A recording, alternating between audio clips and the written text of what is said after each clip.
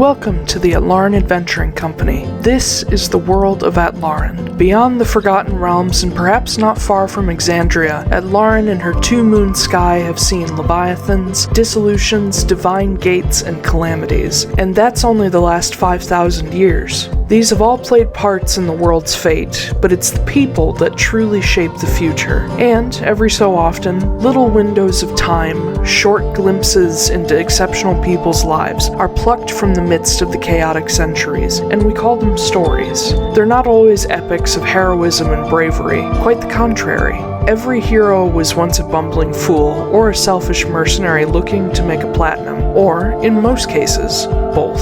But on a far smaller scale, perhaps it is time we look at the 300 years since our last story. Much of the world of Atlaran has entered an industrial age of machines, magics, gunpowder, and most volatile of all, the printing press. Factions and nations fight for political supremacy as much with blade and bow as paper and ink. But the machinations of nobles don't mean much to our crew. In this particular window in time, it is the year 501, and despite the advancements of the world, the Antarctic continent of Frosthold is still a little behind. A trio of wanderers have unknowingly taken up a mercenary contract together, intertwining their separate threads. Each seek a form of salvation in their own way. One must undo a mistake, one must find their strength, and one must find their true place. Scrappy misfits all. This is their story, pitted against a world of danger and rushing further into the unknown every waking moment.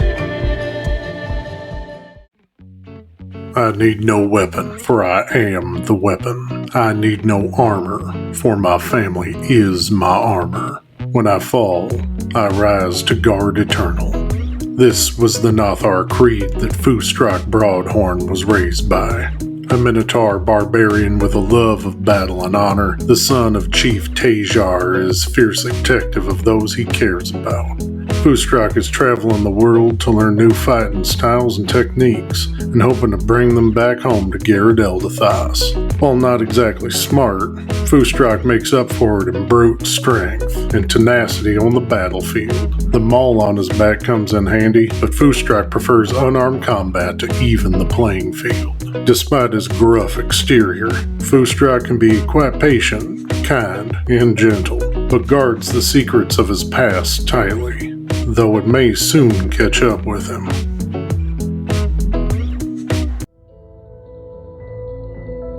If you're ever in search of polite company and good conversation, perhaps Magda Wrenly won't be your first choice. If you have a problem that needs taking care of by whatever means necessary, however, you won't find a better mercenary for the job. Hailing from the beyonding woods of Amnoblin, Magda has traveled the world under the employment of the Atlaran Mercenary Company. She's a human blood hunter who acquires her abilities from special concoctions taught to her by the Guild of the Gate. While she has served the AMC for many years, anyone who comes across her may get the distinct impression she has no interest in niceties and kissing ass to rise through the ranks. Even so, Magda knows that in order to achieve her goals, she needs the AMC and the Guild. If she'll ever be able to stop looking over her shoulder and finally start looking forward, she needs to play the game. But she'll be damned if she lets herself trust anyone again.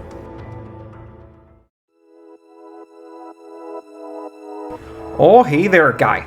My name is Noah Nicholas Nesbitt Borago, which, is probably too many names, but Ma and Dad couldn't pick one they liked best, and even after all that effort to choose one they liked, they ended up calling me Nick, wouldn't you know? Even my babysitters growing up, old Alma and Candy, called me all sorts of things because Christ, they had a lot to choose from, didn't they? Half the time I don't even know who anyone is talking to, but I answer anyway because I just like to be helpful. Okay, where was I? Oh yeah, you can just call me Noah. I grew up in a sweet little suburb of Port Midcord called Reese's Ridge, and I tell you what, I wouldn't have it any other way. My parents have a successful little potion shop that I helped out with as a kid. My dad was doing crazy experiments with the potions while Ma was tinkering away on whatever she could find. I remember some of the other kids while I was growing up, they would come to our neighborhood barbecues and bring their toys over to show off. Why, this one time I accidentally melted poor Patty's new doll, and boy did I feel silly. After that, you can sure bet I got a good lesson in potion safety. Well, once I got older, I traveled around with the Phelan caravan since, they were good friends of the folks, and I learned a lot more on my travels. Now, after traveling so much, I've helped the folks expand the business and, created a few more things that we can stock in our stores. I came to Frosthold in search of some rare ingredients and make some new, potion things with. And I'll be darned all the heck if I'm not gonna come up with something cool to show Mom and Dad next time I come home.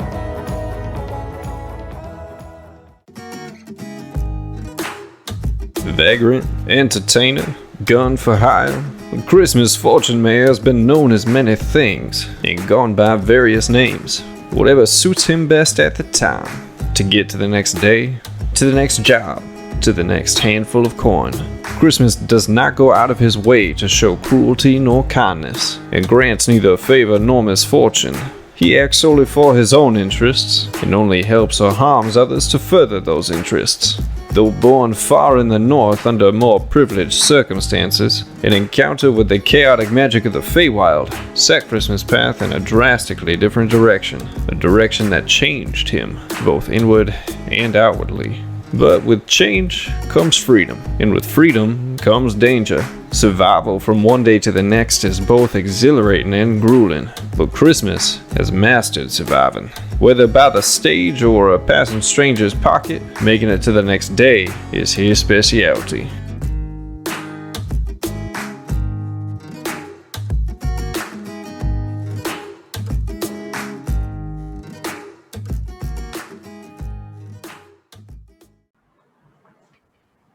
Hello, everybody, and welcome to the Atlaran Adventuring Company. It's different. Hi, y'all. Hi. So much energy. Great. Morning. Awesome. It's morning. Oh my god, it's not early. It's only early person- for me. The only person that it's early for is me. Hello, everybody. Welcome to the Atlaran Adventuring Company. I'm your Dungeon Master, Taiylor Wallace. Almost forgot my own name there. And joining me, I have Astrid Knight. What up? Blake Wolfe. Hi. Zack Gale. Good morning, everybody. And Zack Koop. I'm here too. Yeah, welcome back. Hello, everybody. Oh boy, shall we do this? Last session was long and dense. Yeah. I know. Oh man, it's like a trip to the Italian market. You're welcome. I thought you'd appreciate that. I did. All right. Let's do this shit. So I wrote out a recap for you guys. It's longer, but whatever. So last time, you guys spent the night at Bronstad Tower in Yera, thanks to Aubrey Selbin, an ecologist from the region, husband to Devria Selbin, the Yera Master Arcanist. You met up with the family in the not in the morning, at noon the next day, because you woke up for lunch. You had a very late night. And you met Mr. Christmas Fortunemær. That's definitely his accent, yeah. Mm-hmm. It is now. Fortunemær! It's Fortunemær. It's very nice to meet you. You learned that My name's Alistair O'Tara. you guys... let's go back and do the whole God damn campaign it. again, but Alistair God damn sounds it. like that. Let's do it. Shut up. We're already off track. You guys learned that Christmas has been helping out Devria with a number of odd jobs, long enough that her kids are fairly comfortable and familiar with him. And Noah did a little snooping around the tower, which you got told off for. And Christmas did a little bit of snooping of his own in a particular former Archfae's journal. Sure didn't. After lunch, and after deciding that Christmas would accompany you guys to Manas to see Alistair Altera, Magda and Jasper had a little one-on-one about their anxiety, mostly Magda's anxiety. And Christmas eavesdropped on that. Christmas Eves. Yeah. Oh boy. After a little bit of shopping on Noah's part, you guys all went to the local fighting club ring to sign up for some matches, and happened across another Minotaur who turned out to be Rearu, which is Foostrak's mom. She's been gone for 19 years. She just basically told you guys to call her Ray. And she's apparently a great fighter and a talented caster, unbeknownst to her kiddo. You all got a chance to see her take on a paladin in a one-on-one and win. This is a little bit out of order, but who cares? During Christmas and Noah's match, Magda and Lorcan caught sight of a shady figure, and thanks to Lorcan's charm, managed to find out that his name is Walter. After all of your matches were over, you pursued Walter to a nearby park and confronted him about his business, all of which he reminded you is perfectly legal. And while he did try to lie about his aliases, told you his name is Walter Brents, but you were able to figure out that Walter Dine is also a name he goes by. He seemed genuinely confused and a little annoyed that his name was listed aboard the Fifth Horseman. He insisted he has never been aboard, and that his assistants were probably not to blame, as they shouldn't have been in Amnoblin. He did trade the name of his assistants to learn Magda's full name. Or not full name, first and last name. He doesn't know that your middle name is Louise. Louise. Said just like that. Yep. Being that you guys had no way to hold him, really, he headed out. Y'all returned to Bronstead Tower to a mildly racist but good-intentioned cake.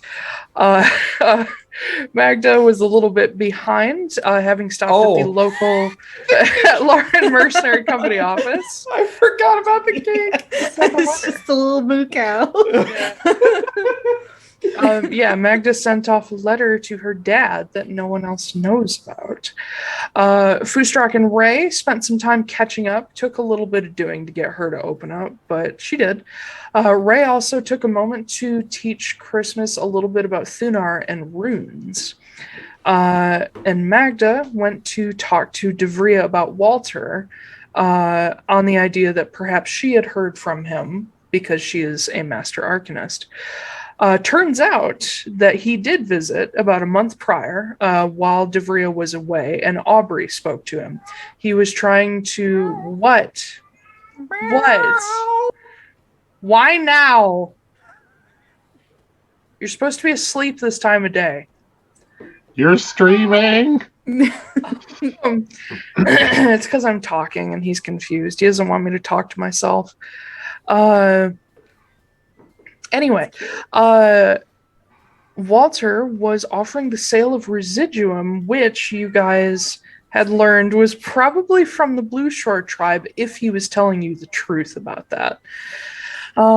Wanting to make contact with Veneer Arms, who supply Walter, Magda asked if Devria knew Leon Veneer and could pass a message on. God damn it. But Devria offered you one better and said that one of the collective members was actually in the tower and gave you permission to go up and talk to him. Hold on one second. Tight. Just hear, like, yeah. Yeah. As the cat goes flying off the Out balcony. the window, yeah. Yep. Why talk, pair? I love that we all just meow for the first 10 minutes of the stream. Like, this is quality fucking content. Yeah. Anyway, she gave you permission to go up to the 7th floor, where apparently Kit of Volfira is studying the Almatum. Studying. And a couple other things are happening, but we're going to open. Just jerking off furiously. Yep. We're going to open in the still kind of early evening in Bronstad Tower on Orn the 20th. Foostrak is still catching up with Ray, where we left him. Noah is cooking with Aubrey, because you suggested a barbecue. Oh, yeah. Christmas is waiting in someone's room, but he didn't tell us who. Sexy. Jasper's in the library, reading and working on his writing. Devria's in her workshop, and has just sent Magda up a floor to talk to Kit, who is there, of course, looking into the Almatum. Titan, buddy, come here. Come here so I can rattle you. That's Meowth showed up now. That's what's happening. Yeah, there we go. We started the Team Rocket thing in the chat, and now he's like, Meowth, that's right. Okay. Yeah, but he has so much hair that he looks like Galarian Meowth. Titan. Yeah. If we can, I understood that reference. If we can please make Alistair sound like James from now on. Oh my god, That would be hilarious. I would never be able to talk to Yeah. I would silly. No, that's Kit's new voice. Yeah. I've been practicing Kit It's a been lot. 300 years. So, It's- you know. Which means I've been practicing Ben a lot. That's Ooh, things are about to get weird. yeah. They're about to get real weird. So, who would like to open us? Who's doing things? Who wants to start? I'm cooking BBQ. I mean, I know who I want to start, but you know. Yeah, I do too. I know who I want to start. too. This might be a tell, but I can't start first. Yeah, I know. Oh, he busy. I mean, I guess I can start first since no one's volunteering. All Or right. it's like, I know who I want to start first. It's like, cool, but that's not... I think all of us know who we want to start first, but they won't do it. We gotta tease the viewers. I love how a we're little not bit. doing Yeah. any names whatsoever. We all want Ash to start first, but like it's not happening. All I right, even well, used they, so it was yeah. I can start first. I just didn't want to be like, I want to talk to Kit right now. But you do though. Okay, let's talk to Kit. Okay. Okay. All right. Oh god. All right. Oh Christ! So, I'm so nervous. Why? You're not even in this scene. I know. It's Yes, all I me. am. It's all How do you me. think I felt? How do you think I felt when they started doing Sylphie? I was like, oh god, like, am I going to have a mirror held up to me? Or Right. Yes. A much angstier mirror. Oh, Or God. outwardly angstier Yeah. mirror. So Hello. you darkness? head up from the 6th floor to the 7th. The 7th floor landing, as you get up there, all of the floors above 5th level have landings with doors that separates the level from everything else, whereas the lower 5 levels do not have like separations. You come to a landing with a very large arched wooden door set into like a keystone doorway.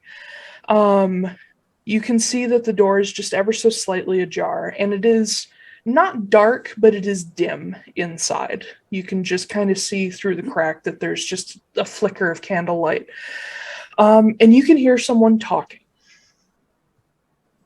All right, I will. God. I will go to the door and just like listen for a little bit before opening it. Okay. Give me a perception check with advantage. Okay. Remember, Kit has a passive perception of like 400. I know. It was like 19 last time. I believe was the 22. final. I believe the Ugh. final number now is like 23. Oh my god. Yeah, Because he has literal eyes like just everywhere on his head. Yeah. It was an 11. With advantage? I rolled an Okay. 8 and a 3. Oh boy, now I'm nervous. Okay, so assume the position. With the kit crossed arms. Yep. You hear a a slightly ragged male voice, a little bit on the deeper side, like kind of tired sounding, as if either they haven't slept or just woke up. And you hear him say, "Listen, guys, I'm going to say this just once because you can bet Ken is going to repeat it come time for the formal meeting. We are not peacekeepers. Our function isn't to appease bullies into temporary good behavior. They will continue to leech and take until their victims have no tribute left to give, and then those fuckers will take over those who have no means to defend themselves anymore. No, we are peacemakers.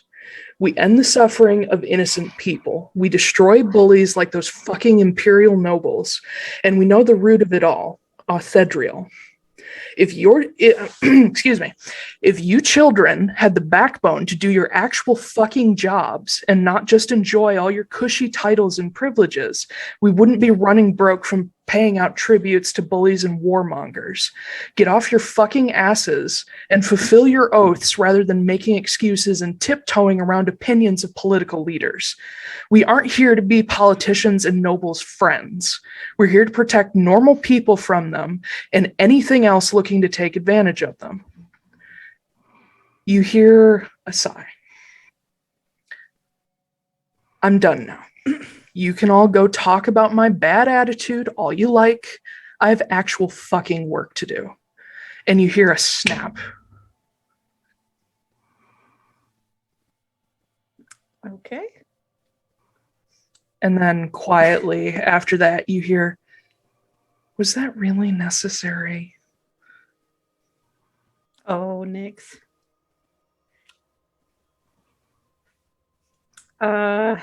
Are you trying to be sneaky? I don't think I'm trying to like eaves. Like You not are really. eavesdropping, though. I mean, absolutely yes. eavesdropping. But also, he Not has that the door swearing, dropping the open. weeds. Yeah, I've been dropping no eaves. Okay. Well, if you're not trying to hide, No, I don't. The door is open. I just didn't want to interrupt. it's ever so slightly cracked. Yeah. But after you hear that quieter voice, you then hear, "You got 10 seconds to come in here and tell me what you're doing before I blow you the fuck up." I open the door. And as you swing the door open, you see a mostly empty stone chamber. The walls are lined with bookshelves that are only half filled, and a lot of them are pretty dusty. It looks like this space doesn't get used too much. In the very center is a fairly large square table on which is sitting one of Devria's like glass canisters that she's using to contain the ultimatum. You can see that inside there's a pretty sickly looking sapling growing that is just covered in roots and tendrils of ultimatum. And there's torchlight and firelight in here, but it's fairly dim. It seems all the windows are shuttered.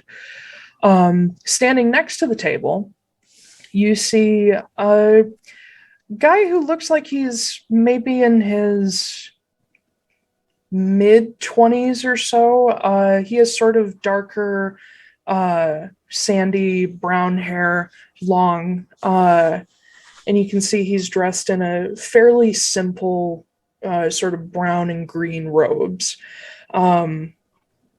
Very somewhat pale, though you can tell he must be Delmarig or Monomar.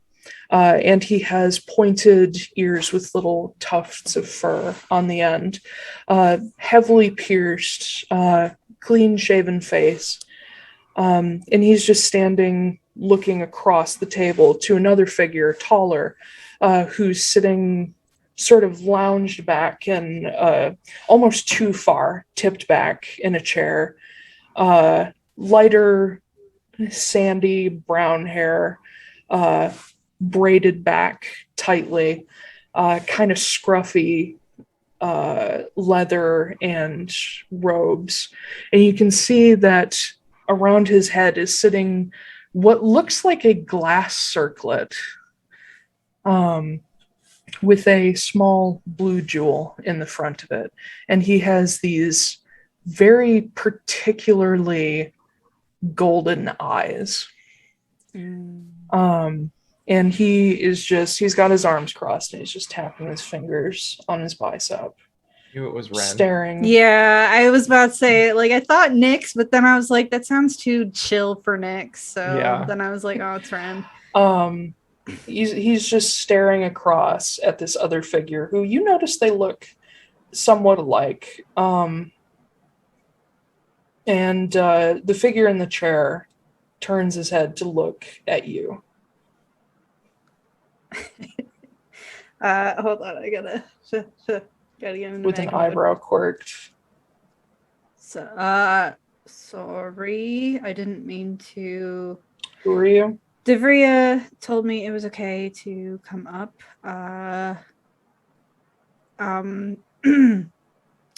My name is Magda. I'm with the Atlaran Mercenary Company. Oh, joy. Okay. And he sits forward, all four legs of the chair go back on the floor. And you hear the other guy go, "Be nice." And the younger guy turns toward you and says, "Good evening. How can we help you?" I just make sure your kit of Volfira, yeah? I'm Ren. This is Kit. Yeah. Oh, Yep, that's me. You got you're both the seasonal druids. Is that what they call you collectively? I don't know. The four seasons druids. Yeah. And they both look at each other. Frankie Valley and the Four Seasons. Yeah. Hidden Hidden Valley. Valley and the Four Seasons. They look at each other It's the and knockoff band. Ren kind of smirks a little bit, whereas Kit looks like, oh god, how many times have I heard that? And Kit picks himself up from the chair, and he's weirdly tall, like unnaturally tall. There's something about him that's just like stretched. And Kit is? Yes. Huh. Okay. Many things can happen in 300 years. That's true. Yeah. But he still has this sort of lean form, and he crosses his arms again. And I don't think he's tall. How tall was Kit? I can't remember. Like 5'10", 5'11". Okay, so he is taller than Magda now, I believe. Because Magda's about that tall. Yeah. Yeah, he's a few inches taller than you, but something seems off about sort of his proportions. And as he is just sort of looming, you can tell right off the bat this man is not in a good mood. He's fucking shocker. If he ever has been. And he's like, "Okay, Magda Wrenly, what do you want?" First of all, I didn't mean to listen in on anything. The door was open, so I didn't want to interrupt, so that's why. Okay. Yeah. I'm a little intimidated right now. Why? I mean, I'm just a guy.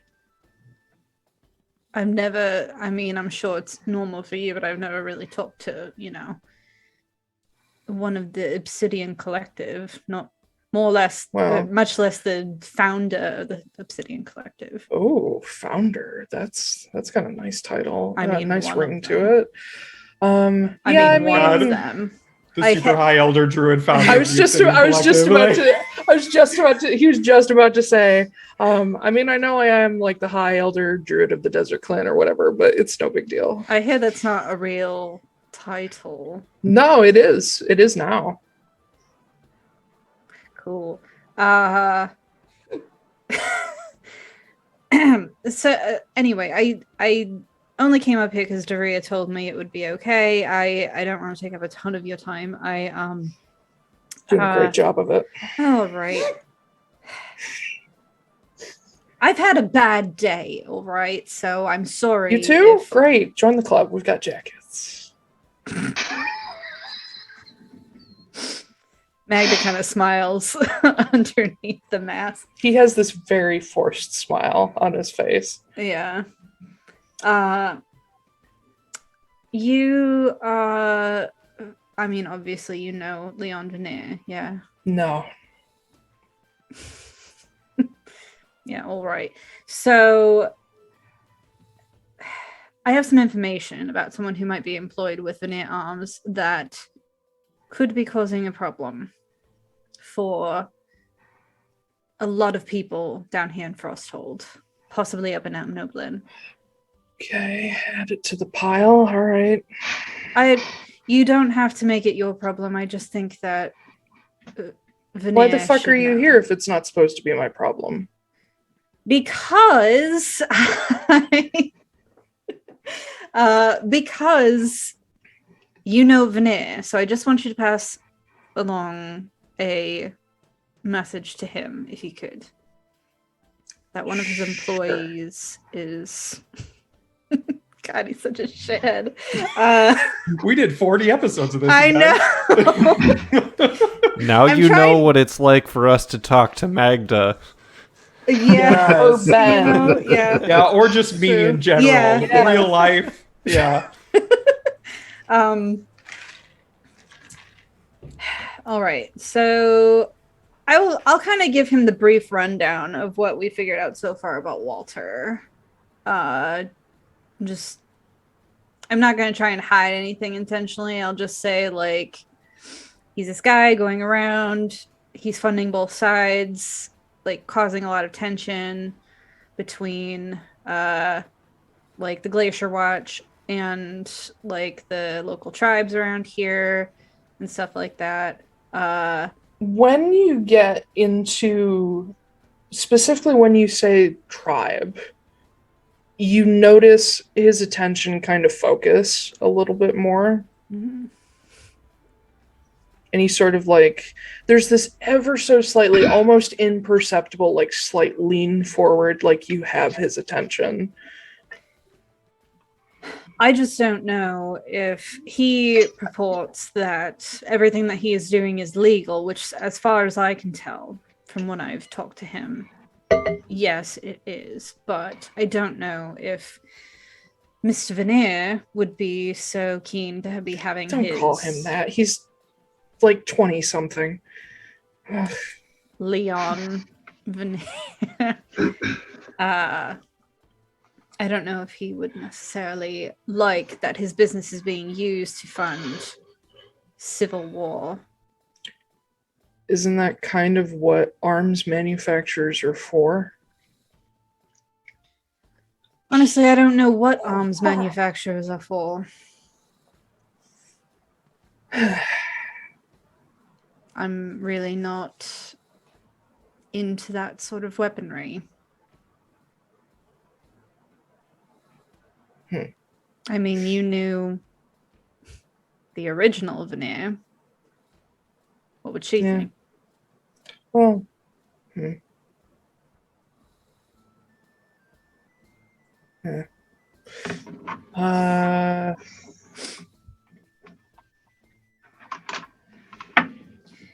see, this is difficult.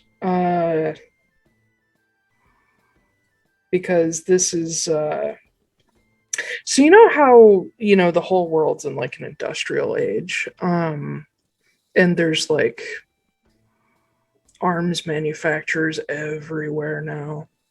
Mm-hmm. It's kind of a worldwide problem. Yeah. But being that it's related to a native tribe, I may be able to actually do something about that. You called them the Blue Shore tribe? Yeah, they're a tribe of kobolds. Kobolds, okay. So they've already got it hard enough. And he turns and looks at Wren, who's been listening politely and quietly this whole time. Says, "Are you taking notes?" And Wren looks at him like, "What?" And Kit's just like, "What the fuck do I keep you around for?" And Wren just blows him off. Kit sighs and is like, okay. So this is kind of, I already know what Leon's going to say. This is kind of a difficult ask because this is all legal. Not that that's ever stopped me, but it's not, this is one small problem in just a gigantic heap of problems very similar to this one. I understand, but the Glacier Watch runs this entire continent above the line. Unfortunately. So if this person is funding both sides, he's funding blood, he's funding war, he isn't funding peace. And from what I just heard, you said you're a peacemaker.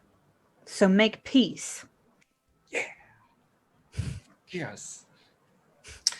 You know, I really hate your attitude. Oh my god, that's so on brand. Well, it sounds like bad attitudes get stuff done. Yep. It's about the only thing that does anything around here anyway. I'll talk to him. Can you also mention that I don't know if this Walter person might be more powerful than we give him credit for. How so? He can travel places very quickly. He has been all through the Runetown ring within the past month or so. Which on foot, that would take an incredibly long time. But everyone that we've talked to has said it's only been a month or so. Yeah, that is pretty fast. And I have reason to believe that he might, or somebody he knows, might be coming from a nobleman too. I'll show him the ledger and give him a brief rundown of how that goes and everything like that. What do you show him the whole manifest? Yeah, sure. Yeah, he flips between the two pages. He's like, oh boy, got some real assholes on board this ship. Okay. You know these people? Yeah, Orozco's kind of a self-important dick. Never met him. His daughter's pretty cool. I wouldn't know. Vostavan's aboard. Hold on, let me pull that back in. And he hands you back the first page, but you see he keeps a hold of the second. He's looking down the list and he says, you said your last name's Wrenly, right? Yeah. Who's this guy? And he points to Hector. Is this like your grandpa? Is it really much of your business? Just curious. There seems to be more going on here than you just being a concerned citizen. He's my dad. Cute. He's old. And he hands the page to you. It's not that old. Kit is such a dick. I love it. I remember his whole thing about old people. Yeah, that too. Oh, yeah. I know. He's like fucking 400 years old. And he's like, Jesus, that guy's old. Ancient. Yeah.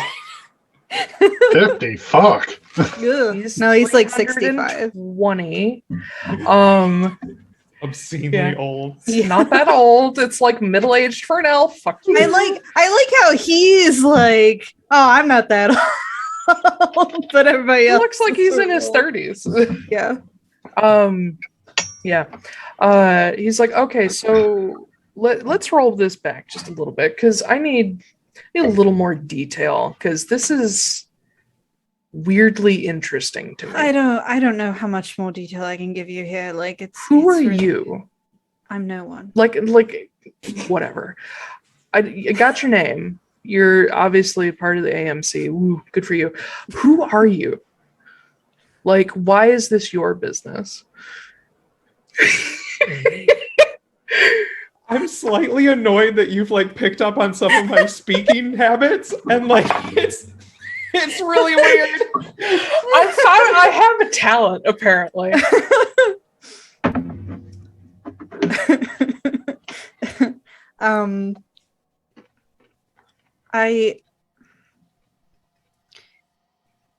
Listen, if I got into my whole business, you don't want to deal with any more on your plate than you already got. It's gonna take all fucking night. So I have the time. You don't actually have to tell me if you don't want to. I don't care. I've told everybody else. I might as well. Well, just okay. So I have one question, and he starts to smile. Just one that I really want answered. Are you like a pirate assassin? Oh God. I get this question all the time. Really? Okay. No, I am neither of those things. Damn, because that'd be like a really cool like title. Yeah, wouldn't it? Think about it. No, thanks. Okay. I know some really cool pirates if you're ever interested. What about assassins? Do you know assassins? Yeah, duh. Oh, well, they should all collaborate, and then they can all be pirate assassins. Kit. Duh. I know everybody. Well, apparently you don't know me, so... Okay, I know everybody over like 40. I will take off my hat. I'm like, I'd say not to tell anyone, but everybody downstairs basically knows. Well, not everybody, but who cares? And then I'll take the mask down. Ooh. That looks interesting. We've narrowed it down. I thought it was a fey curse. It's probably a demon curse. So.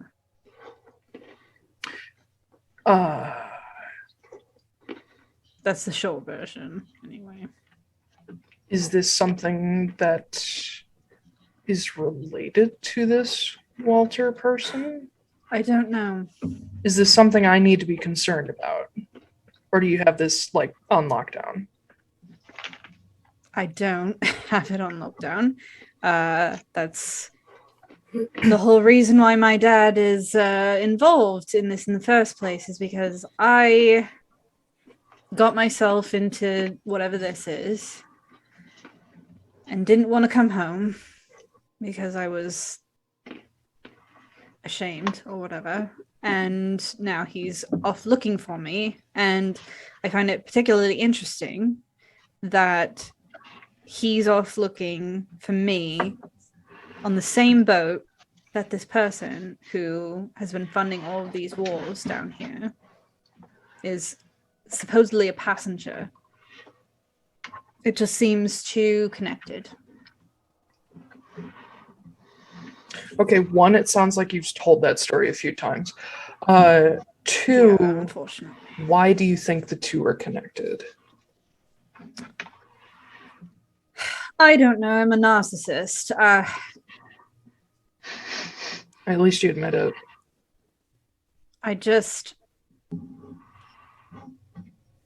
Maybe they're not connected. Maybe I just want to protect my dad. You know, there's a difference between narcissism and paranoia, right? Not much. No, there's a pretty big difference. One of them means you're an asshole, and the other one means you could be an asshole, but it's probably not related.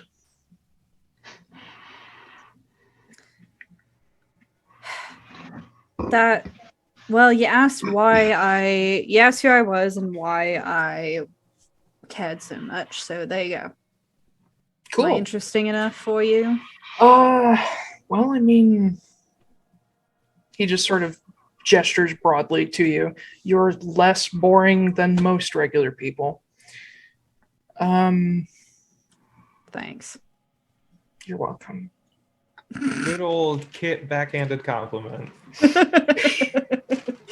And he looks over at Ren again and says, curses aren't really my thing. What do you think? And Ren has been kind of studying you. He's like, well, they're not really my thing either. They're kind of more, honestly, they're more up Kenna's alley, but she's gone. So Kit shrugs, says, yeah, I don't really know what to do about that part. It's fine. I don't. Whatever. I don't expect you to solve all my problems. I just, honestly, just. Yeah, but you're here, and now I feel bad. You don't have to feel bad. Now I feel worse. Yeah. This whole thing is, I got myself into it, so it's nobody else's problem but mine.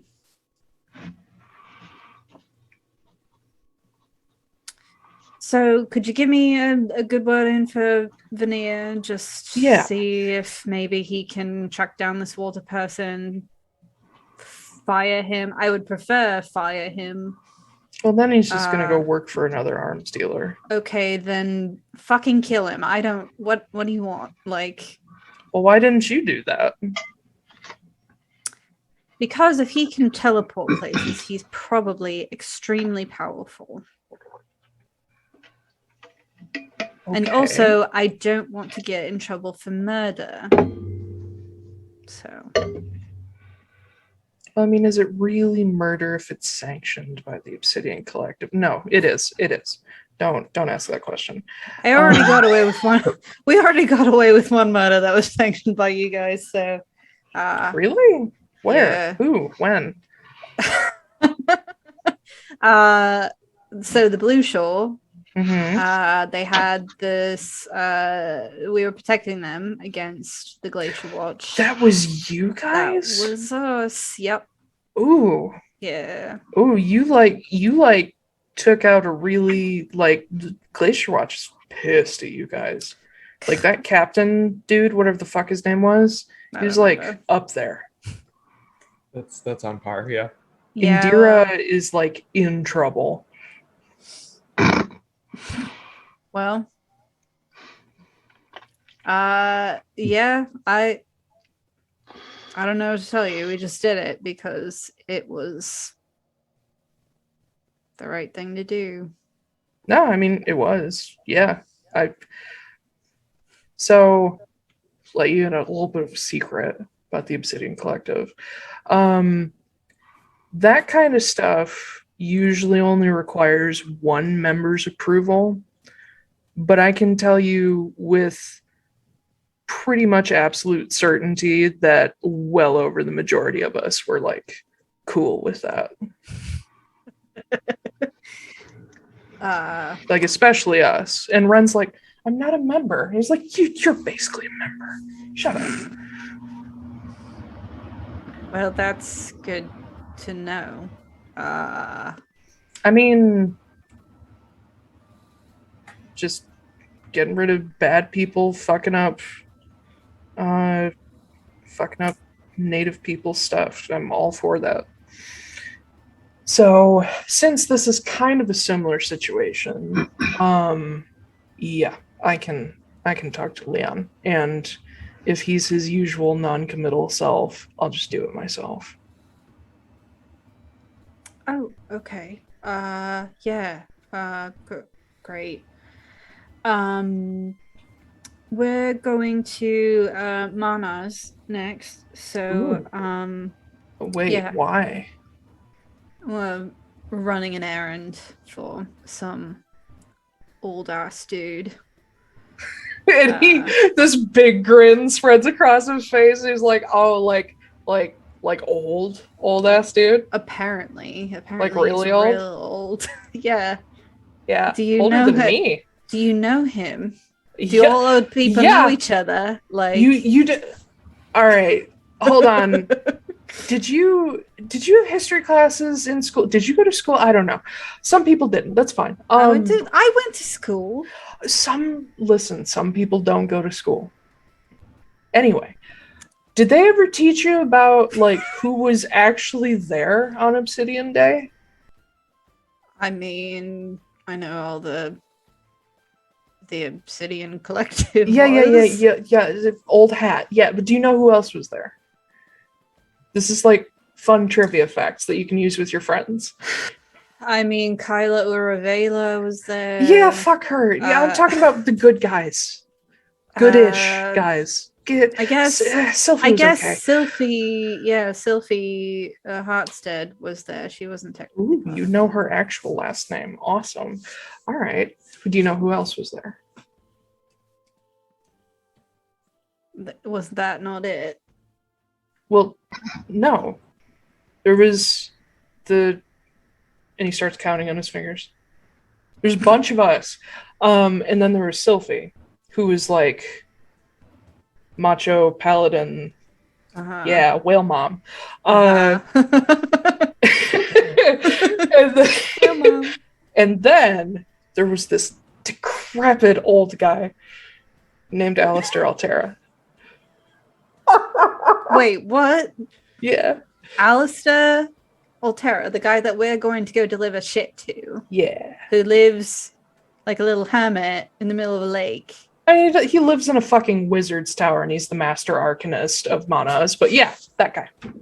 He was there. Mm-hmm. Is he an elf? Is he a No, freak? No. He was human. Yeah. No one wants to tell me what this fucking guy is. Is he technically still human? Ren, is he still human? And Ren is like, I don't fucking know. He's technically undead. And Kit's like, yeah. Wait, he's undead? Yeah. People don't know this? Alistair Altera is a fucking lich. Oh, that's bad, isn't it? No. That sounds kind of He's bad. like a teacher. But liches are like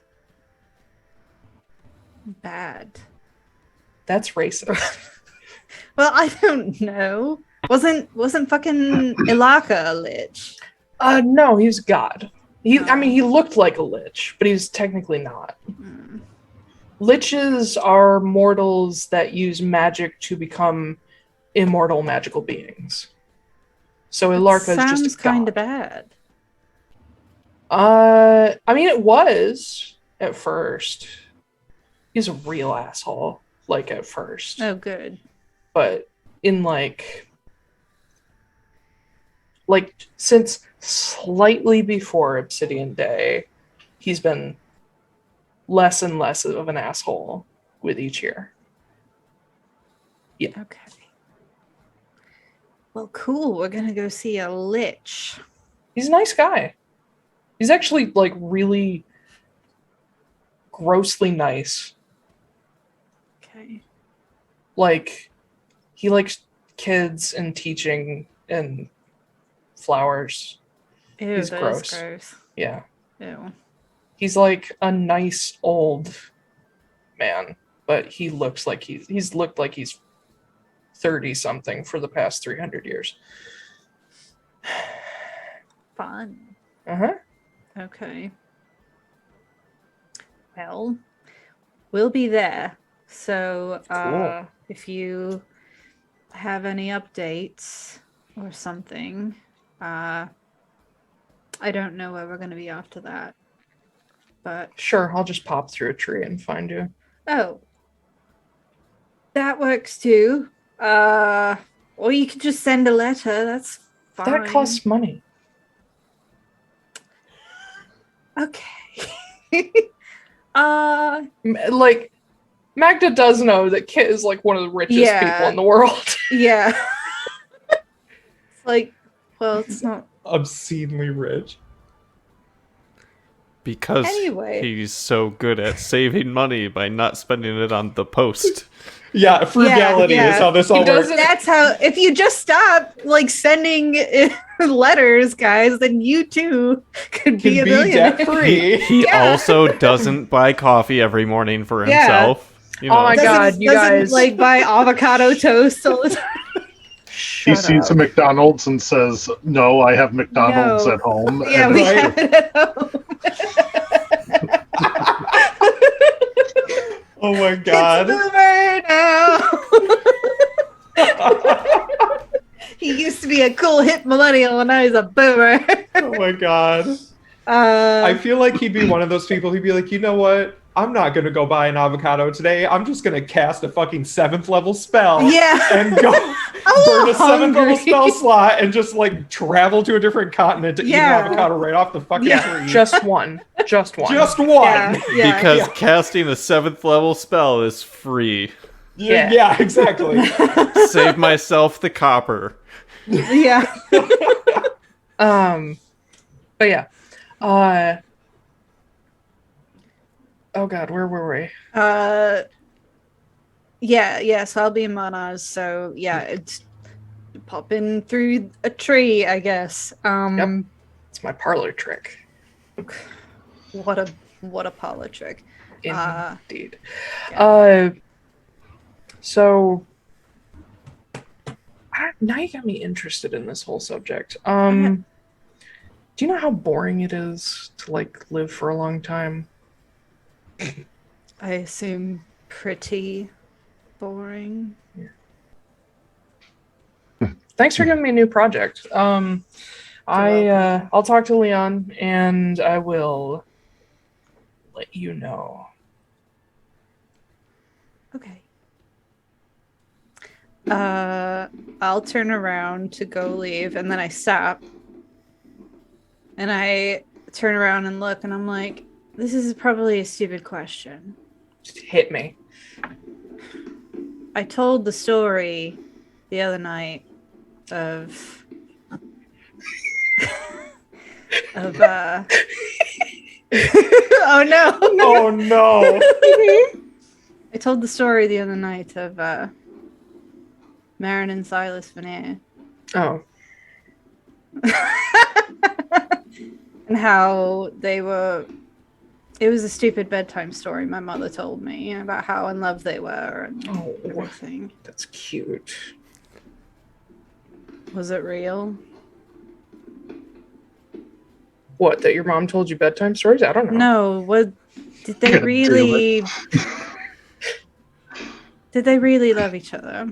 Oh my god, those two were fucking gross. They're just all over each other all the fucking time.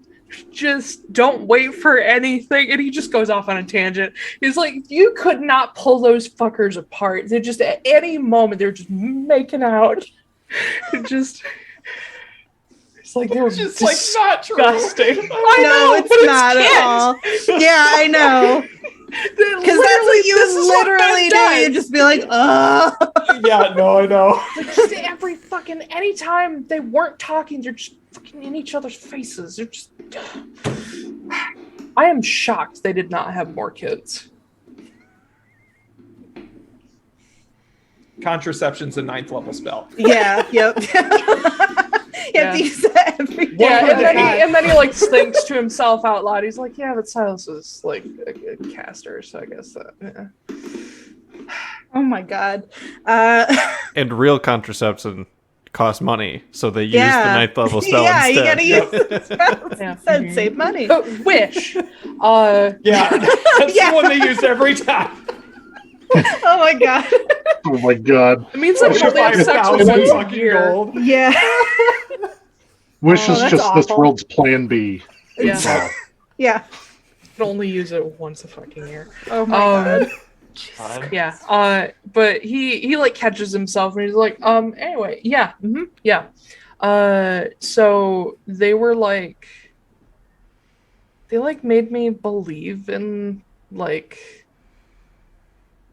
that love can last. Is gross. Yeah. They made me believe that too. Well, it's true. Apparently.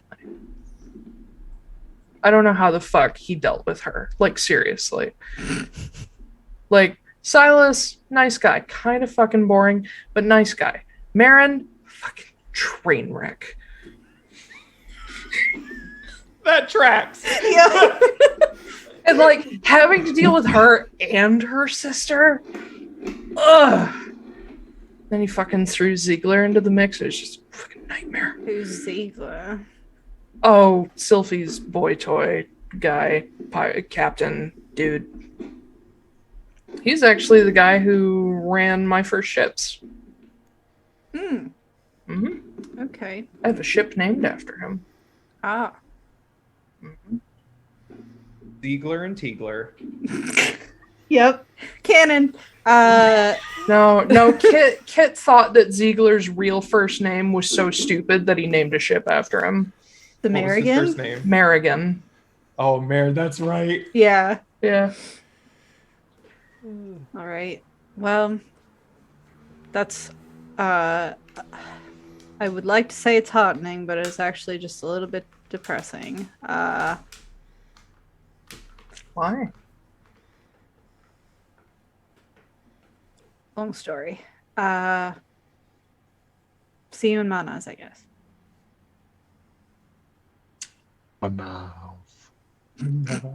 You can't just leave me on that depressing note. I don't have any other notes. Yeah, no. Yeah. Listen, I'm gonna ask around about this. Okay. You don't have to. It's fine. Yeah, I know. I don't, but I will. You seem like an okay kid.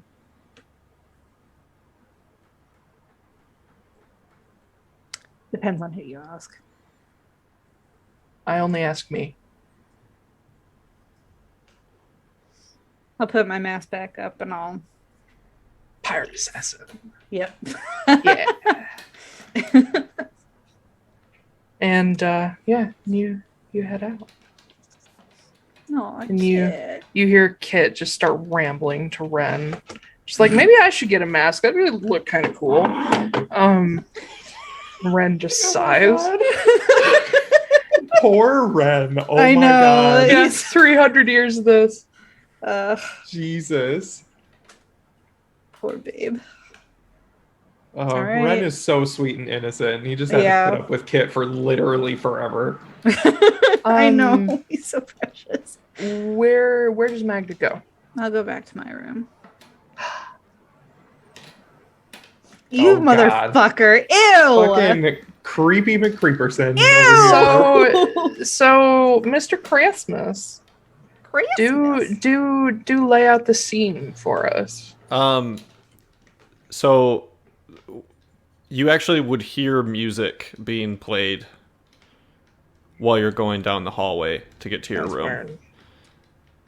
Just like a really faint, just a little bit of like strumming. Yeah.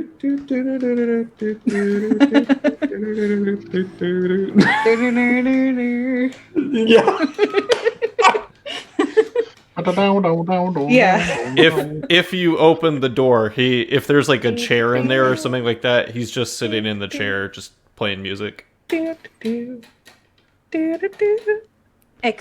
excuse you. Fucking excuse you. Yeah, that's. I don't know. What the fuck? Fuck, what is his voice? Jesus. I'm Mr. Christmas Well, Fortunemær. Miss Wrenly, I know that you have not had the best of days. I'm fully aware of that, and I don't mean any harm coming in here at all. I just wanted to speak because I feel you and I have gotten off on the wrong foot. Yeah, this doesn't make it any better. Well, I just figured we could have a conversation away from everyone else. I haven't gone through any of your things. I haven't Oh, done anything. thank you so just- much. Well, Anyway. How kind of you. What the... Do you just do this? Do you just, like, go into people's rooms and creepily wait there? You know that, like, it seems like you're, like, a bad person when you do that, right? Like, it's kind of like in all the books where it's like, oh, they're, like, sitting in a dark room and then you open the door and they're just sitting there for, like, who knows how long. The lights have you are just on. Been waiting here for, like, an hour or in something? The dark. You were gone a long time, I will say. That was, But anyway... Who raised you to think that this is a good idea? Well, actually, speaking of that... Oh, God. You, my whole life story. Well, no, I'm not going to do that, because I understand that you are a fairly direct person and prefer practical approaches, and I'm not going to regale you with my life story, because you have better things to do. However, you caught me in a moment of weakness earlier today, either that or you are incredibly insightful, and I am of the opinion that it is probably a little bit of both. But you are the first person in 5 years who has been able to surmise that Christmas Fortunemær is not my given name. You must have met some pretty stupid people then. Well, maybe so. But I just wanted to explain myself to you in a private setting. I'll close the door. Fine, explain yourself, asshole. Well, I won't. God damn. I want you to stop being mean and start being nice. That's not gonna happen. I feel like that's just the story of this campaign so far. We just want Magda to be nice. Keep dreaming. That's actually the whole goal of the campaign. Yeah. As soon as Magda's nice to someone, the campaign just ends. There is no big bad. It is just Magda as the protagonist, and we just want to see her change into a nicer person. That's all we want. Step number one, don't fucking go in my room! It's early, okay? It's early. We have a long time for this for Magda to develop as a character. Anyway, where I come from, which is pretty far away from here, I was born into a situation where I did not have much control over my life or my choices. Haven't we all? Well, everyone's path is different, although somehow they do end up being very similar after a fashion. But no, I managed to get away from that life, and when I did, I decided that I would make a decision for myself to become a new person. So, well, Christmas Fortunemær is not my given name. It has been my choice to make it the name of my choosing. I do not mean any ill will towards any of you, and it is not my intention to deceive any of you in ways that would be harmful. I just wish to be me and move on from my past. And since you asked, I figured I might as well answer.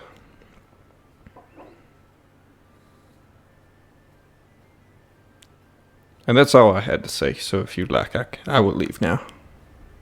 Okay.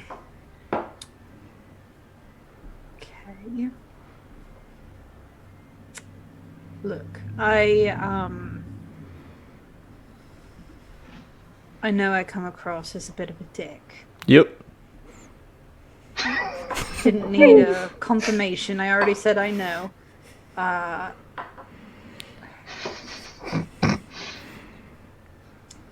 just know someone sketchy when I see them because I can be a little sketchy too. So just butt out of everyone's business. Don't hurt my friends. And we'll be fine. And don't talk to me.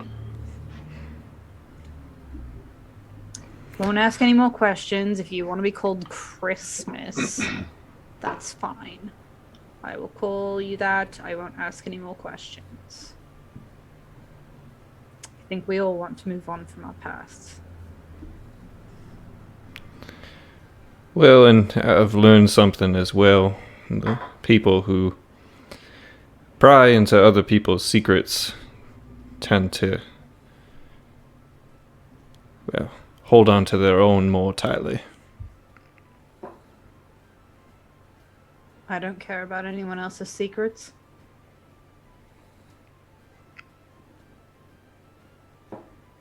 Sure. Your business is your business as long as you're not going to hurt us. Sure. Also, don't go in my room when I'm not in there. That should be, like, courtesy 101.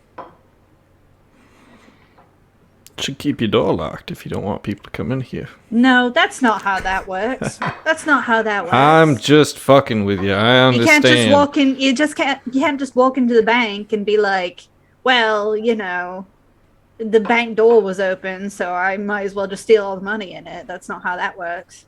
It depends on your opinion of the law. Well, depends on your opinion of consent. Ew. Yeah, no. If my room is my room, so don't go in it. Unless I say you can. Okay. Got it? Yeah. Got it. Cool. Cool. I will leave Devria's guest room, and I will leave you to it. Shit. I will close the door after him and just like, God. You didn't make that better. Just gonna go full Nani and just scream into the pillow. Yeah, a little bit. There's no privacy in this house. Yeah. What's Foostrak and Noah doing? Go ahead, Foostrak. I mean, Foostrak's mostly been talking to his mom. Yeah. He has had a couple things that have, as he's kind of come down a little bit from the excitement of finding her, there's a couple things that have started to like peek up in the back of his mind. Mm-hmm. And there are things that, so one thing is something that he knows he needs to take care of, but he needs to talk to Noah to get it done. And then the other one has to do with Jasper. Okay. I'm not sure, it's still early evening, right? Yeah. Okay. So he would probably continue talking to his mom a little bit longer because he was going to also take that puma skin to someone to get it treated and made into a cape or a cloak, only for aesthetic reasons, not armor reasons. But it's probably a little late in the day to get that done. Yeah, and also tanning is a very long process. Yeah. He was going to pay to have it sent to him in the future, but considering it's summer in Frosthold, you could probably still get that to somebody if you so chose. I'd have to find Noah because it's in his bag. Yeah. But he would probably take his mom with him to get that taken care of. Okay. Or Jasper, if Jasper wanted to come along as well. Jasper has basically made the choice not to leave the tower because... Oh, yeah, that's true. Yeah. So he would track down Noah to get the puma skin. Okay. Yeah, it's not hard to find him. He's in the kitchens with Aubrey. There is a little door out the back of the tower that leads out to like an outdoor cooking area as well, for, all the grilling and shit. They're sort of running back and forth between the kitchen and the indoor and outdoor kitchens. Aubrey has basically thrown together all the meat he could find and just slathered it with this concoction of barbecue sauce that Noah has made.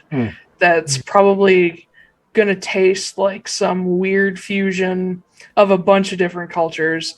And they're just like throwing that on this big, gigantic like barrel grill, and Aubrey's like preparing side stuff, like he's making potato salad. Yeah. I'm definitely the one making potato salad, like for sure. Okay, yeah. Or macaroni salad, whatever you prefer. No, potato salad, my god. There's some fufu in there as well. Yeah. Pardon, Watergate salad. Ambrosia. Oh god, ambrosia. Fufu. Yeah. So this is what you see when you walk into the kitchen area, is just zooming back and forth, these two. Hey, Noah, you got a second? Yeah, sure. What's up? That big ass puma skin. You still got that in your bag? I know. Every time you say that fucking word, I'm just like, puma skin. Like, it sounds so gross. You got that cougar skin? That's slightly better. Oh, not really. Not really. Yeah, I just like have my hands full and they're covered in mayonnaise and just like, yeah, you could just reach in the bag. If you, it's a magic bag. If you just reach in there and think puma skin, it'll come right out. Okay, so Foostrak opens the bag, and as he sticks his hand in there, he just goes, puma skin. Yeah. Comes out, and then pulls it out. And he goes, thanks, man. I'm gonna go see about getting this treated up and turned into something. We got quite a bit of fur here. Is there anything that you might want out of this? No, I kind of like my more refined fabrics, like the wools and the cottons. Like, I'm not really into the wearing of the animals, Yeah, not a problem at all. Just figured I'd offer. Yeah, no, for sure. Like, you go do that, guy. Vegan. I'm wearing wool. It's not vegan. Vegetarian. What? Vegetarian. It's made of sheep. Wool doesn't kill the sheep, though. It doesn't matter. It doesn't matter. Vegans, nope. Yeah. Can't vegans use don't any care. animal products, period. That's why I changed to vegetarian. Yeah. But I eat meat. Never mind. Anyway. Okay. Go your PU leather. Yeah. So Foostrak would take Rayoru with him to go to a place to get it treated and turned into like little furry capes. Okay. I'm sorry, did you say fairy cape? Little furry capes. Furry. I thought you said fairy capes. I was like, oh, that's cute. It is really cute. Honestly, like that would 100 make of them. that makes so many capes for little tiny pixies and stuff. Yep, just for Lorcan. No. Oh God. Yeah. Yeah. And Lorcan gets to wear all of them. Yeah, as you head out, Ray is she's fairly familiar with Yara, so she's able to lead you right to a place where, well, it wouldn't be a furrier. Would it be A leathersmith? A tanner? Tanner? Probably be more the thing. But she's able to take you to a sort of like Taiylor tannery conjoined business where you're able to request that. Did you want it turned into specific items, or She just takes him to a furry. Yeah. Hello? Hello? Can I do you want it turned into? Guys, shut up. Welcome to the furry. Did you want it furry turned into specific things, or did you just want it tanned so you can change it into something yourself? So I was hoping that it would be turned into specific items. I wanted to talk to you about how many items we could actually get out of it. Because it is quite a large animal. It is like an extra big Clydesdale size cougar pelt. Yeah. I was hoping if we could get like like a cape kind of thing, like Foostrak size. I was hoping to get one made for Jasper. And if there was anything left, little matching cape. Oh my god. Foostrak was thinking about trying to make like cuffs for his wrist that would have the fur on the inside and then the leather part on the outside. Gotcha. And he was hoping for those for each hand.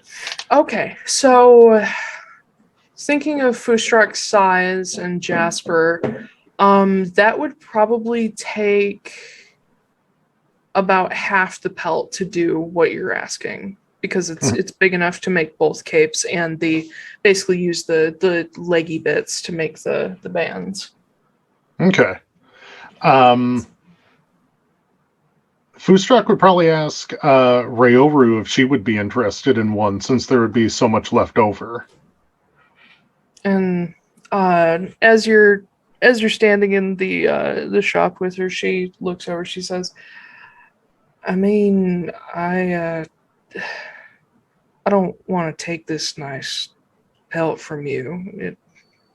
It looks like you worked hard for this." Yeah, that was one scary sumbitch. But Yeah. at the same time, we don't really have much else that we'd be using it for. Well, what about your other friends? I mean, I figured I'd offer some to Noah, but it's not really his style, and this puma is not of the all black variety, so it's not really going to be much of Magda's style neither. Yeah, she smiles. She says, I would love a cape.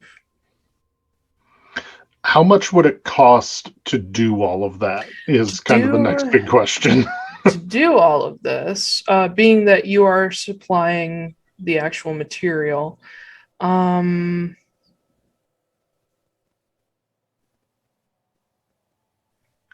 would probably cost you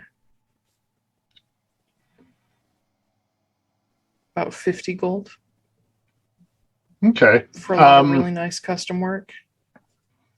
Yeah, Foostrak is more than happy to pay that. Okay. He'll pay it in all platinum. Yeah. And he'll even throw in an extra platinum for tip. And how much would it cost to have it delivered via Vodra Post? Because he's not sure if he'll be here. That's gonna be fucking expensive. Yeah, that's what I was concerned about. Considering how big it all is. Yeah. Trying to think of the priority mail shipping boxes. Biggest fucking box, probably 4 of them. Now they'd be able to. They would want to send it in as few spells as possible. Oh, they're not going to do it like Amazon. No, they could probably put Foostrak's and Jasper's stuff all in one box, and then Rayoru's in another one, because like he doesn't want to assume that she's coming with them. Yeah. Assuming that you guys that none of you are going to be in Yara, it would probably cost another, for 2 separate shipments, it would probably cost another 40 gold.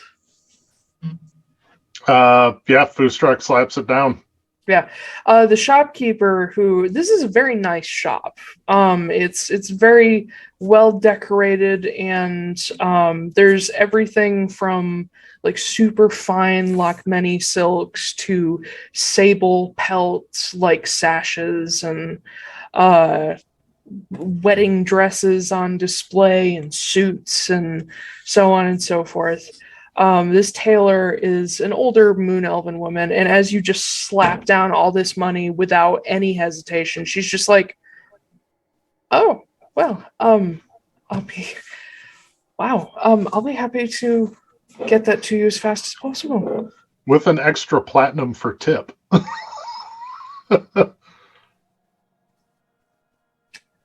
She's kind of speechless. She's just like, thank you. What is Rayoru's reaction to that? Because, like, Foostrak paid all in platinum. She looks surprised, but not baffled. Okay. Yeah, she's like, "Oh, wow, boy's got money. Okay, good." It's not like there's no additional reaction on top of that. You don't know if she's just sort of like not very reactionary, which she never really has been, or if maybe she's seen more money at some point. And with that, we'd probably end up heading back to the tower at that point.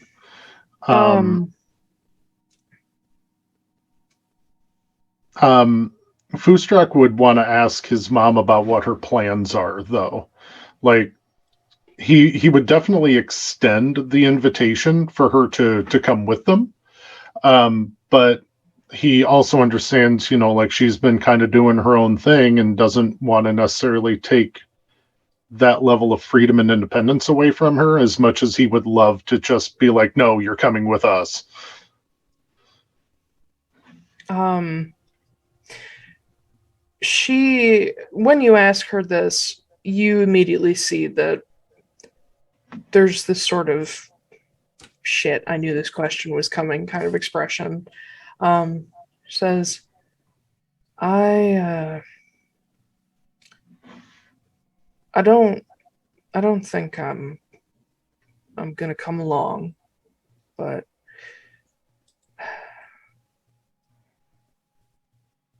I'll be around for a while. Eventually, I know I'm gonna head back to Garrel Shell. Eventually. Don't know when.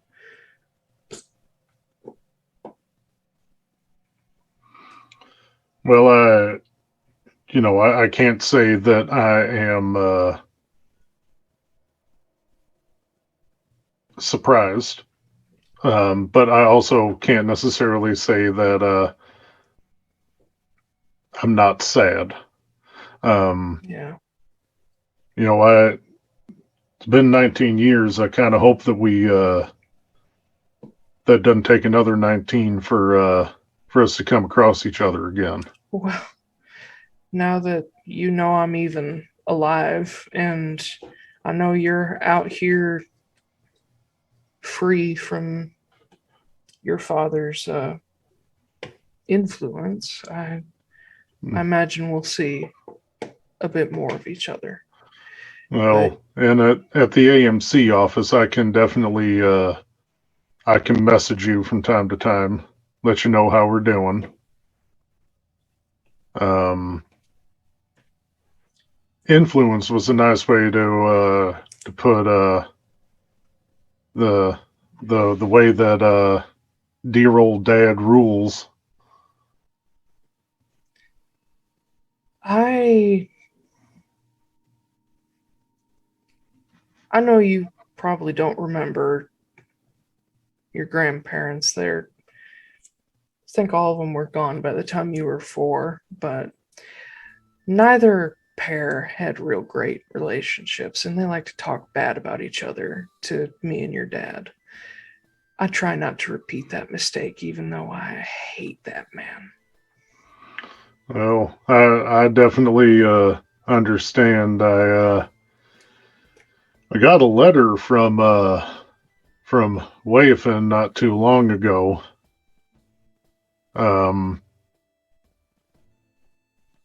Sent her one back. Well, Jasper sent it, but I keep hoping that they'll turn around. But I have the sneaking suspicion that we may end up running into her and her brothers up here and not too terribly long. Are they a danger to you? I have the feeling that they are not. I have the feeling that we won't be up the creek, but we'll certainly be experiencing the creek when they show up. Because they want me to go back, and I'm going to tell them no. And we all know how our people react when they're told no. Sure do. Well, I can't help you with that. That's something that you're going to have to deal with between you and your wife. And just promise me that if they get too handsy with you, you'll ask your friends for help. You know, we as much as we were always preached about Zachary, you and I have always kind of seemed to agree more with LN, and dysfunctional as it may be, that's a big ass word for me. Holy shit. Weird and messed up as it may be, I think I found a fairly good family out here.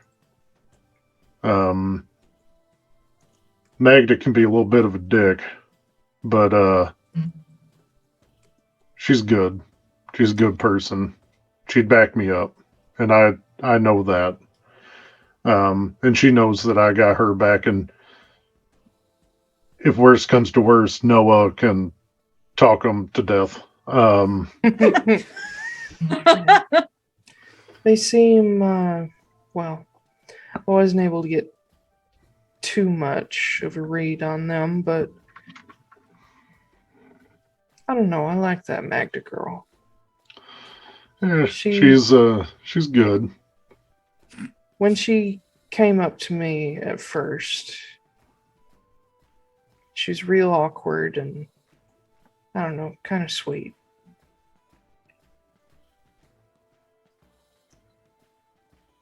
I don't know what's going on with her, but I hope you can be there to help her with whatever's going on. I do my best. It's not really my business to tell any of that, so... Well, since when have we ever stuck to our own business, sweetheart? I mean, that's very fair, but she is also somebody who very much appreciates having her privacy respected, and I'm going to maintain that. Well, no, she's quite an interesting person. You know, she tried to fight a kid once. Oh my god. I think Jesus I Christ. heard your tiefling friend mention something about I that. can live that down. Yeah, that was an interesting experience. She got arrested for it. It's okay. She hadn't We've all done stupid things. She hadn't had some medication in a couple days and was a little run ragged. But tell you what, though, Noah, he can be scary as hell. Oh yeah, I gathered that. He's always got that smile on his face, but I seen him pull a gun on a man, and that smile never left his face. And Jesus Christ, that haunts my goddamn dreams. And she chuckles. She says, "Oh yeah, those are real happy types. There's a screw loose in there somewhere." Well, and I wish they had gotten to know Jasper a little bit better. He yeah. Out of all of them, he's definitely the one that I've connected with the most. I can see that. Taught me how to spearfish. I've been teaching him read and write, and I never got to teach you that, did I? No, nobody taught me that. I just kind of. Your father and I are gonna have words. Well, Whenever I have- you do go back there, make sure you tell me because I'm going to come. Yeah, we get back out there. I'll make sure you know. Going to kill him. Not actually, but I'm going to kill him. I tell you that he and I beat the shit out of each other. I might kill him. I almost beat him. Almost. Started storming in the middle of us fighting, and I was going in for pretty much the last blow, and my hoof slipped in the mud, and he managed to get a lucky hit on me because of it, and that's the only reason I lost.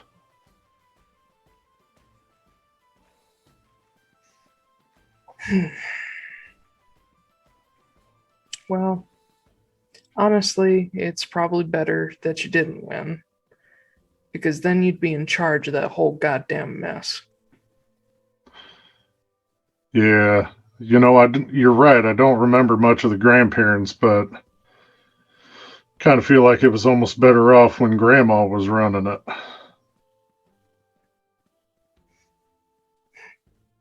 Well, maybe for some, but we're not going to talk about that. I just realized I don't know how to talk to my own son. Well, it's been 19 years. I mean, you know. Yeah, I haven't done much talking, period, over the last 19 years. Oh, you seem to be pretty good at it, at least. Well, I'm passable. I'm polite. That's about it. I mean, that's a plus. You know, I don't always get a ton of that. I've noticed. You know, the first time we met Jasper, he got like a sickle in the leg and yanked out of a tree. Why? He didn't get it in the leg. He's fine. He did. No, I just wrapped it around him, and then you scythed him. You stabbed him. Did I? Oh, Yes. Yeah. well, that sucks. I remember because I asked you to roll the hit and you hit. Yeah, I thought I just pulled him down. I do remember No. I dislocated his shoulder and popped it back in. Oh yeah, that was from the fall. Yeah. Yeah. Yeah, Magda, we were going to investigate these kobolds that we'd heard were not necessarily great people. Turns out, kind of mistaken. They were pretty nice. And Jasper was was up in a tree watching us, and Magda yanked him right down. Yeah, he was limping around for a while after that. Gave him a piggyback ride to so that he didn't have too much difficulty. But he's become a good asset to the team since then. Yeah, whenever you guys have a little more time, we should sit down and have everybody get to know each other a little bit better. Maybe if I find my way back to Garrel, I can invite you all there at some point. I wouldn't mind that. I know, we're probably going to be eating dinner up at the tower up here soon. You'd be more than welcome to join us, I'm sure. I think I will. I mean, with the kind of money that you just showed off back there, I'm sure eventually you could afford an airship ticket to come see me. Oh, I'm sure I could. I did just spend well over half my money doing that, but I always want to make sure that I take care of the people that are helping me. Like we didn't have a lot of money growing up. We just kind of did everything on our own. So when somebody like this mole on my back, big, wonderful giant lady made it for me. Never stops talking about her. Yep. Nope, never. She was pretty surprised when I paid her all in platinum and I gave her a platinum tip on top of it. But, just We got to do what we can to help other people out, you know?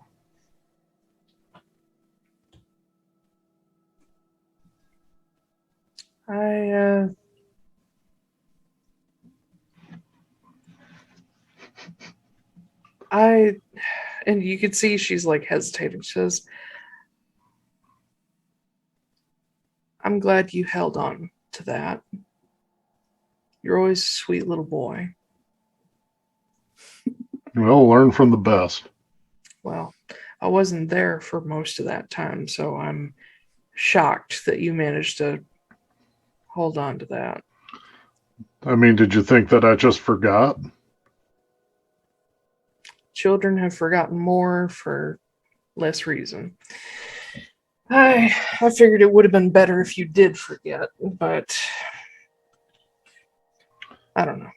I've had a long time to think myself in circles about all that back then, and think awful things about your father and how bad a mother I am to get myself exiled when I had a child, and just all that nonsense. Nah. Thing that always kept me was, I never forgot what you told me before you left.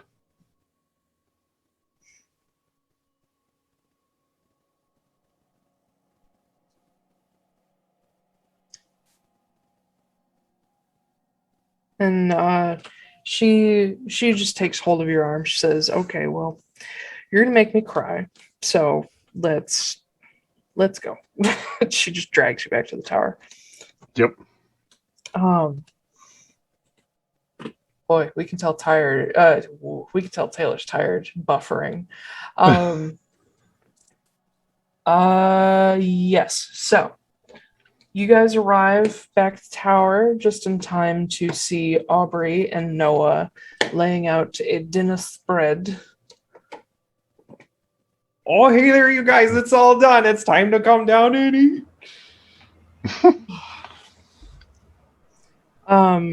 Devria comes down, all the kids come in, Aubrey brings more stuff in.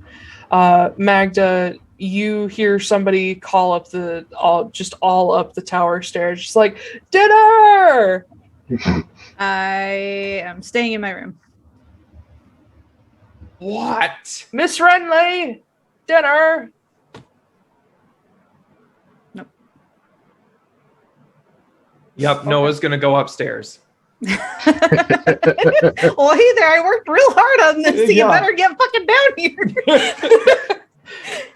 You're so skinny. Does nobody ever feed you? I'm gonna go up to her door. Yeah, you just hear Magda!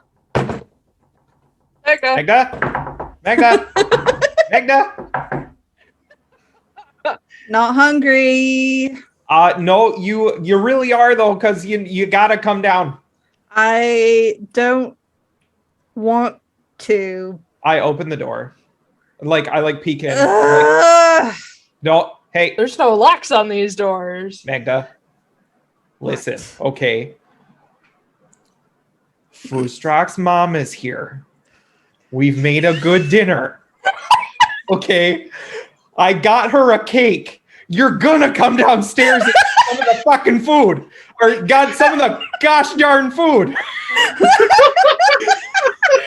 Noah just channeling his mom. Oh my god, yeah. I was about to say, this is such Midwestern mom guilt. Everybody's here. Everybody wants to see you. You have to go and at least make an appearance, okay? Gale came all the way down here from Big Lots. You gotta come down. It's the first time Foostrak's seen his mom in 19 years. 19 years, Magda. Magda. I will drag myself off my bed. Go. Fine, and I will walk out the door past. Okay, thank you. And I made my great potato salad with radishes, which is super nice because you know what they say, a radish a day keeps the moose away. What? Oh my god. I You know wrote what I Taiylor. really wish? I don't know what it is. This thought just popped into my head. If I could have, I would have swapped the Minotaur on Foostrak so that he was like a Moosator. Oh my god. That would be hilarious. Oh my god. So that needs to be a shirt in the shop. A radish a day keeps the moose away. Write it down, somebody. Oh god. And then the moose has to be like oh no, dang it, because that's an elk. Never mind. No.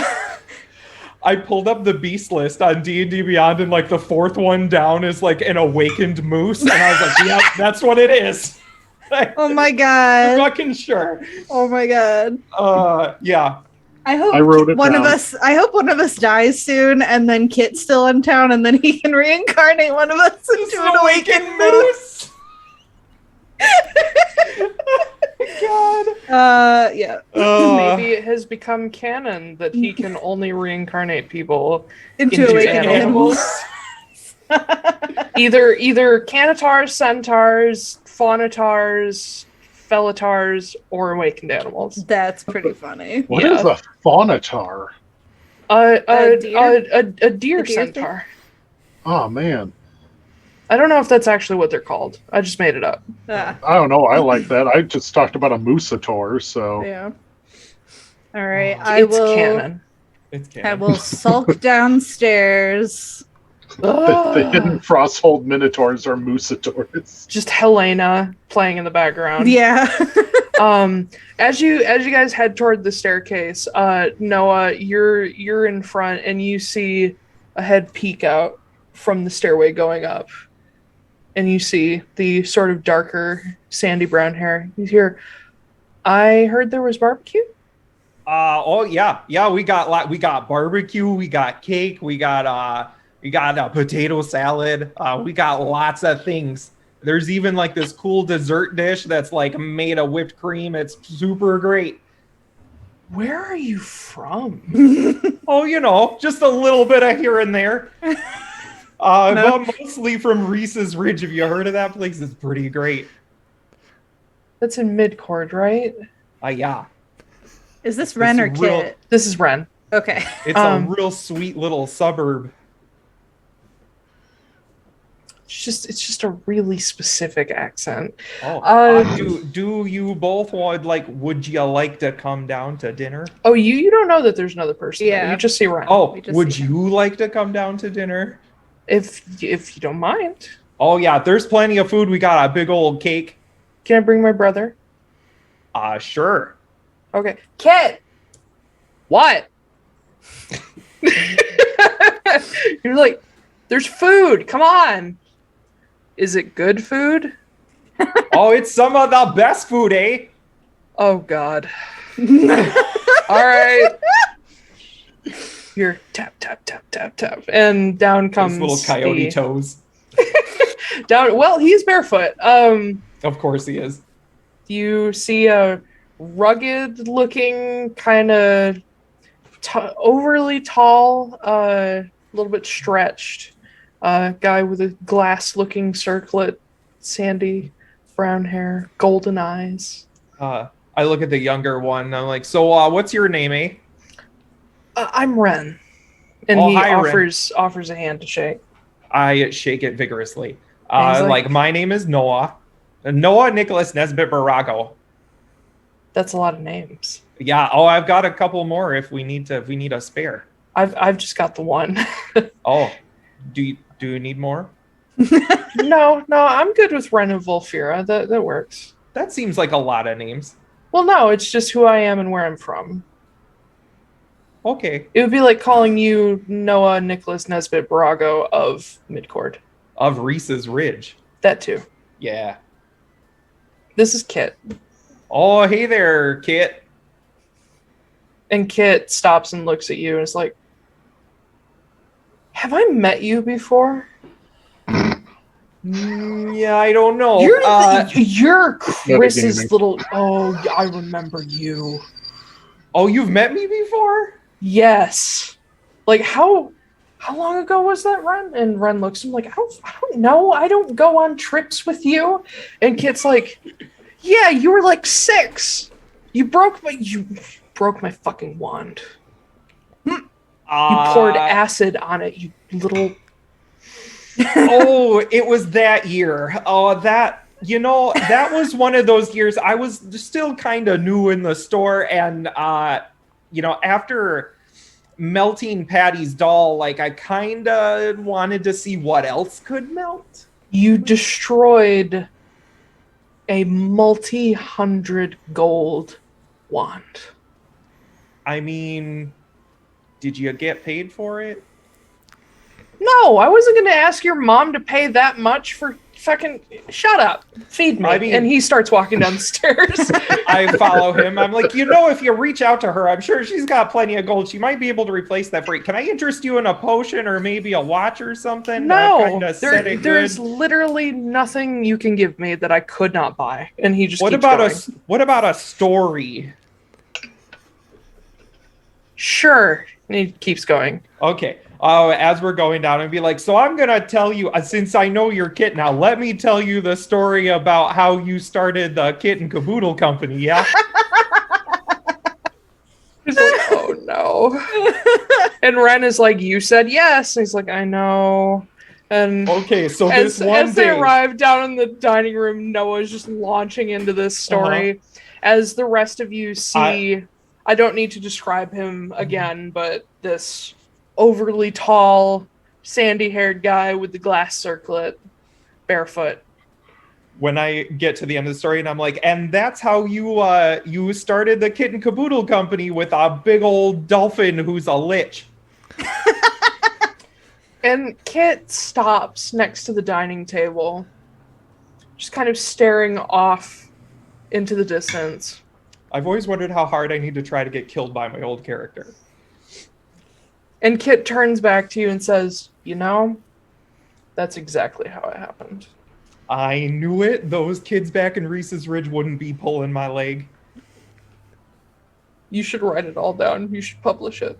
I'll do that. I'll even pay for it to be published. I would love it. It's great. I'll sign every copy. It'd be great. Oh my gosh. Is my passive insight high enough? My passive insight is 15. Is that high enough to know that he's... Yeah. Yeah, okay. That's not at all how that happened. No, not in the slightest. Yeah. But yeah, Kit comes to the table and just sort of flops down into a chair, and he looks across at Devria and said, well, now I'm part of the gang, so feed me. And she's like, I'm not the one doing the food, it's these two chuckle fucks. Oh yeah, everybody, pick up a dish and pass to the left, please. I went full Kermit there for a second. Please. Pass to the left. But yeah, you guys start passing around dishes and chitter-chatting over dinner. It's a really good meal. Like, Noah and Aubrey are fantastic cooks. Those years of potion making. Yeah, you got Midwestern, like, grandma-style cooking, and you got Irish grandma-style cooking. It's the best. Lot of carbs. So many potatoes. And a lot of protein. Just meat and potatoes, as far as the eye can see. And then we bring out the cake at the end, and it says, "You're the best mamatar ever." Yeah. The very racist moo cow on it. Yeah. With the udders She's smeared wiped out. the udders out. But yeah. Yeah, you guys enjoy a nice big meal. It kind of feels like Thanksgiving. Except summer themed. Yeah, sure. I don't think Midwestern meals, or this type of meal, really has a theme. It's just barbecue and anything we could find. It's after church Sunday. It's a Hesperdane meal. Yep. Yeah. Just like the good Lord would have wanted it. Yeah. Oh my god. Yeah, y'all pass around and dig in. Kit has lacking table manners. He doesn't really care what anyone thinks. Ren, on the other hand, is very polite and very proper, and like compliments Aubrey and Noah, and it's just like, oh, this is really good. Like, could I get a recipe? Blah blah blah. And Kit's like, yeah, it's edible. It's not grass-fed, organic, Yeah. pasture-raised, Yes. Free range. vegan beef. Yep. Is there anything you guys want to do during this time, or do you want to continue on to the late evening where you head back to the island? I do need to bring up something to Devria in front of everyone. Okay. Devria. Yeah. So, from what these folks have said, the Almatum is under the effects of the plant growth spell. Yes, that appears to be the case. Now, it seems to me that the Almatum is growing like it is in response to the pollution coming down the river. Mm-hmm. And well, the tree may be our best hopes at a permanent solution. Well, I've been reading up on this stuff, well, we've been working on this, and I may have a way that we can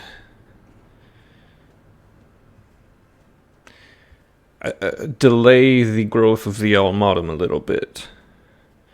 Do tell. And potentially give the other plants on the island a fighting chance as well.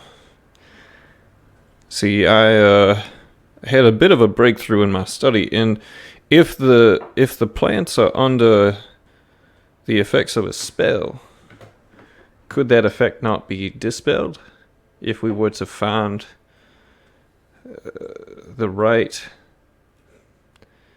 condensed area of the Almatum? Well, depending, it's difficult to say. The spell, the plant growth spell, is supposed to span, I believe, a mile or so. I'm aware I'd learned it last night. You can cast this spell. I can cast plant growth, yes. I can also dispel magic now. Well, I imagine if you could find where it was originally cast, you might be able to do something, but there's the chance that it's been cast multiple times over time. True. It might be best just to bring back the information to Helena, and she is the Master Arcanist. Well, I'm the Master Arcanist of Yera. So can you both not work together and try and dispel some of those things? Of course, but I'm just saying she's a little more versed in plants, that is true, but we both have access to the same sorts of resources. But so you could feasibly take care of that without that being our problem, yeah? Undoing plant growth spells. I'm not sure any of us Arcanists are particularly equipped for that, actually. Well, and my thought is mostly just to buy the creatures of the island some time. Well, certainly if you can give them sort of a safe haven, however big you can make it, that would certainly be helpful. If just the Almatum can be targeted with the plant growth spell, could not the inverse also be true? That you could target the other plants other than? That's the difficult part, is because the original version of the spell is not picky.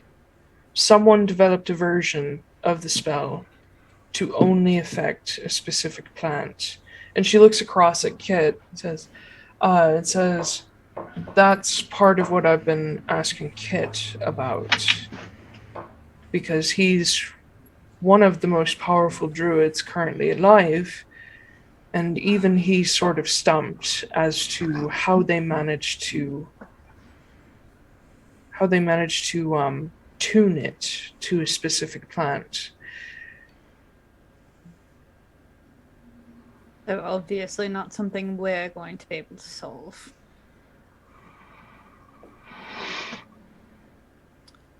I say we just go back to where we came from, make a beeline back to Helena's, and then we have to go to Mana's. That's all we can do at this point.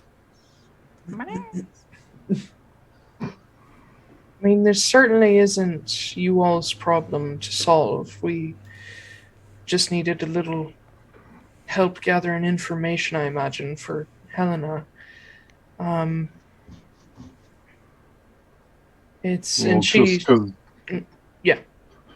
Just because it ain't our problem doesn't mean that we ain't willing to help.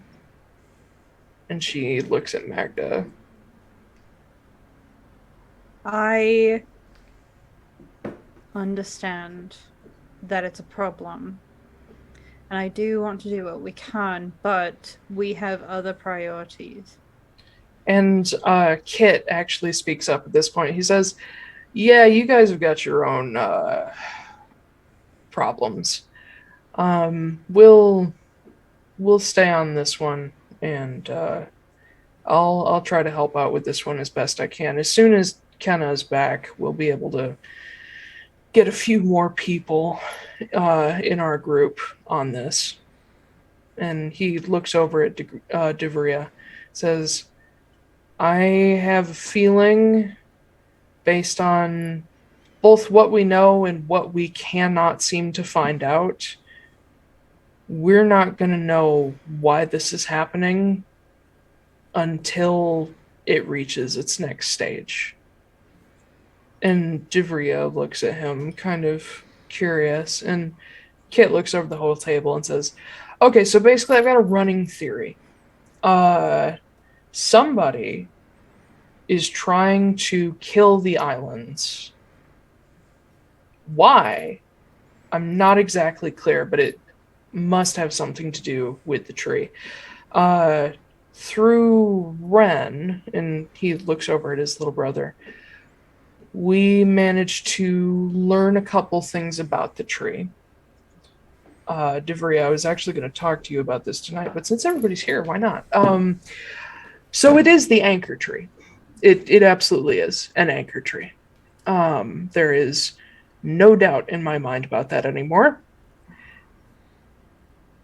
The anchor trees around the world all do different things, and they have their like special quirks and so on and so forth, and special uses. And anyway, we don't know what the use of the Awaz tree is, because in recorded history it hasn't been used for anything.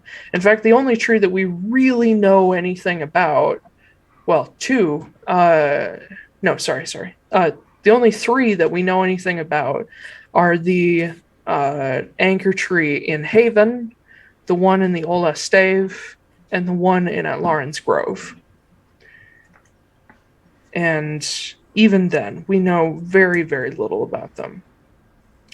My running theory is that someone is trying to kill everything on the islands to get at whatever it is the Awaz tree does.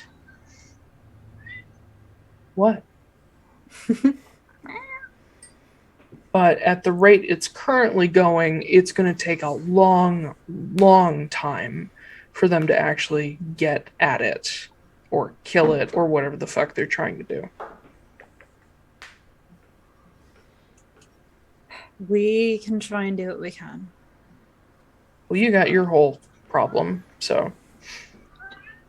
Yeah. You know, we are, so I understand, you know, we have two Master Arcanists, and we have a very tall elven I think, gentlemen. Try again. I don't know if Foostrak is actually familiar with Kit's race. No, not at all. Would I know? Okay. Yeah, you would know since you're from Amnoblin. To anybody else, Kit and Ren look like some weird version of wood elves. Because they are related to wood elves. The Elusir are. Magda, being that you're from Amnoblin, where the Elusir are from, yes, you know he's an Elusir, also known as a shifter. He's an Elusir. The Thank you. Dalmaric. Thank you. My apologies. We're not Dilmaric, we're Monomar. Sorry. It's fine. There's almost no difference. If you would like, we are going to Manas to speak with an Altera. Yeah. We could. Oh, we already talked about this. Yeah, great guy. Awesome. If you'd like, we could fill him in and see if maybe we can get you guys some backup while we're there. I can literally pop over there. He can walk through trees. Yeah. Well, that's kind of fucking weird and cool. Thank you. Wait, can't we just walk through a tree and get to Manas? Do you wanna? Yes! Okay. Wait, what about your black cascarilla, yeah? Oh shit, I need that. God damn it. Well, we could just... Black cascarilla. It's no big deal. We could just take a tree back to Helena's then. Yeah, that's what I was going to say. Sure. That would be nice. Okay, yeah, I can give you a lift. Thank you. Don't have to spend 2 days walking through that island again. Well, to be honest, we're trying to keep people off the island, so yeah, it'd be better if you didn't go back. But this is a one-time thing. I can't be Kenneth fucking McAmbro and give you lifts everywhere. Just once. That's meta. Do you have her number?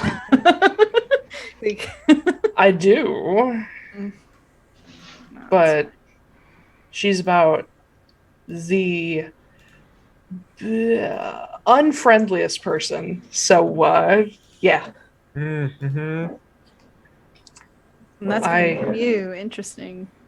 Foostrak just looks at Magda surprised when he says that. You got something to say, pirate assassin girl? No, it's fine. I didn't say anything. I'm so glad somebody else sees the pirate thing. Right? Everyone Pirate sees assassin, clearly. It's career the hat. choice. It's the hat. It's the hat and the mask. I rue the day I ever got the hat. Did you kill a pirate for that? No, I bought it.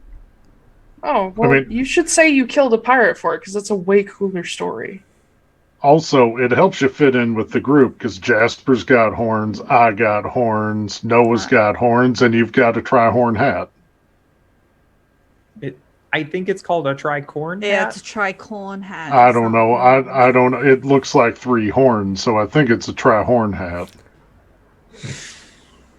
I'm a little lost. I don't see how that looks like horns. It doesn't. It's okay. You know what? Thanks for the effort, Foostrak.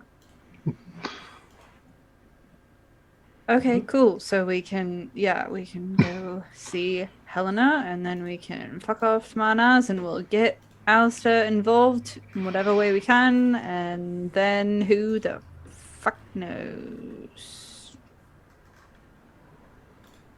Great. Cool. So, finish eating your shit and meet me outside. And Magda Kit picks up his plate and walks outside. Magda has not eaten anything. She just kind of mashed everything up to make it look like she has, and she kind of shoves her plate away, and she's like, "Cool, I'm ready." I'll go get my things.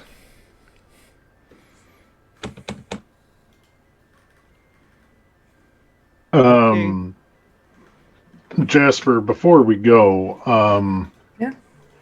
I kind of wanted to talk to you about something, because so I I didn't get to really fill you in on this yesterday. We ran into that Walter guy yesterday. And it sounds like It was today. oh yeah, it was today. Jesus Christ. It's been the longest day ever. It's been a long day. It really has. We've been very active today. We ran into that Walter guy earlier, and he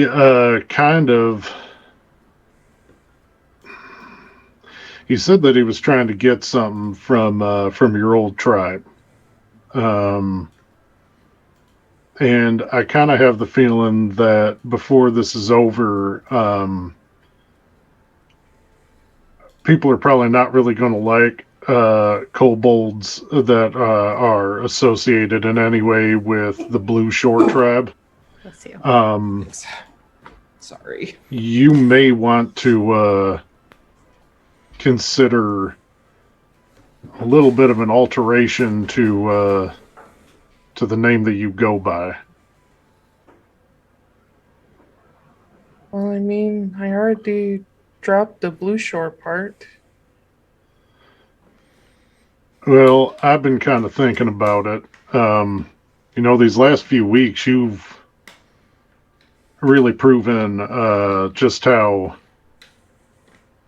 brave and kind you can be between running off on your own, getting the hell beat out of you to help Magda, but also, going through the fight, being as brave as you were with the ultimatum that was growing out of your side.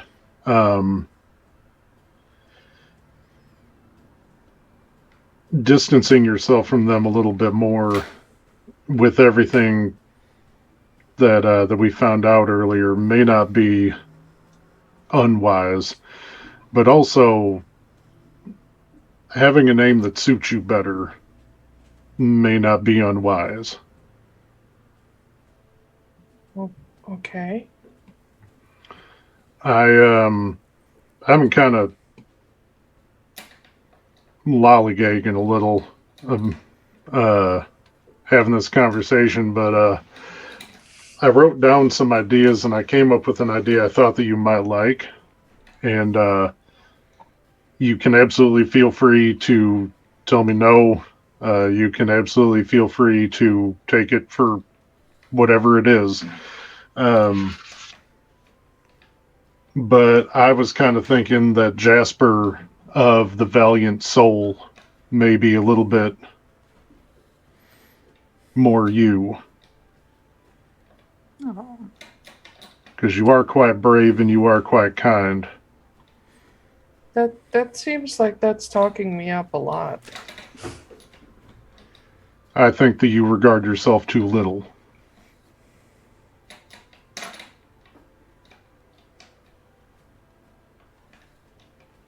It's up to you whether or not you take it, but I kind of, with everything we found out today, going by Blue or Blue Shore or Shore, I think is going to be more dangerous for you than anything.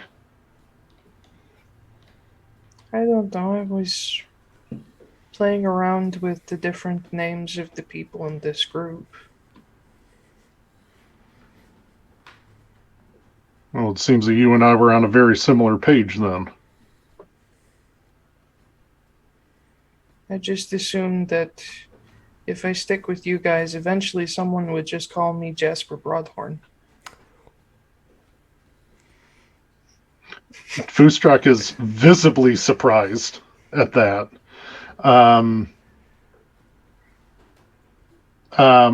But after a second, he just kind of smiles. He says, if you would like to take that name, I would be honored for you to have it.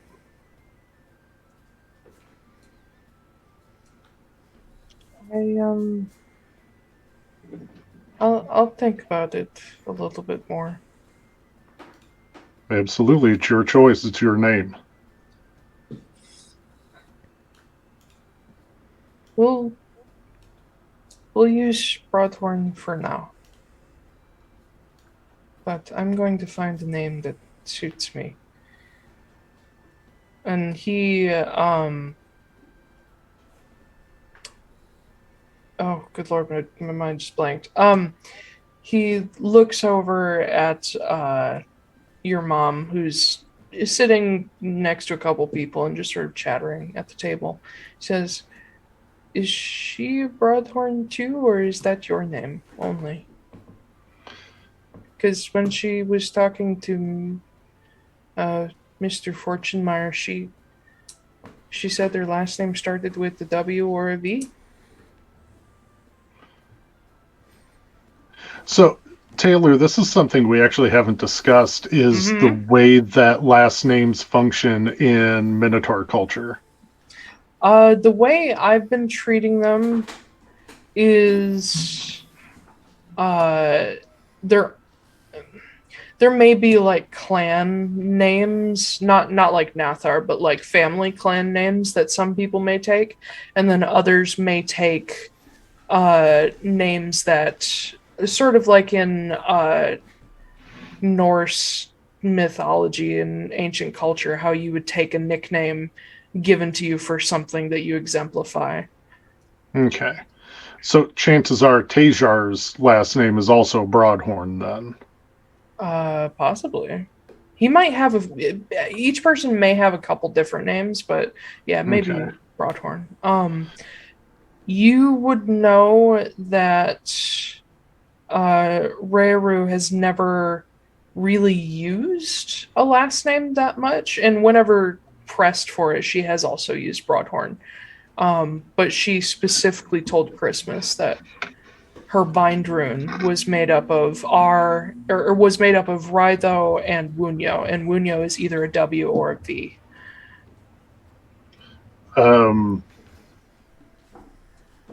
I don't believe it is, based on a previous conversation I was privy to.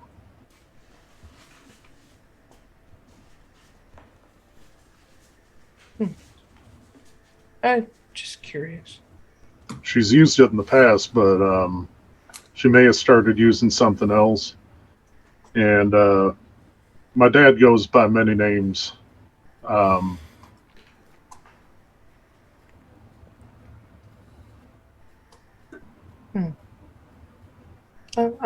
think about it. I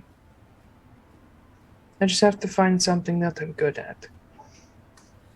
Well, I think you're good at a lot of things. I think you're biased. I mean, can you blame me? And he just sort of leans into your side. Okay, so let's... I don't mean to cut that conversation off, but I realize we're going a little over for break. Let's jump on break until 1:30, and then we can jump into getting you guys back to AWAS. Yeah. Groovy. Yeah. Okay. Take us out, Koop. Da-da-da-da-da-da. Yeah. Hello. Hey. Sex pandas.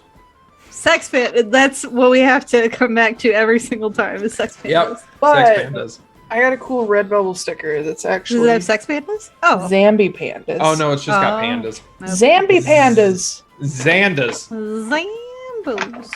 It's a copy of one that I already have, but I like it anyway. So, anyhoozle. You guys are preparing. Well, you're finishing dinner and preparing to We head are back indeed. to Elwaz with Mr. Kit, who's going to give you a Oh free my lift. god. Yep. So, I'm glad Any- you caught that bit. Yeah. I Like, I'm not gonna catch a fucking musical reference. Are you Yeah. kidding me? wait, I what thought at was least the reference? Taylor would get it too. I didn't hear what you Edelweiss. even said. Oh, Edelweiss. yeah. No, I get Edelweiss. that, but I Edelweiss. couldn't hear you. I was talking. Well, And my voice is more important. No. hey, kid. Wow. Listen, I'm in bed mode, so Yeah. That's true. I am more important than everybody. Mm-hmm. Asshole. Because I'm the top dad. Yep. Oh God. Anyway. Boy's got some stupid cup. Oh, that's great. I remember when you got that too, and I was like, I love that. So dumb. Anyway. Anything you guys need to do before you leave Bronstadt Tower? Yeah, we need to have this cake. I assume that was part of dinner. Yeah. Oh. And dessert. Just gotta get all my shit. Oh, Foostrak would probably shake Aubrey's hand and thank him for his hospitality. Oh yeah, sure, but oh yeah. And just in the distance, Noah. Oh yeah. Sorry.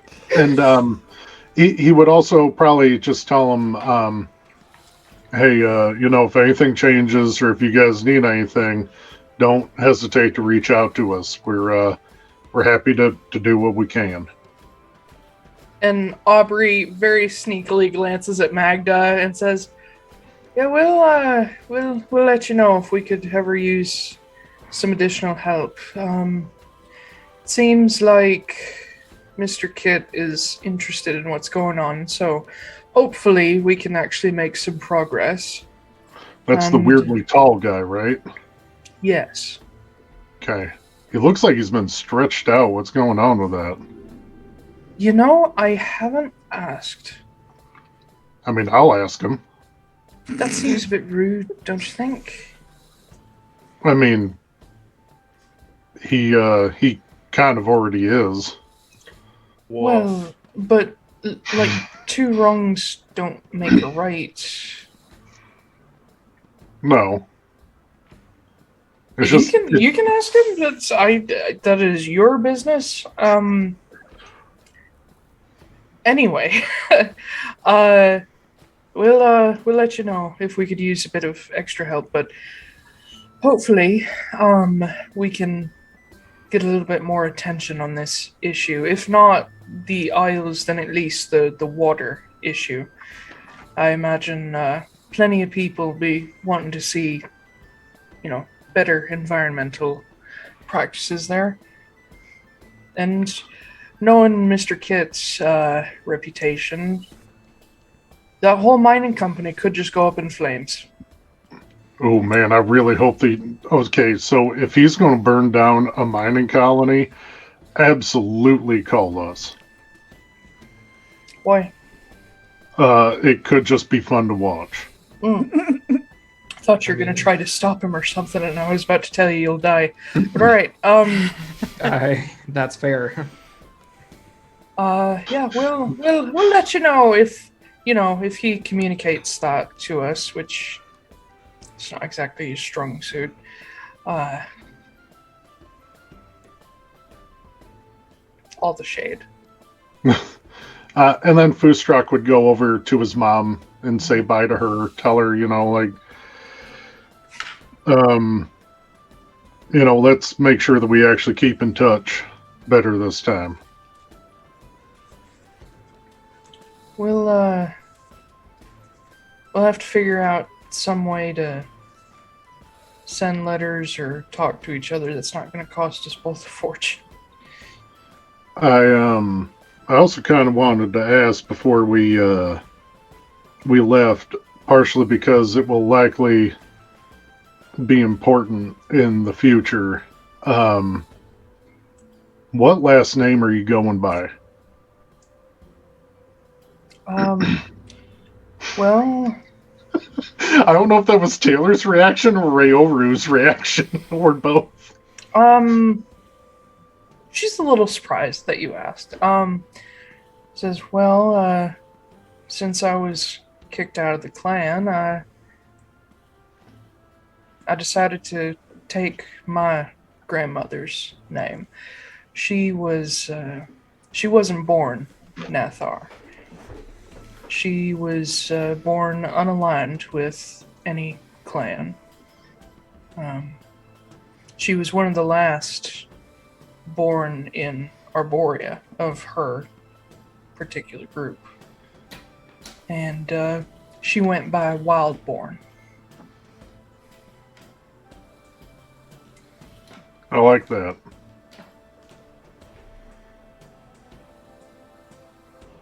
Never knew we were that close to Arborea, Well, genetically speaking. the most recent arrivals from Arborea were within the last century, but most of us came long before. There's still a few stragglers coming through. That's kind of cool. Yeah. I'd like to Oh, go see it someday, maybe. Yeah, that could be nice.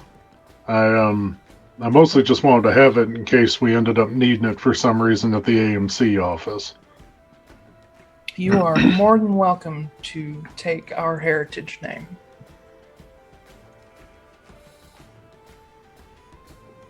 I'll think on that.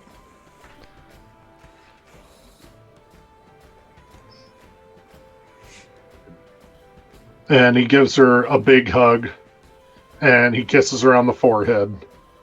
Yeah, she's shorty compared to you. Yeah. And he says, now, be careful out there.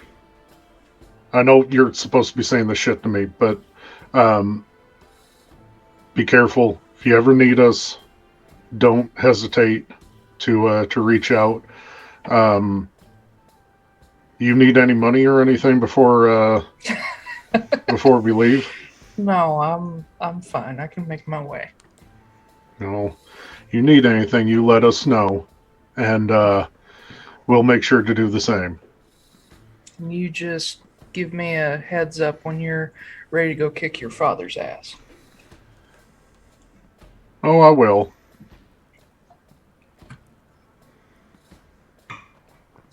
And then he'll head over to Kit and everyone. Kit's outside. Eating on the steps. Oh, I figured that we were all outside at this Like a point. heathen. Okay. Yeah, sure. Why not? I love that I just get to do casual shade to Kit. It's great. And Ben's like, Yeah. Now Ben's like, I don't care. The only No, thing I I want no, to he do, cares. Yeah, I care. It's his boy. Yeah. the only thing that I would want to do before we leave is talk to Devria, unless she is saying goodbye to us outside. Yeah, they're all coming outside. Okay. You guys are gathering around a particularly large tree in the courtyard, and Kit's just sitting there chowing down on the last of his food. I'd like to imagine that he's eating a slice of cake with his hands. And it's just there's just like frosting all over and he's just like licking it off. Eating it like an apple. Yeah. Magda is just like staring at him, fascinated, like, Why? because she's never seen someone eat cake like that before. Yeah, at some point, Kit's like halfway through a bite. He's like, "What? What are you looking at? Nothing. You got something to say, pirate assassin lady?" No, master super high. Oh god. 300 years old, still eats like a child. Yeah. I will also say Magda respects the shit out of Kit. He just does whatever he wants. Yes, and Yeah. she's like, I like that. You're not a fucking bureaucrat. Like, you're And real. as he gets done, he's just like, and he does this, and it all just disappears. Mm-hmm. I hope he picked a big tree for Foostrak. Oh yeah, it's big tree. It's like a gigantic, like super mature maple tree.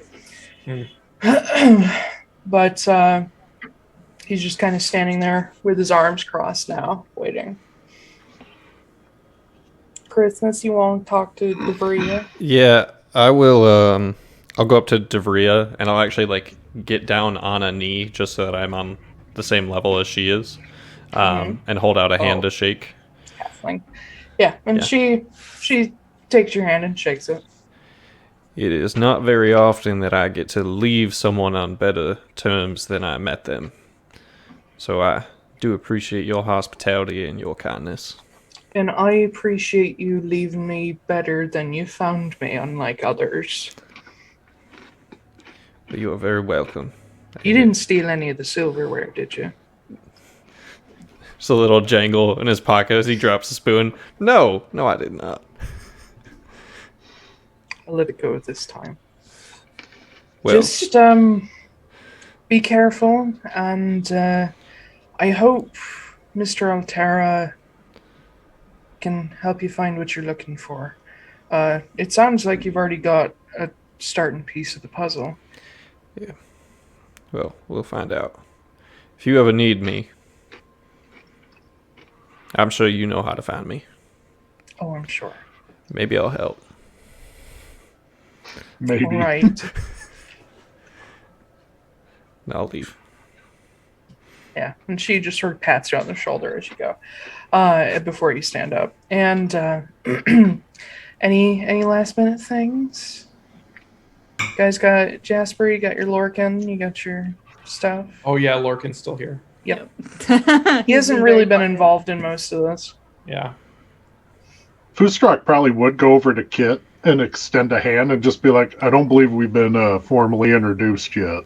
And Kit, who's standing there with his arms crossed, looks down at your hand, looks up at you. His hand's just full of cake. He's already, it's gone. It's all You gone. already like prestidigitified it away. Yeah. Looks down at your hand again.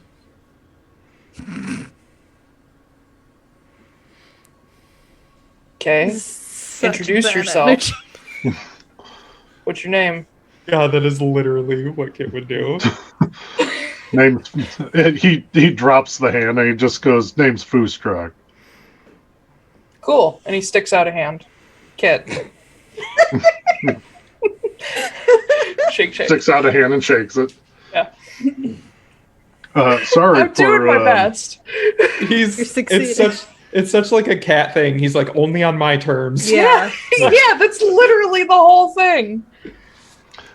Sorry for misidentifying your race in the back in there at dinner. I've never actually met one of your people before.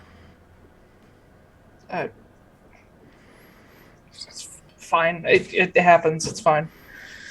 You're like a Minotaur, right? Yep, that is correct. Cool. I kind of wanted to ask you a question, and I'm not intending to come off as rude, so I do apologize if I do. Oh, this should be good. You kind of seem like Taffy. What? Like you've been stretched a little bit. That is the weirdest way I've ever heard that described. I like your brother. Seems very like he seems proportional, but you seem like you're just a little too tall. Like you've been stretched out somehow. Okay. I was just curious. You are correct.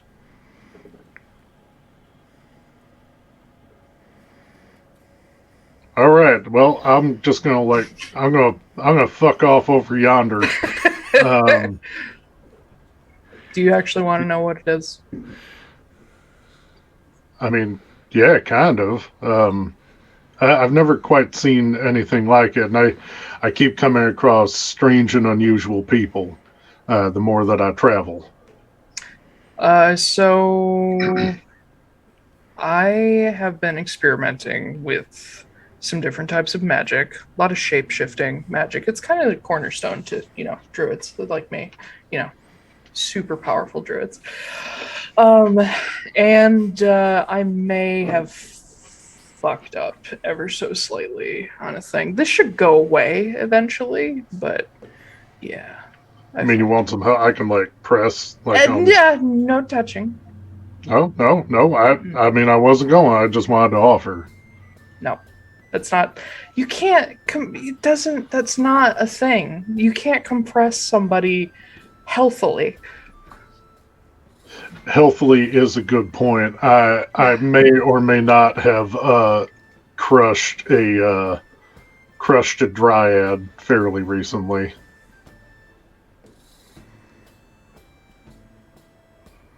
Okay. I'm not gonna ask. Just gonna assume you had a good time. Is everybody ready? Yeah. Oh, really?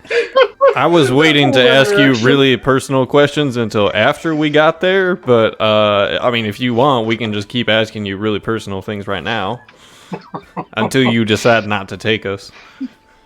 I did want to while we're kind of prepping, I do want to whisper to him or really lowly ask. This is also a long shot. I forgot to mention this earlier. You said you know people. You don't. I do know at least one people. Great. God, you guys, watching this back, I'm realizing how fucking hilarious I am. You're not even doing anything. You're like, wow, I'm brilliant. Yeah, I'm so funny. That is totally something I've said though. Yeah. It's like the can I ask you a question? You just I don't know, did. can You you? already did, yeah. Just did. Can confirm, you indeed can. I forgot. Oh yeah. I don't know if you happen to know a man named Callum Wright. Sounds like a dick. Hey, well, you said it, not me. It just sounds like a real dickish name. I don't think so. Why? No reason, just thought you might know people who know magic, so. Did I know? Is he important? No, he's no. Is he really good at magic? Should I be interested?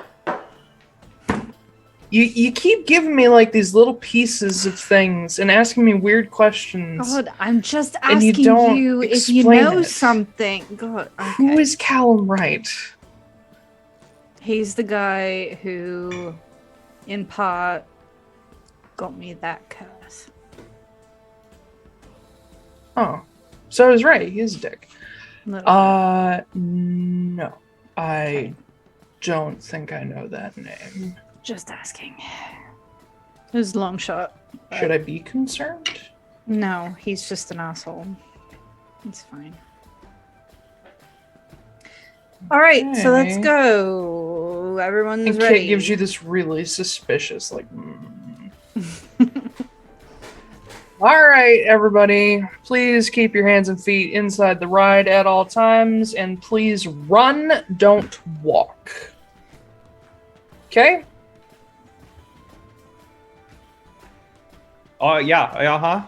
Thank you. Yep. I am much more concerned about this form of travel now. Just No, don't worry about it. It's just one of those things where, if one arm's on one side of the world and the other arm's on the other side of the world, they don't come back together. Oh, I Yeah, don't understand that, and now I am just more worried. okay, everybody Foostrak. ready? Foostrak, you go in first, and the rest of us will. Yeah.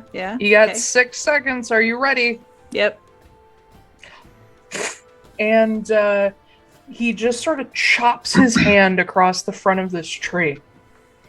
And you see in a bright blue light, this crack appears in the bark and just starts splitting down from about Foostrak's head height to the roots.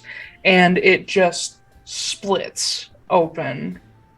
And he just does a big arm wave, looking at all of you. I'm sorry, and I go We're running walking, in. we're walking. Yep. We're Same. walking. Okay. You all. And you all make it through. Kit does not follow you. And you just hear a quick, have fun, don't die!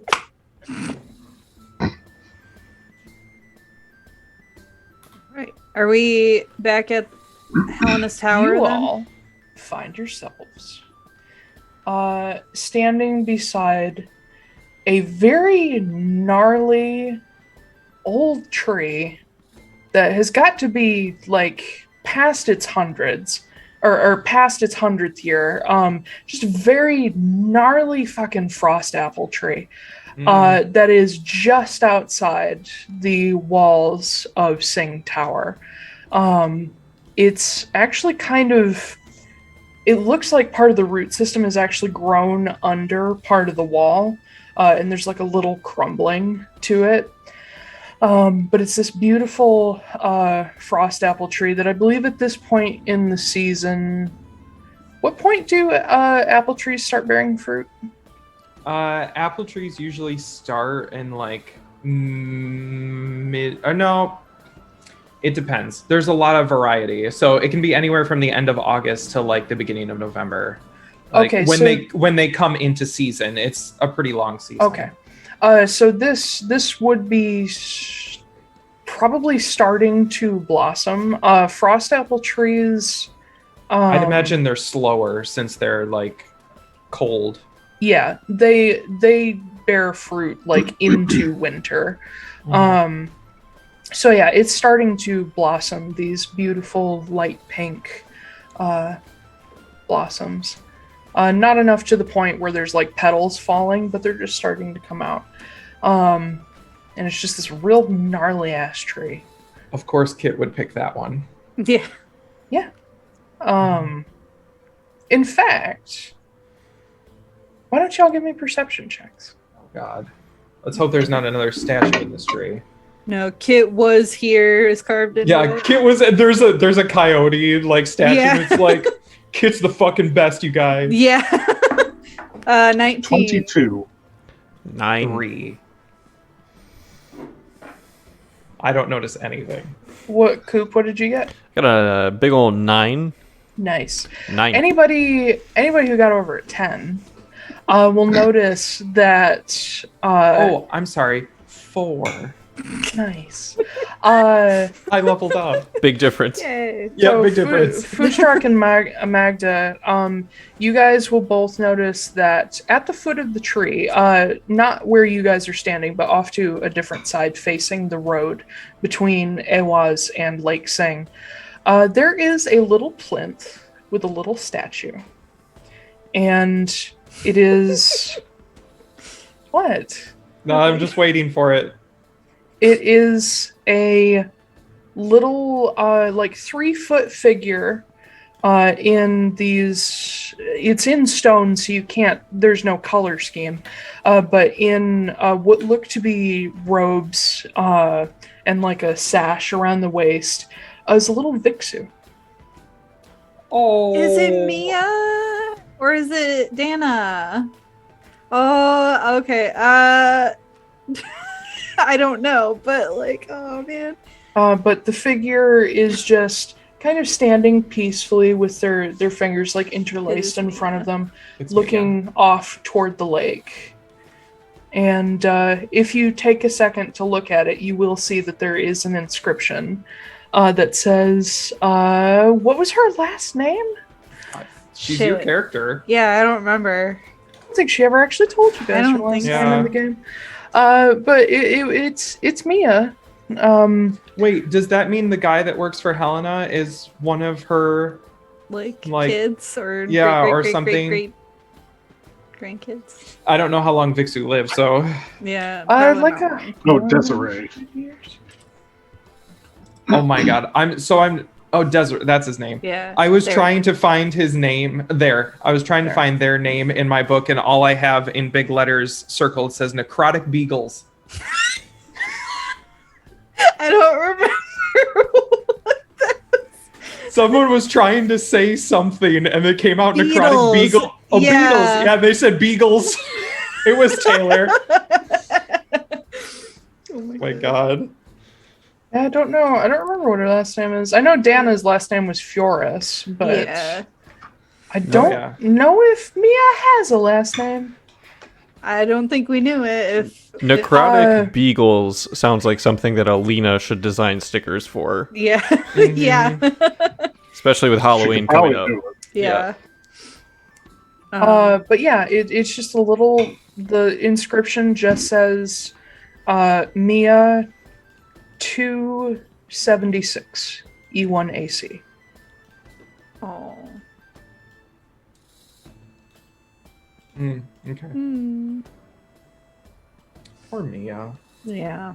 Man, there's fucking apple trees with dead people all over the place. Yeah. Yep. That's you, buddy. That's Yeah, I your know. calling card. That was me. That's what I did. But yeah, you Alright. are outside of the Sing Tower grounds. And And it's hold on, I forgot there was a Jesus thing. Christ. There's another thing with your perception checks. Christmas would notice this, but Noah does not. So the three of y'all, but not Noah. There is let me scooch you over to Awaz. I believe I have a map. Yes, I do. There is a distinctive glow to the city. Awaz does have electricity and like lanterns and whatnot at night, but you guys notice that it is brighter in a couple sections, and there is smoke billowing. oh no. Uh-oh. In the town? Mm-hmm. Oh shit. That doesn't look good. What doesn't look good? That I take Noah's head and I like turn it toward the Yeah. city. Oh, yeah. Yeah, that. That doesn't, that looks a little crispy. Mm-hmm. And you can hear bells going off in the distance. Oh, and musical. Maybe we should talk to Helena, see what's going on, see. Yep. Yep. Walk over to the tower. Okay. Yeah, you get up to the gate. There's a portcullis gate, just currently closed. Is that normal? No. Okay. Oh, that's this not good. is weird. And I the tower On the portcullis. the tower is currently dark. Okay. Fuck, we're gonna have to go talk to those glacier what's idiot. Should we maybe go into town and see what's going on over here? That's probably Maybe they're just having a barbecue. right. Doubtful. Mm. Alright. Let's go, I guess. Okay. You guys head west down the road through Pike Rest and into the lake markets. Getting up to the area where you guys had your encounter with that 14-year-old who kicked Magda's ass. You enter the edge of the market and you can see across the square one of the two major like glowing areas, which you now see is caused by, wouldn't you have guessed it, fire. One of the major sources is the Adran, which is the complex where the Glacier Watch office is, along with a couple other things. It is on fire. Like, completely unsavably on fire.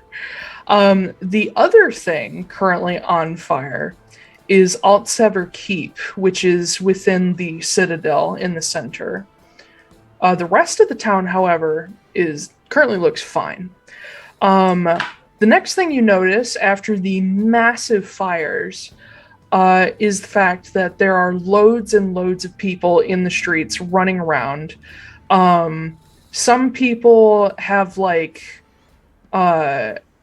put on like makeshift pieces of leather or metal that they could find and are like trying to avoid being hurt, whereas you do notice some Glacier Watch in the streets trying to like usher people away to safety, and others like fighting with other people. You do notice that there are a particular group of people that appear to be attacking the Adran. They're all masked, completely covered to the point where you can really only see eyes, maybe hands if they're not wearing gloves. Mostly humanoid looking, like mostly human-ish, not like smaller or especially large. Throwing Molotov cocktails at this building and fighting and skirmishing with the Glacier Watch. What is that other building? You said the Glacier Watch. Altsever Keep, which is this baby right behind the Adren. Altsever Keep is the governmental base of the city. The gates to the keep courtyard are currently open. It looks like one of the gates was actually torn off its hinges somehow, which is quite a feat considering the gates are about 15 feet high each. But yeah, people are just fucking hucking burning bottles at the Adren. Specifically in the Glacier Watch section, they don't seem to be trying to destroy the other sections of it, but the fire is just spreading anyway. You would notice that all of these people throwing things and fighting with the Glacier Watch, all of them are wearing red armbands. Do I know what that means? Give me a history check. Okay. Astrid knows what that means, I think. Do you? I think. Do you? Sure. Oh, boy. That's gonna be an 11. There are a lot of groups in this world that like the color red and wear armbands to show their allies who they are. There's no defining like markings to tell you what group they belong to. Okay. Can I had a follow-up question for the DM real quick. Sorry. This is still the same day that we did the Yes. fighting pit. Okay. This is getting into like the dark of evening on the 20th. Just making sure. Continue. Can I do a history check to see if I know? Sure. Okay. I have a follow-up And I question. have After this. advantage. 18.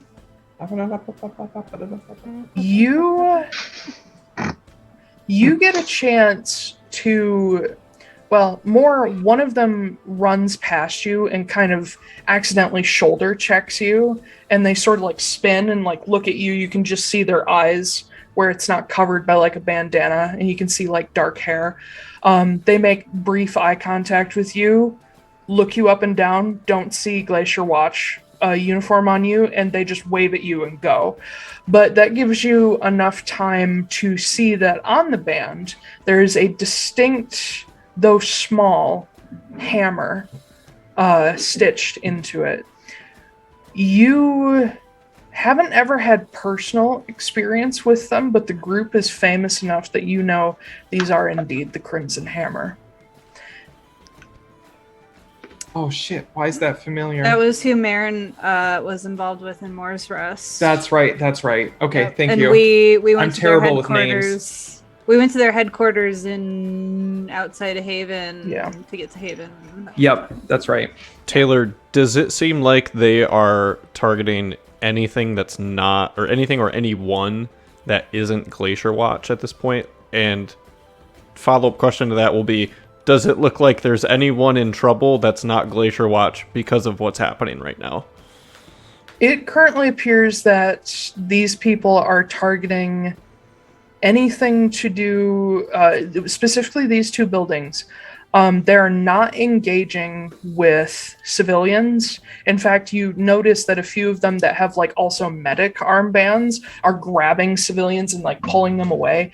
Because some of the Glacier Watch are getting really like handsy with everybody. And so they're trying to cut, it sounds like real life, don't it? Yeah. Some of them, they're trying to keep innocent people from being hurt in this fight.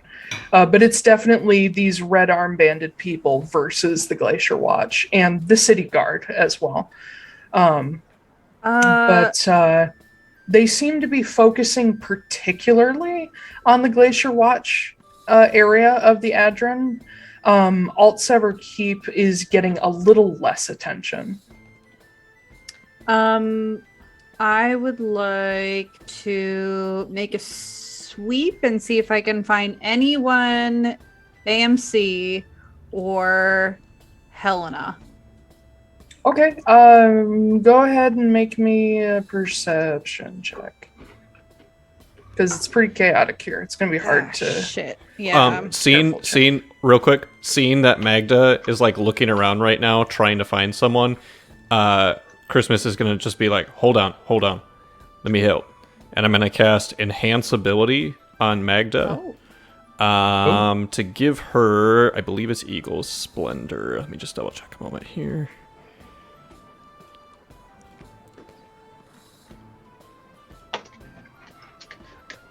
And actually, I'm casting this at... No, Eagle Splendor is Charisma.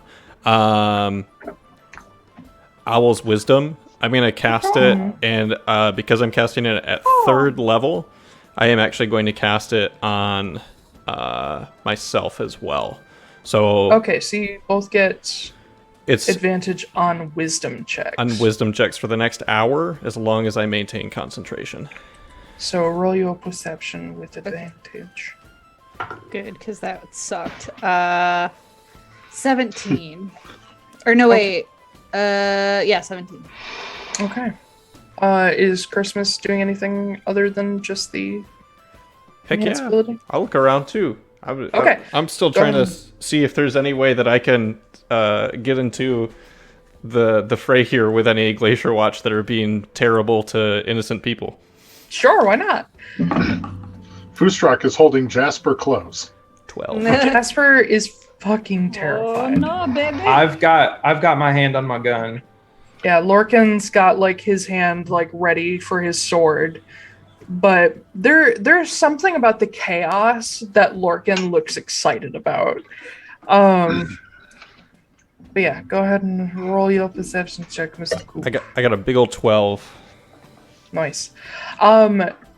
So considering what you're looking for, it's a little easier to spot than a specific person. Christmas would see off near the entryway to a larger alley, there's a number of these Crimson Hammer people squaring up against like 3-1 Glacier Watch, with the Glacier Watch being the larger force. And they are trying to open up a path for a bunch of people to escape, basically. Okay. How far away is that? That's like 60 feet away from you. Okay. While I come up with an idea for that, I'll let you resolve Magda's perception check. Do I notice them trying to clear a path for these people? Make a perception check. Okay. Yeah, he doesn't do great. Oh, nat 20. Hey, yes, you do. So 22. You do, and I'll give you a little extra detail. It appears that the Crimson Hammer people are using blunt weapons and not trying to, like, kill anybody, whereas the Glacier Watch are full, like, weapons free. I have an idea. Well, hold on. Let me do the Magda thing first. Yeah, go ahead. She's been waiting.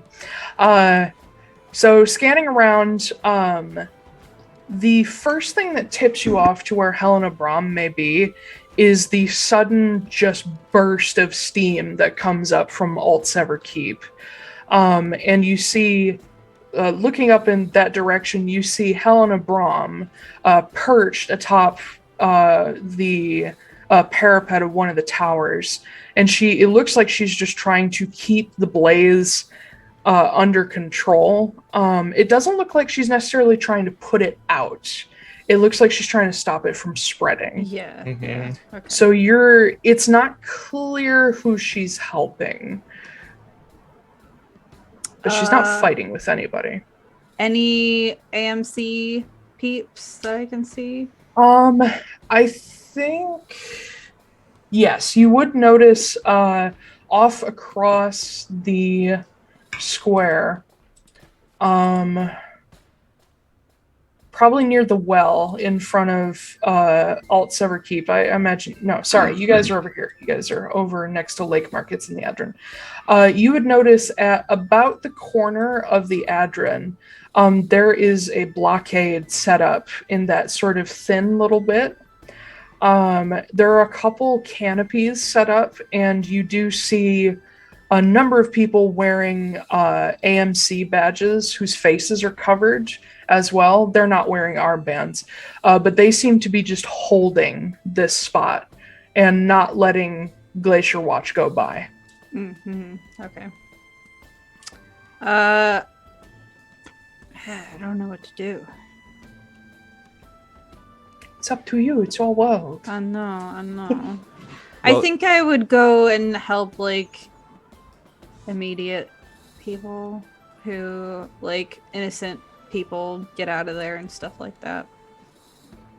Kind of the same thing that Noah is doing, just like... I'm actually going to look to Christmas and be like, do we need to clear a path over here?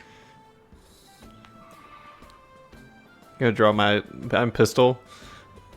And with one hand, I'm gonna just like put one hand over to where the Glacier Watch are fighting the Crimson Hammer, and I'm gonna minor illusion. Just I only get a 5-foot square, so it's not huge. But I'm gonna just for a moment, just to buy a little bit of time, one of the Glacier Watch, I'm just gonna make it seem like the 5-foot area around him is just engulfed in fire. This is an illusion? Minor illusion, yep. Okay. So he knows that it's gonna immediately be detected as an illusion because the guy in the fire is not gonna feel anything, but he just wants to just buy a split second of time by doing that. Okay, everybody roll initiative. Heck yeah. Oh, man. Okay, fine. I had an idea. Ooh, ew. Ooh. Gross.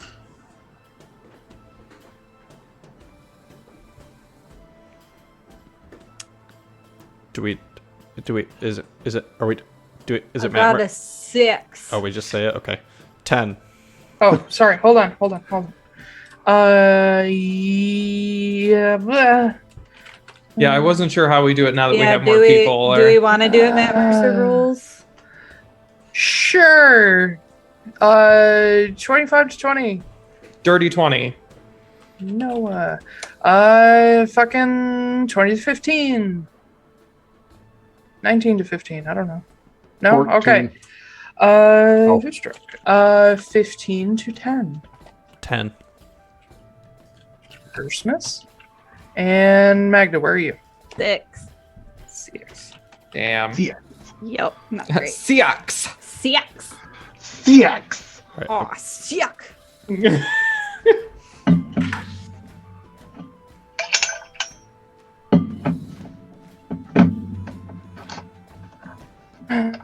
So much noise. Boo, boo, boo. It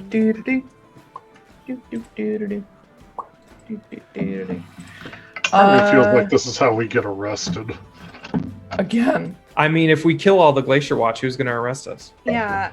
Do you Right. think I fucking give a shit at this point what the Glacier Watch thinks of me? Or about getting arrested? Yeah, that too. I've been arrested. Been there, Okay, done so just to get an idea of where everybody should be, Noah, what are you currently doing? Trying to help with? I'm trying to help with clearing the spot. Like, to get so people can get out.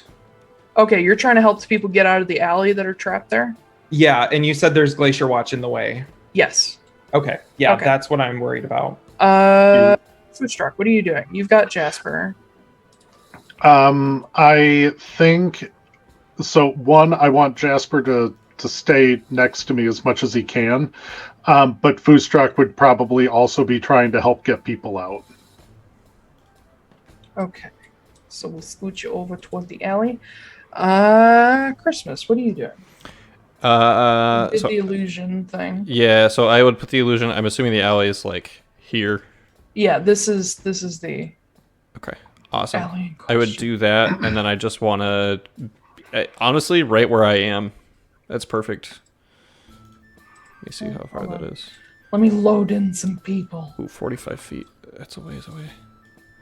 Let me see if I actually can't. Yeah, no, minor illusion is 30 feet, so I actually can't be there. I need to be closer. You can come stand by me. Stand by me. I'm gonna put myself right behind Noah right here. I honestly, the way this is going, I'm waiting for Christmas and Noah to be like, have some weird bromance going on. Right? Yeah. Reloading! We'll just pop up, yeah. Use each other for cover. Yeah. I don't even have to reload my gun. I don't actually either. Thanks, Feats. You're same. Y'all. Fuck y'all. Being an artificer is great, you guys. Marin's rolling over in her grave. I wish I didn't have to reload my gun. Oh my god, Hey. Marin had such a shit job with that all the time. Technology is a crazy thing. I think Especially- I think the battle with Alarka, Mhm. I got to do reloading as a bonus action. Yeah. Well, you took And- fighter, right? So you had like Yeah. a billion attacks, but you had to use I some think I of had them to reload. 3. Yeah, Yeah. I had 3 attacks by the end of it. And yeah, I had to use some of them to reload, which Ace of Spades wasn't a problem because it was a revolver. Yeah. So usually that didn't run out super fast. But Overwatch was Mhm. bad with it. And Yeah. then that last fight, then I could do bonus actions, which was great. But Taiylor, question for positioning here. Are the green guys good, or are the green guys Glacier Watch? The specifically green guys are going to be the Glacier Watch. Okay, then I'm going to move myself so I'm Oh, yeah, actually I would 30 not be feet that away from close. them. Yeah. I need to pick something clearer for the Crimson Hammer people. Put myself, I think Um, this is 30. I believe you are correct. Oh, Nope. A little bit too far. Oh, There we go. it's gonna sneak right past Oh. you. Gundam style. There we go. I love the Foostrak Jasper bromance. I love the Christmas Noah bromance. And then it's just Magda. Yep. It's Magda and Lorcan hating each other, Yep. but also, also secretly being friends. best friends. Yeah. Well, it's Honestly, Magda hating Lorcan and Lorcan being like, I didn't do anything. Lorcan ain't at the bottom of the list anymore. Uh-oh. Who's at the bottom of the list now? Okay. Christmas. Fuck him. Oh, gotcha. You're welcome for helping you find Helena. Oh, thanks. You did one nice thing for me. You also creepily sat in my room. I when gave wasn't you. in there. I burned a 3rd level spell for you. Thank you very much. I don't even Still have creepy. 3rd level spells. Wait, you guys have spells? Yeah. God damn it, there's nothing. Oh, I will say just so Taiylor knows, my focus now is my alchemist supplies permanently. Gotcha. So, because I just got a new feat. Woot. Oh, Damn it, there's nothing bright red that I can use for them. I left my phone upstairs on accident. Oh. Good what are you choice. gonna do? Oh. I didn't play D&D. Spaghettios. Well, yeah. So Taiylor, Yeah. if you click on the There you go. that'll work. Never mind. Oh, hey, look, samurais. They're not samurai, they're actually people with guns. Oh, They're just top I thought down. they had samurai hats on. No, they have flat top caps. Oh, okay. I'll show you. I think Jesus. they're meant to be like That's Japanese style police officers or That something. is Ah. so many Glacier Watch. Yeah. Yep. Sure I don't is. fuck around. And find out. Fuck around. Fuck around. Fuck around. Admittedly, Christmas casting Minor Illusion is what's getting us into initiative order anyway. I'm trying to help innocent people. And I don't like the Glacier Watch. Ah! Is No one that likes the is Glacier that Yeah, no one is does. that not in line with the rest of the group? The Glacier Watch are such fucking chodes. Yep. Yeah, they are. Yep. Only the ones you've met so far. Some of them are actually That's good. all of them. Some of them actually do their job and protect people. Others Not for think they long. own the world. But yeah, this should do. Who run so, the world? Glacier Watch. hounds, as they're called. Oh, I personally am Agab. All Glacier Watcher are best. Agwab. Agab, yeah. Noah, it's your turn, my friend. well, the way the field is set up totally changes what I was gonna do. Ooh, okay. So I'm going to. Wait. Did I use my experimental elixir in the fight? I don't think I did. You did catapult Yes, you instead. did. Oh, you got the did, extra because 10 feet of movement It speed. gave you gay walk, and then they took your gay walk away. That's right. That's right. Fuckers. Yeah. Okay. So I can't You know, use if you that. played a wood elf, you'd have permanent gay walk Yeah. Well, or monk. that's fine. So I'm actually gonna back up. No, I'm gonna move over here, and I am going to. Is there a brick on the ground, like a heavy-looking brick? God damn it. No, Zachary's brain. You know what? High or low? High. Hi. Hello. There is not. There's a burning building. There's no fucking bricks around. No, because bricks don't burn. The dice Is there a said there's barrel? not. Not one small enough for catapult. Is there a crate? Is there a small dog? Like, is there something? Not in this case. There's not a rock. There's no errant like things on the ground at all. Damn it. Oh my Nothing God, I just usable have the best for idea. catapult. Fuck. Everything is either too big or currently being held by somebody. It's too big. The helmet's okay. not being held, it's just being worn. Oh, I like the way you think. Okay. Then what I'm going to do is I'm going to, because I just got this spell, I'm going to look at that fucking guy that's in front of me. Which one? This chode Okay. muncher. And I'm going to cast Borago's acid arrow at him. So Just laying claim to all Melf's work. I'm laying claim to anything that has a name in And it. It becomes Tasha's. mine. Yep, becomes mine. Yep. Okay.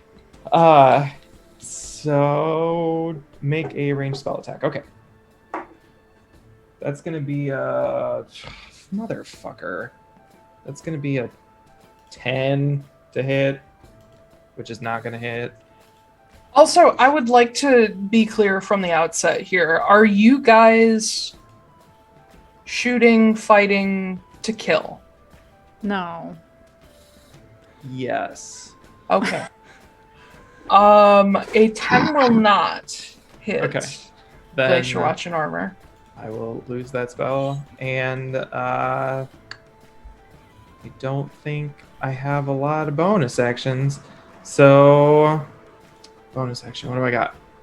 Yeah, nothing. Okay, that's it. That's my turn. I do have a quick question. Yeah. Did dinner count as a short rest? Yes. Okay. Oh, I guess I can get all my healing back then. Okay. Oh yeah, I can get mine too. Ooh, cool. Okay. It's the Glacier Watch's turn because they rolled better than Foostrak.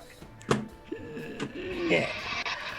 So, to lay the scene for you, these are just the people in your immediate area that are sort of not being dealt with because the Crimson Hammer don't have enough people. Next to Noah, Foostrak, and Jasper, these Glacier Watch here, all except for one, engage with the Crimson Hammer folks, trying to keep this alley sealed. I'll just roll some general shit.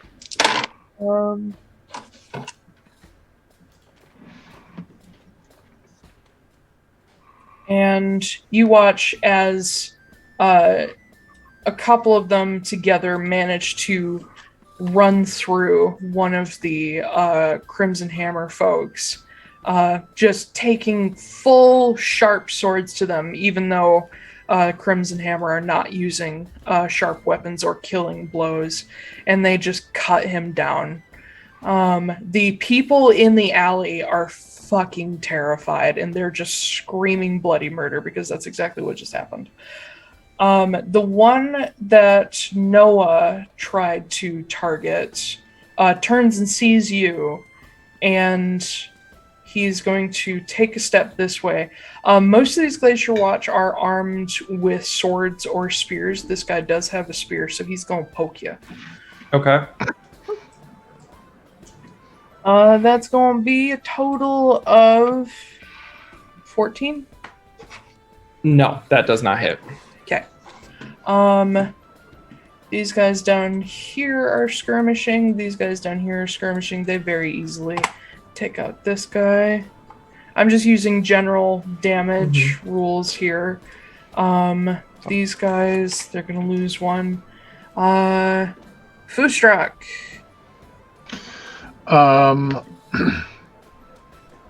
So I think I'm going to start by raging.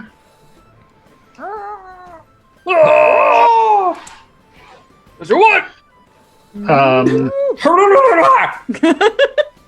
And then I am going to move here and roll to hit this guy. Okay. Oh God, he's having a bad fucking day. That is a 25. Yeah. Woof. I know. I'll hit. And I am going unarmed for this. And that is going to be a fat 8 damage. 8 damage. Okay. Yeah. You just poof him right in the mouth. You step up and you just straight up like Sparta kick him right in the chest, and you almost send him to the ground. He is looking bad. These are pretty normal guys, so they're not going to stand up to too much punishment. These are not Glacier Watch from the line who are trained to fight Utnar. These are just normal ass people. I mean, I'm also not intending to kill.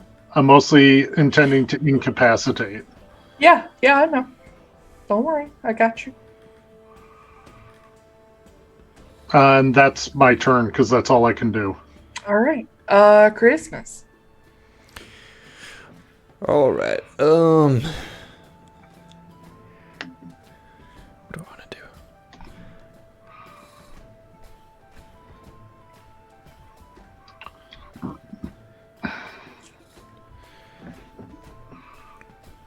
I'm gonna do a bonus action first.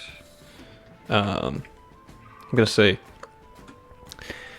they're just dogs. Get up and keep fighting. And I'm gonna cast Healing Word on the Crimson Hammer guy that just fell. Okay. And that's 1d4 plus 4 hit points back for him. I am assuming that he's like regular rules, like dead, but then like making death saving throws sort of situation. Yeah. Or is he just okay? Gotcha. So I rolled a 4, so he gets 8 hit points back, which I'm assuming is almost all of his hit points. Yep. Yep. Mm-hmm. Normal people. So that is my bonus action, and then for an action, at the guy that hurt him, I'm gonna be like, "You hear that? You're just a dog." And I'm going to cast Vicious Mockery. Y'all just a dog, I Yep. say. So he needs to make a Wisdom saving throw, DC 15. Natural 18. Ooh. Well, Shit. I don't think it's half. Yeah, it's not halved. Well, shit. That is my turn. Okay. Magda. Okay. Show us what you're made of. I do not think I can get all the way up.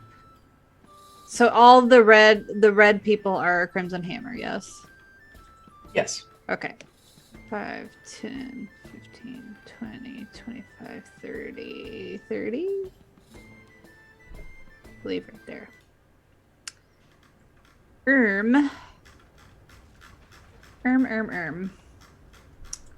I am going to, for a bonus action, consume a mutagen.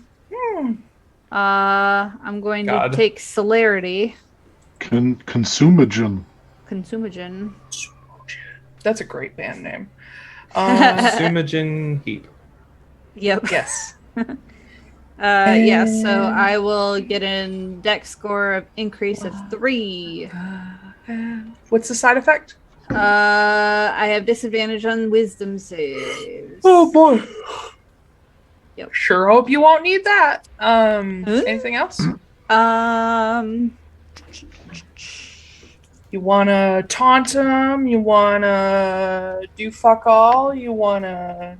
What do you wanna do? You really, really wanna? I can do. Really, really, really wanna zig a zig. I could. I can't. For for an action, I can't do an extra bonus action, right? No. Okay. You can use your action to do a bonus action, I thought. To do something that requires a bonus action? Yeah. Oh, yes, you can, but you can't use, like, I thought you were asking if you could use your extra attack. No, I don't have... you can use, I will allow an action to be used for a bonus action. Cool, I will then slash it to my hand, and I will cast my Crimson Right. And now I have more Crimson Right damage that I do, but oh no, I rolled a 6, but... Oof. Well... Oops, too deep. Cool. Oops. Yeah. Just like, that's the artery. In your hand? Yeah. It's just like... Yeah. And Oops, I'm all bleeding blood. out. Yeah. The new Captain Crunch flavor. Gotta be. I think that'll do it. All right. So that means this gonna be the Jasper.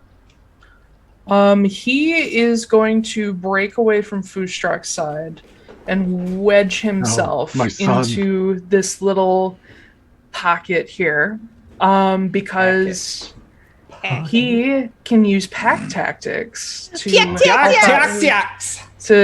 his allies to help him out. And he is gonna go full crazy monk shit on this dude.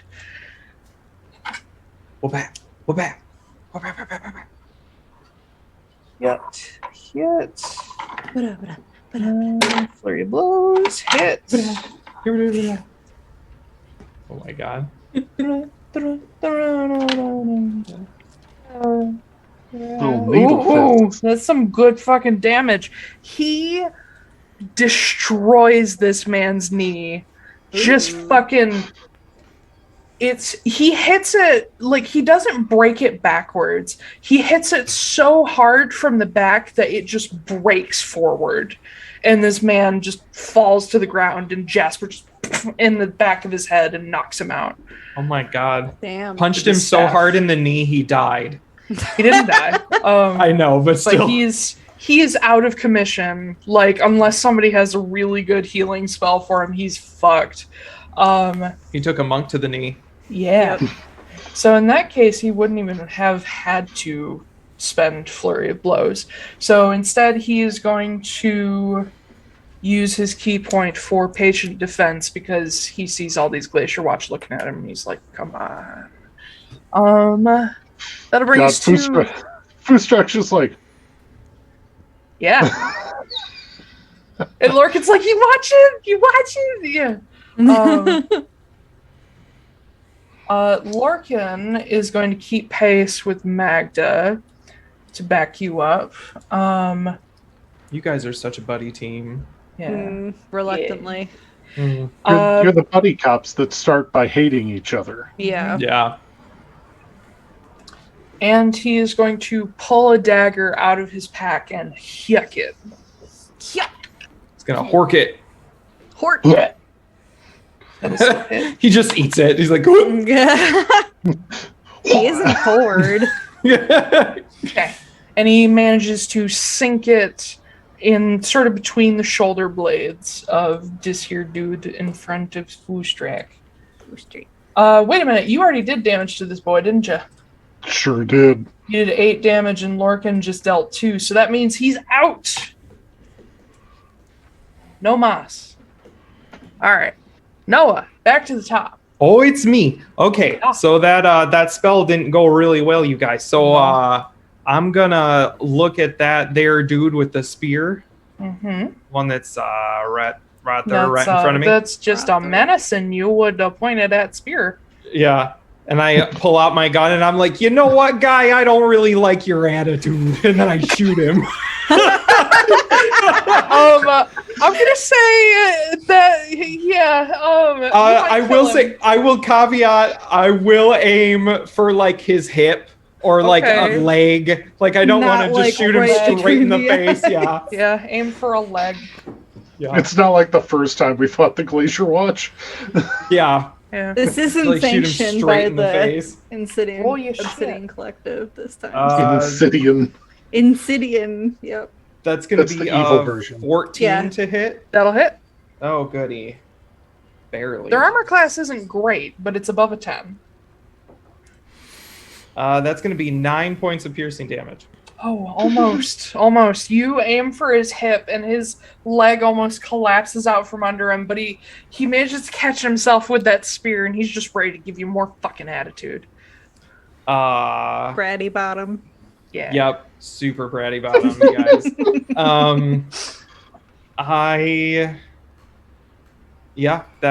That's pretty much all I got. I don't have anything else to spend. Okay. Glacier Watch. Well, it's Glacier Watch and everybody else. So this group that is up here behind is going to take off the map because you guys have created a little safe opening for them. Down here, this Crimson Hammer gets wiped out as this group is gonna advance. 1, 2, 3, 4, 6. And this crew, which has an officer with them, also advances. The infighting between the Crimson Hammer and the Glacier Watch in the alley. Thanks to you guys, they managed to finish off the guy that Noah just shot in the leg. But they do lose another Crimson Hammer. Being that Jasper is where he is. No, because they'd be able to see that group coming. These people are still trapped. So that'll bring us to Foostrak. All right. So I guess I'm going to punch this fine gentleman here. Okay. It's fine, gentlemen. And let's see here. Whoops, almost grabbed the D8 for that. That is an 11. That will not hit. Oh, I tried so hard. It's a little bit You higher. got so far. No, But I in didn't. the I didn't end- get far at all. In the end, it didn't even matter. Nope. You had too far to lose it all. So Had to fall to lose it all. Yeah, I was about to say. let's see here. Anything in my bonus actions that I can do just for fun? Sorry. Rage. You already have. I know. There's your Have to one. hit with a melee attack Here's your there. God. Nope. That is it. Okay. Christmas. You's about to be flanked by peeps. Miss Magda, I really hope that you saw what you were looking for, because I'm afraid I'm going to have to do something else now. And I am going to Turn into a dragon. I'm going to cast True Polymorph on myself, which is a spell that I know. 20th level. Because What I type am of a dragon would 5th you level like to be? bard. Yeah, a red dragon. No. You could do what Kit did and just like shape shift Kenna McAmbro into a fucking ancient dragon. Yep. So That was pretty badass. I am going to. Ooh. Okay, maybe I'm not going to do that. Maybe I have a different idea. Is there like. Nope, the DM in me is telling me that I shouldn't ask that question because it's a headache. Ask questions. Are there like plants kind of creeping up through the cobblestones, or Yeah. there are? Yeah. Oh no. Is there a considerable amount of them? In Awaz, in the middle of the Runewood? Yeah, probably. There's quite a lot. Wonderful. There's also like house plants on the sides of the streets. Oh, wonderful. So what I would like to. Bar. So then, in that case, this is not a concentration spell, so we may retain our owl's cunning. And I am going to cast plant growth. Okay. And I get to. This is Rule of cool. within 150 feet. I basically get to pick the areas that become thick and overgrown with these plants. So I'm going to basically say that I'm at the edge of this, and I'm going to leave a little like circle or like a little path where like us and kind of, you know what? Can I draw it? Draw it, yeah. Yeah, let me just draw it here real Just quick. Change the color to green so I can. Your Yeah. color's already green, so. It is. So what I'm going to do is just make it so that like this space right here, actually I can make that a little bit bigger.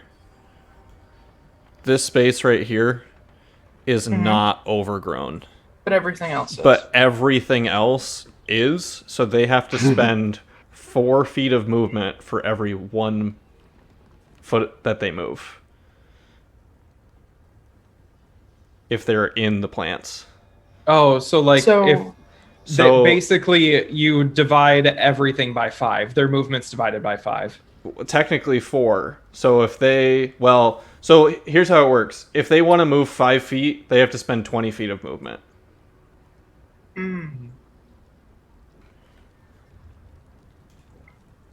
Gotcha. Considering so how many furthest... people move 30 feet, that rule is not wonderfully designed. Yeah. It's not. It means that you have 10 useless feet of movement if you have a 30-foot movement speed, or you can dash And move 3 spaces. and move 15 feet. Yep. So that's my action. And then as a bonus action, I will just start... I'll look over at Noah and just be like, can we finish them off quickly, please? And I will throw a bardic inspiration your way. Ooh. That bitch is Fucking inspired. murder somebody. Because we short rested, and at level 5, I get my bardic inspiration back on a short rest. Yeah. Which is like one of the best bard levels. I look back and shotgun cock my revolver and just like, you betcha. I like how you shotgun cock a revolver. Yeah, does that mean you're just holding it in one hand and then just like not doing it? Yeah. Just, like... Yes. He just says, hit. Or I do that really cool one that they do with sawed-off shotguns where I just like take it like kind of thing and just like whip it around or something. Yeah. Yeah. You hold it by the slide and the whole gun moves. Yeah. Yeah. Okay. Magda. Okay. So I believe I can do my movement. Oh, whoops! I'm not on the move thing. Okay, I believe I can do my movement to get in front of this dude right here. Wouldn't she get slowed down the moment she enters the plant growth? Yep. Oh man! It's everybody. God damn it! Damn. So that's only half. No, it's 4 to 1. Yeah. So every 5 Once feet you enter the planet costs 20 feet of movement once you enter it. Great. Well, then I can't do fucking shit. So cool. I was going to go after that guy. Yes, I'm not anymore. Okay. So does that mean? What does that mean?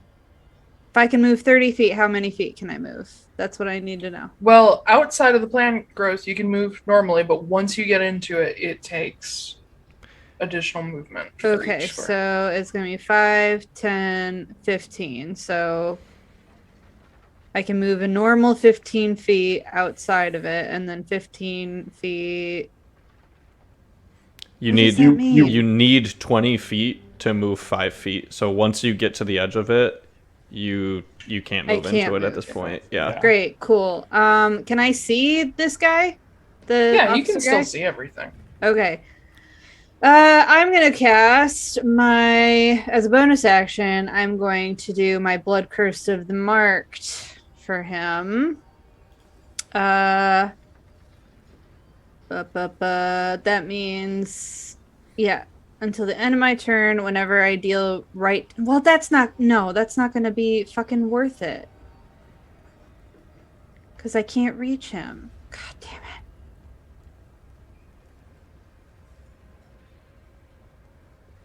Well, that was my fun, awesome plan. Go kill somebody. I can't. I don't think I There can are reach 2 him. other There's people. 2 other dudes over here. Yeah, sure. I'll get this guy then, I guess. You know what? I was gonna be all cool and like go after the big guy and try and get him out of the way, but Yes, but once again, area of effect spells ruin everything. yep. Thanks. We're helping these people and then we're getting the fuck out of here. All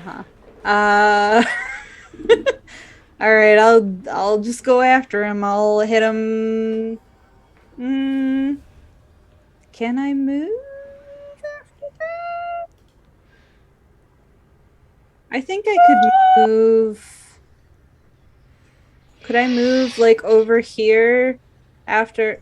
I could just move there. Yeah, I'll just move there.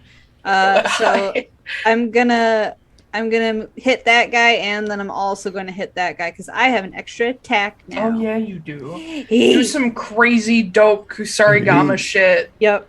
Where you're just the chain is just going over. I the really Crimson hope. Hammer in the center is just like. Ugh! I really hope that actually works. We'll see. Yeah, if you roll a natural 1, you're hitting a friendly.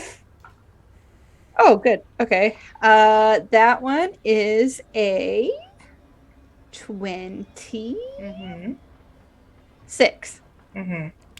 Jesus. Would you like me to roll my damage on guy number 1 and then roll to hit guy number 2? Yeah. Okay.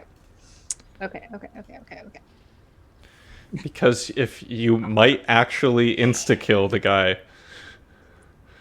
And then my Hemocraft is another 6. So that was 12 regular damage plus 5 cold damage. Oh, he did. Yeah. Okay, and then I'm gonna hit He the other. very did. I'm gonna hit the other boy. You just tear into that guy. Are you going non-lethal or don't you care? I will try non-lethal. Okay. You say non-lethal, but it's still brutal. You just strike at the tendons in the back of limbs and just lay him out on the ground. Like, he'll live, probably, if he doesn't bleed out. As long as I don't get indicted for murder, it's fine. I'm pretty sure everybody here is being indicted for murder. It's fine. I haven't killed anyone here. No, you haven't. Get on yet. And then the next one was a 19. That'll hit. All right. That one is going to be 8 regular damage plus 3 cold damage. He did. Cool. You slash his hamstring and he just goes to the ground screaming. And then I just look at the Crimson Hammer folks and go, get them out of here. Yeah, the one right in front of you is just like... I just saw their life flash in front of their eyes as the Kusarigama just went... Yep. They like check to make sure their head's still attached. That guy's just immediately in love. Yeah. Yeah, he's like, okay. Yeah, what's your name? Fuck it, who cares? Go! Okay.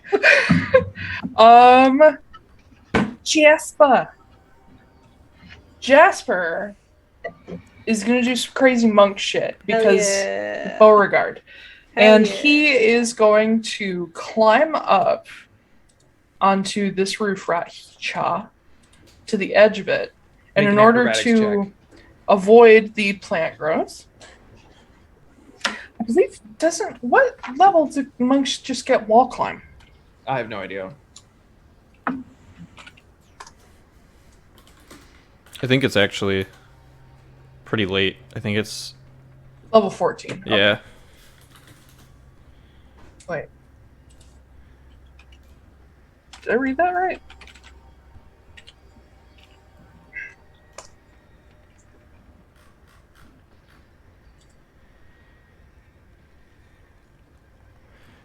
It's one of their unarmored movement improvements. I think it is 9th level. Yep.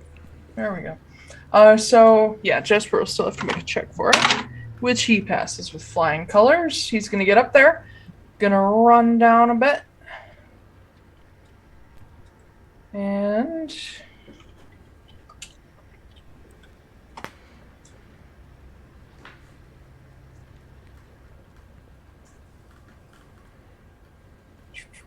sorry, I'm working out how certain types of movement work.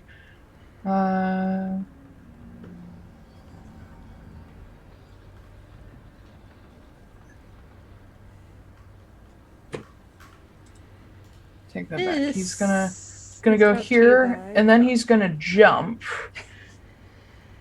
which, considering his strength, will put him about here. Oh, that Save poor him baby. a little bit of movement. He's going to try to interpose. And he's going to spend a key point for patient defense. Lorcan is gonna stick next to Magda, but also Foostrak. Be ready. Noah, we're back to you. Okay. 5, 10, 15, 20, 25.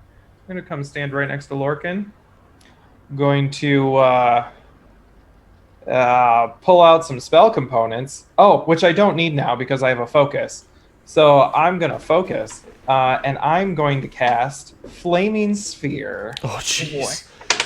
And I am going to... I'm just like how immediately Koop's like, fucking shit. So I can do it 60 feet. So I'm going to drop the Flaming Sphere right here, right where this 55 mark is. Jesus Christ. It's Diet Fireball. Yeah. And then using my bonus action, I'm going to ram the leader with the yellow dot with the Flaming Sphere. And he will need to make a dexterity saving throw immediately. When you cast plant growth, do the plants become permanent?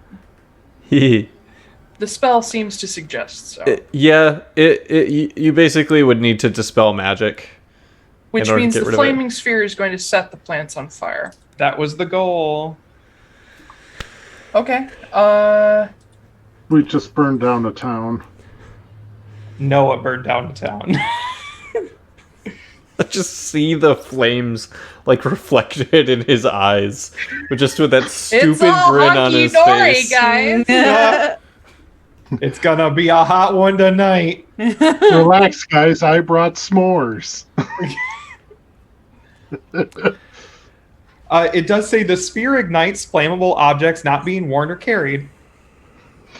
Oh, Jesus Christ. I don't have any third level spell slots left, guys. I can't dispel the plants. So you're aiming at the officer? Yes, yeah, it'll Okay. ram into him, and he needs to make a dexterity saving throw immediately. Okay. 17. Okay, he'll save, so he'll take half as much fire damage, but because I got a new thing. He's also going to take extra damage. So, 2d6. Oh, that's 10 plus 4, so half of 14. So he'll take 7 fire damage. Okay. Because now that I'm using my alchemist tools as a focus, I do my intelligence modifier on top of certain types of damage. Mm-hmm. Dangerous. All right. And then anybody who ends their turn within 5 feet of that sphere also takes 2d6 plus whatever. Okay, so we need a token for the sphere. So you want to save some folks from an alley. In order to do that, you gotta burn down a village. Yep. That's If how that there's works. no alley, you know, Everybody can get out. everybody can get out. Yeah. Oh, If there's no Jesus. people, Then there's nobody to save. It's also this may have been implied earlier, but I do want to say that north of this box is not like we can go that way, and there's not plants that way. It's just So below the us. sphere is south of him. So Oh, it's yeah, it's in between everybody because I summoned it behind him and then rammed it forward. Oh, so this line isn't here. Got The it. line is actually below the sphere. It's like 15, 20 feet or something below the sphere. Because I can move it up to 30. yeah, Jasper's gonna need to get out of there. Yep. Nah. That'll bring us to the Glacial Watch. Assuming that they have to deal with plant growth.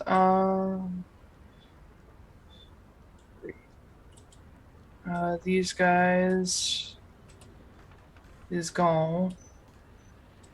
1, 2, 3.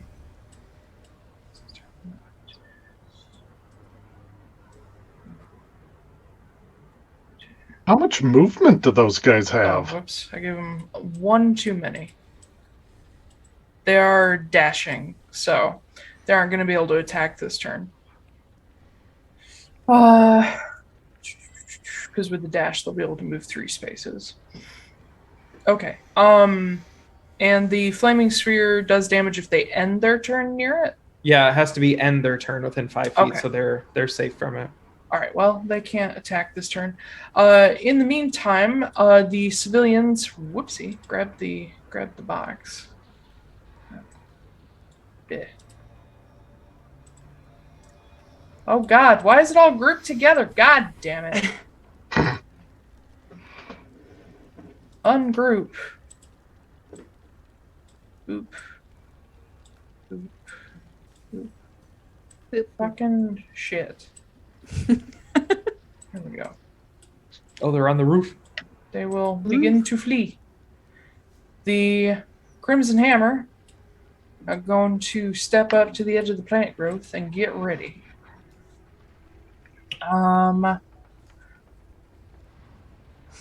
Believe that's it for all thems. Foostrak. So is that where the box was before, or was it slightly lower? I believe that's where the box was before. Yeah, it's a I little think so. off kilter. Oh, I have another green line, a thinner one It that's was- slightly below it. It Here. was Oh, yeah, cutting. there's two. It was There we go. cutting off like the middle of one last time. So Here, now it's more accurate. I'll redraw it because it was supposed to be right. So I was supposed to be the edge, which means that you would be Oh. the edge too. So I can hold I can get rid of it and I can Hold on, redraw it. Hold on. Okay, I could do it. I could do it. Get your back into it. Meow. there we go. Oh man, so I would have to step into it to be able to hit the captain. Yes. It's almost like I didn't intend for us to go in there and fight them. I know, but they're gonna have to chase us out anyway. What you do, And- Foostrak? And these guys are gonna be in trouble otherwise. So yeah, Foostrak's gonna go right here. And he's gonna hit that captain with his maul. I should say that while you're charging in, this captain is like yelling over the din, just like, lay down your weapons and come peacefully and you won't be harmed. And then suddenly Foostrak walks up and just wham!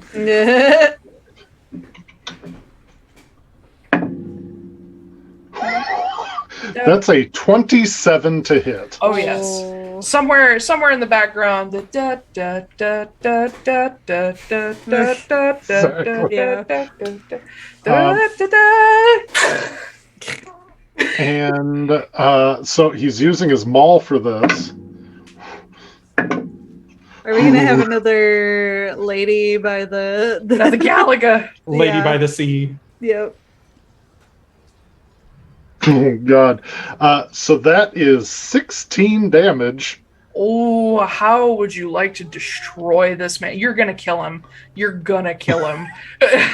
I am aiming to not kill him. I do want to say. Tell me how you avoid I've already killing done him. 7 damage to him. Tell me how you're gonna try to avoid killing him. Because this is overkill. So I literally I'm just gonna wing the maul back and I'm gonna say, "You're supposed to be helping people," and then he's just gonna swing it sideways like a baseball bat right into his chest. So, in normal combat, this would kill him instantly because it's gonna exceed his max hit points. But because you are attempting to do non-lethal, I want you to make a strength saving throw. Oh boy. So, admittedly, I'm good. Don't say that. Don't say it. Just roll it. No, say it. Say it and jinx it. We know you're good at it. Oh What'd you roll? Damn it. 1? No, I didn't roll a 1. I rolled a 2, which gives me a 10.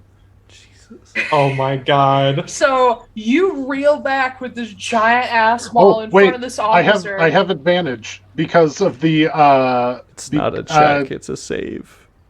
Oh, that's true. Yeah, I was going to say because of the rage, I thought I had No, advantage. not on saving throws. Yo, I do. You do? gain advantage on strength checks and saving throws. Oh, okay. Go ahead, roll again. Roll one. Roll one. Do it. Whew. 25. Fuck. God damn it. I was really looking forward to turning him into mist. Right. Yeah. Just a pink mist. Yeah, pink and blue mist. Yeah. You reel that hammer back, and all of the other Glacier Watch behind him are like, "Fuck!" And you hesitate for just the fraction of a second, long enough to slow down your momentum, and you swing through so hard that this man just gets catapulted 15 feet to the side and rolls to the ground, breathing, but completely still, and just his ribs mashed in. Oh god. Does he want to live? That's the question. Yeah. Is he gonna want to live when he wakes up? All four of the guys who are behind him are just like just terrified. I just look at him, I'm like, run. Make me an intimidation check. Can do. Keep in mind how difficult it is for them to run that way. Hey, Bill! That was a nat 1. Yeah, they all see him go, and they're like, awesome! And they're just like, fuck that guy. They hated him. They don't care. All right. Fucking hated that captain anyway. Yeah, he was a bitch. Yeah. God damn it. Are we fighting? Because I was running. Are we fighting or are we running? We're They're fighting. just going to chase us. God damn it. Put your back into it, kid. Just Noah in the background is just like, everything will burn. He's just like, He's gonna pull off his left glove and hold out his hand, and you can see that there's Sylvan. If you know what Sylvan looks like, there's Sylvan runes like etched into his hand, and he'll hold it out to to this group over here, and they'll glow, and he's going to cast Bane Ooh. on them. Unhoomst. On the 3 that are like at the front of this. So like this little triangle of guys, and then the one a little bit further back. Yeah, right there. So they need to make charisma saving throws. This one? No, the one that's behind the other ones. Okay. Yep. So they need to make charisma saving throws. The DC is 15. Fail. All 3. Cool. Everybody's got Bane. And that is my... Yeah, so it's minus D4 to attacks and checks and saving throws. And, I'm gonna burn. That was one of my Fey touched. These 3 things. are so shocked by the captain just fucking bleeding internally with mashed ribs next to them that they're just like, what fuck? And just don't even notice it coming. All right, and I'm gonna move 15, 20, 25. Yeah, I'm gonna get behind. No, actually, I'm gonna go right next to Noah because it's cool.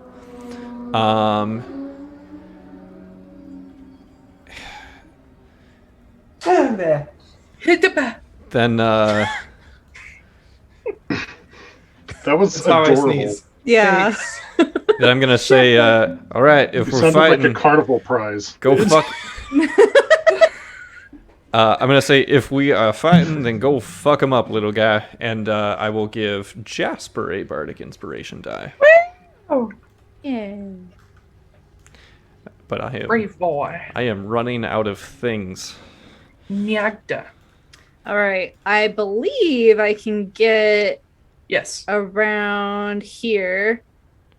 You can only move 1 space into the plant growth. Ah, really? Yep.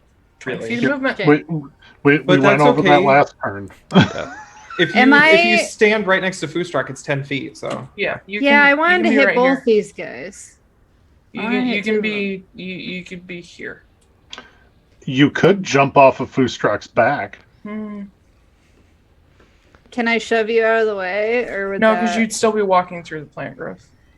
Ah! Ah! big. You're welcome. We'd be surrounded by them right now if I hadn't done that. Truth. Girl. Well, I'm only gonna be able to do. I have 2 attacks, and I'm probably gonna kill this guy with one of them. Are you? So probably.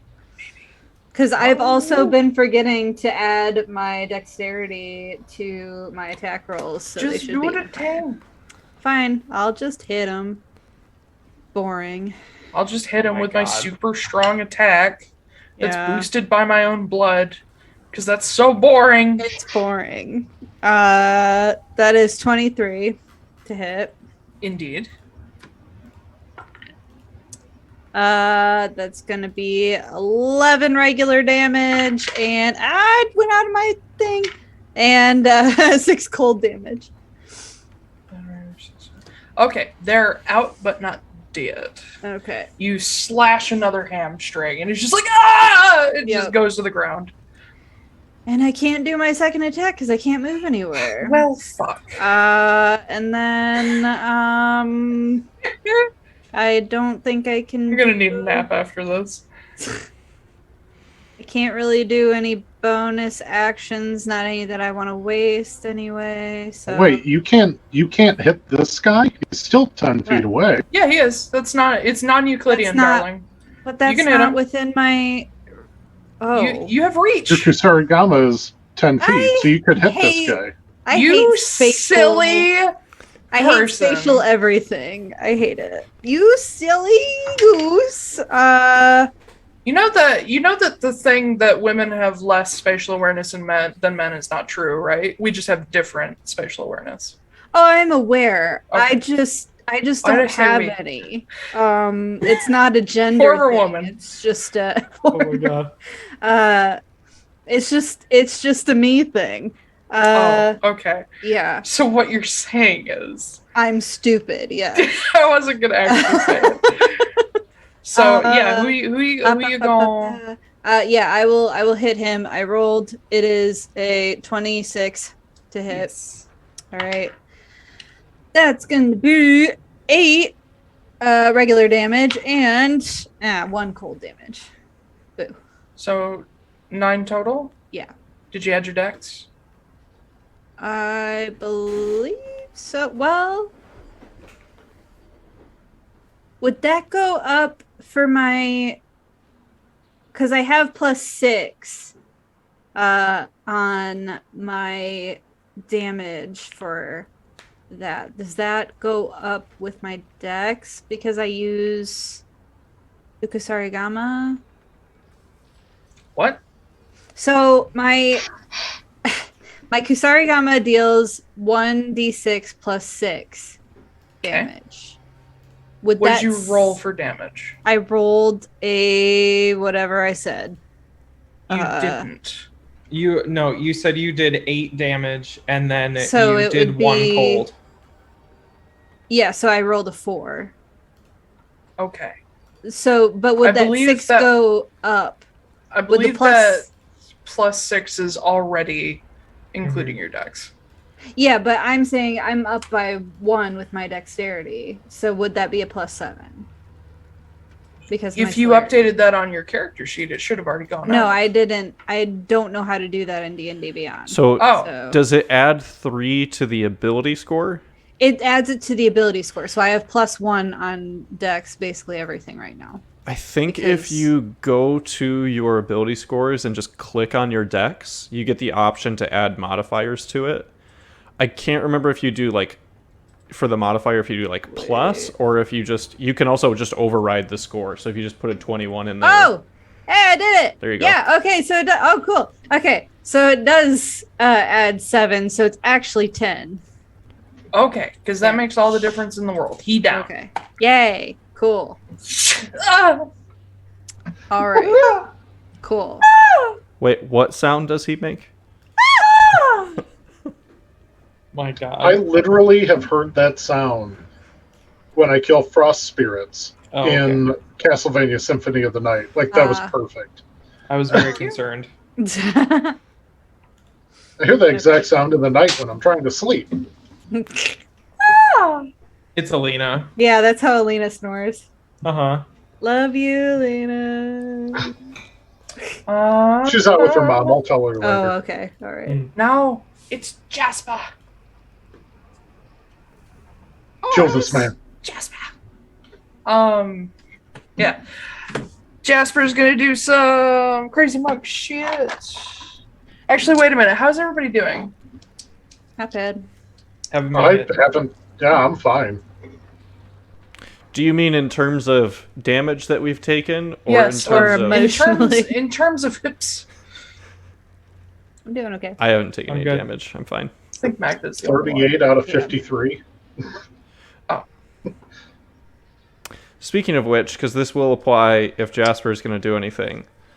So I technically have had this, but I'm just realizing that I had it now, thanks to Tasha's Cauldron of Everything. If you cast a spell that heals, or if you cast a spell that does damage, you can add my Bardic Inspiration dice to either the healing or the damage. Oh, because you leveled up. No, I had that last time. Yes. Oh. Gotcha. Good to know. Where's my Jasper? Only for spells, though. Jasper, the good boy. The good deadly boy. He is going to, just because he hasn't gotten a chance to yet, inflict wounds. Because that'll kill him. What? Yeah, well, that's like 3d10. That's an 18 to hit. And it is indeed. 3d10. I need a nap. You'll get one soon. Oh, that was all 8s. That's 24 damage. So much damage. Jesus Plus, Christ. no, he's not going to spend his inspiration on it. Just eviscerated this man. Overkill is underrated. This man his entire body just turns necrotic black and he just collapses. Jasper just taps him, just gives him a good bap. Bap. And he collapses and Jasper's like, oops. A little bit of overkill there, bud. Sorry. I mean, good job. Like, that was scary as shit. That was really cool. But... Literally just... And the guy was like, kobold, not a problem. This poor last guy that's in this battalion. Yeah. Jasper's basically the rabbit from the Holy Grail. Lorcan's gonna step forward to the edge of the plant growth, and he's gonna huck another dagger. Because it's the only ranged... Wait, no, he has a bow, doesn't he? No, he has a crossbow. What does he have? He has had a rapier. I know he has a rapier, but he has some kind of ranged weapon. Let me double check. I don't know. He do. Well, Hell. Lorcan. Fight hard. Yes, he has a light crossbow. He's gonna pull that out. Across the bolt. Yes, that'll hit. 4d8 plus 3. 4d8? No, 4a d8. Oh, I was like, Jesus fucking Christ, what kind of crossbow was that? Enchanted, motherfucker. But yeah, My God. he just It's a pulls shotgun. this crossbow off his back, and he doesn't take him down, but definitely hurts him. Dis your dude right here. Lorcan, Noah. All right. Okay. Yeah, right. This can move 30 feet, so I'm going to ram it into that dude right there. Can you see it? Yeah. That's my bonus action. He needs to make a dexterity saving throw. Minus 1d4. Fires. Yeah.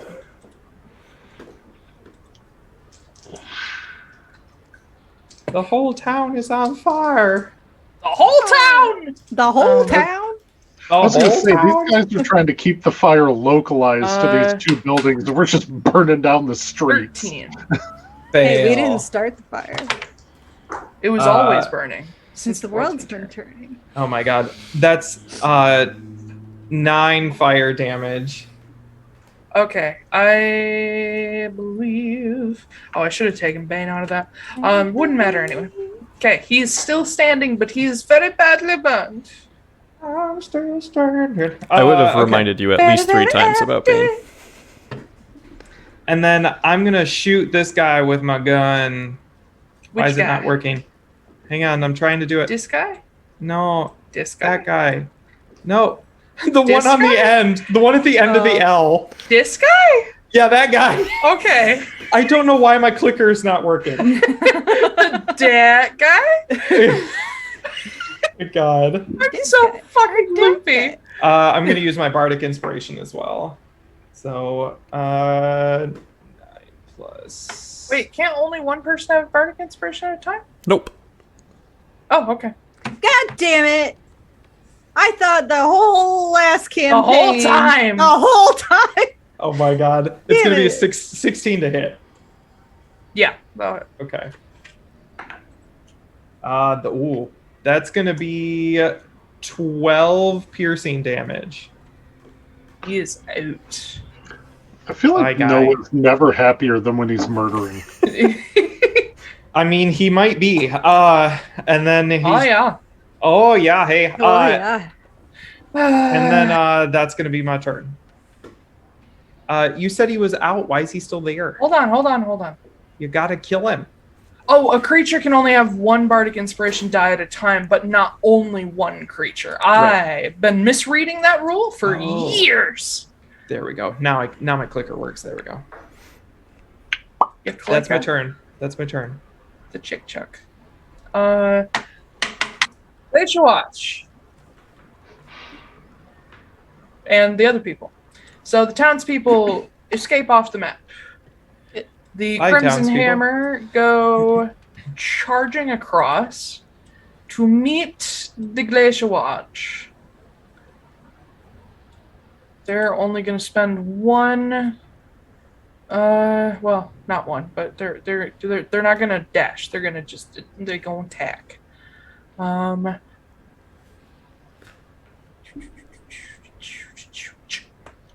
So with this clash between the two groups, we're going to get rid of the captain there. This boy gonna die. Oh no. And this boy gonna die. Oh, damn it. I wanted to burn him. He only had one hoop left. I still wanted to burn him. If he falls near the sphere, he's on fire. That's Okay. what's important. Honky dory. Foostrak. Yes. It's your turn. It's your turn, bud.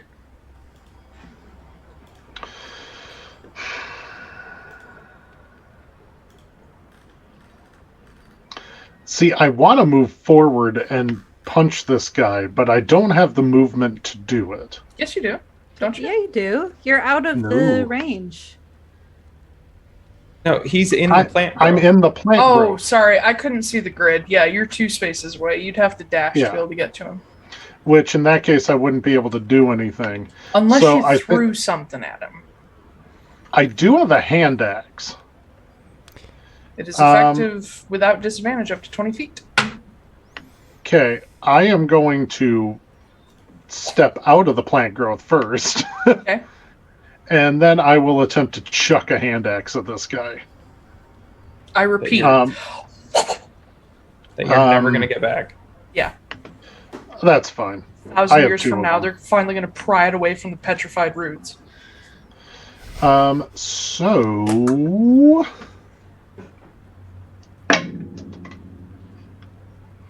it's a 24 to hit. Oh, yeah.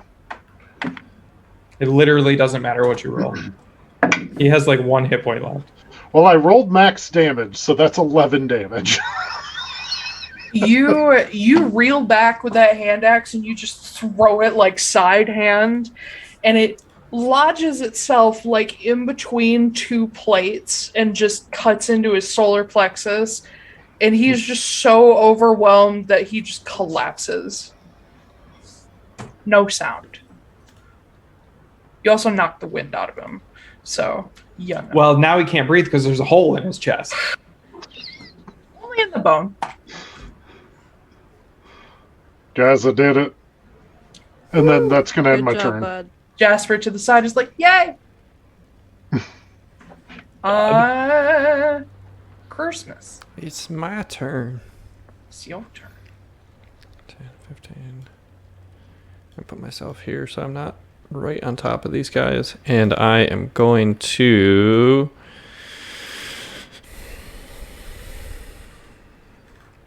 Yeah, it's shooting time. Because I don't have any other spells or abilities that I can do right now. So, with my Molinarch Ace out, I will take a shot. Yeah. Take a shot. Modern Ace of Spades. Do it. Do not miss your chance to blow. 12? Yeah. A 12? Wow. A 12 hits? Who are you aiming for? The guy that's the very closest one. Yes, that will hit him. Wow. He is grunt. That's terrible. Yeah. Yeah, that's what you get for having shitty armor and only 1 dex. That's what you get when you... Only plus 1 dex, rather. 7 damage. Meets beats. I don't believe he's been damaged yet. Has he? Not from me. Okay. I aim So for his he's- knee. He's still standing. I used to be an adventure like you, and then I took a fucking bullet to the knee. But yeah, you shoot him in the leg, and he still manages to stay standing, but he's like grabbing onto his knee and like still trying to hold his sword with the other hand. But now it's in his offhand, and it's just awkward. Don't come any closer. Okay. I You didn't should probably plan get your friends some to. That's the end of my turn. Okay. Magda. I still don't know how this plant stuff works. If you step out of it, Yeah. it will take normal movement. If you stay in it, it will take 20 feet for every space. Okay. I'm gonna step out of it. You're still in it. You just How step am I further still into in it. it? You move down, you're still in it. The green box is the safe zone. Yeah. Yeah, the green So box then is why the safe was area. why was my movement so hampered while I was in it? It wasn't. Because you moved into the plant growth. Yeah. Okay, I'm so confused. I think you were confused and hampering yourself, and we were all like confused as to why you weren't moving. Yeah, I thought that It's okay. it was. I don't know what is going on. That's okay. Okay. Nobody does. Well, let me see. I have to figure out my whole movement now, and I bet you I have to like go around people. Yep. You can move through your allies. I allow that. I can move through like everybody. You can't make it the full 30 feet because you just walked back in. You just used 5 feet. You got 25s left. Don't get mad at me. I'm not mad at you. I'm not mad at anybody. I'm mad at Taiylor. I'm mad at fucking math. I hate math. See, but if you move there, your weapon has reach, which means you can still hit Disbro. Yeah, Remember the reach. I know. Oh, okay. I'll move there. Taiylor! No! I'm not mad at you. I hate Not math. Marin! Oh my god. Okay, that was an embarrassing moment that we're never going to talk about. It's fine. I rewatch it occasionally just for the fun of it. Taiylor! There are a lot of emotions going on, okay? All right. Well, I'm going to hit that guy then. Fuck! God. It's also my Justin McElroy impression, but you know.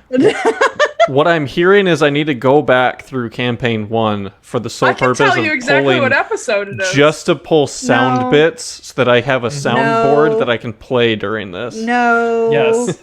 No. Every time I do something you guys No. don't like, you just hit the fucking Marin is dying Taiylor button. That would be an 11, so that's probably not No. gonna hit. Great, cool. Oh, well, darling. have 2 I attacks. can. Yeah, I'll try and hit him again. Do it again. Okay, that'll hit. 19. Yes. Okay. Fuck him up. I'm not gonna fuck him up. This is like, yeah, no.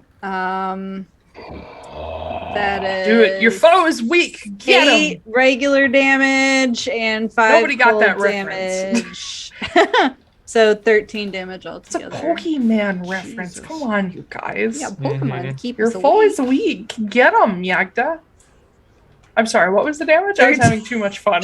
13 damage. Oh, he's super dead. Okay. Kill this man. Just you pull back that Kusarigama and you just whip it at him, and you manage to avoid like the carotid artery or like the fucking jugular vein, but you just barely.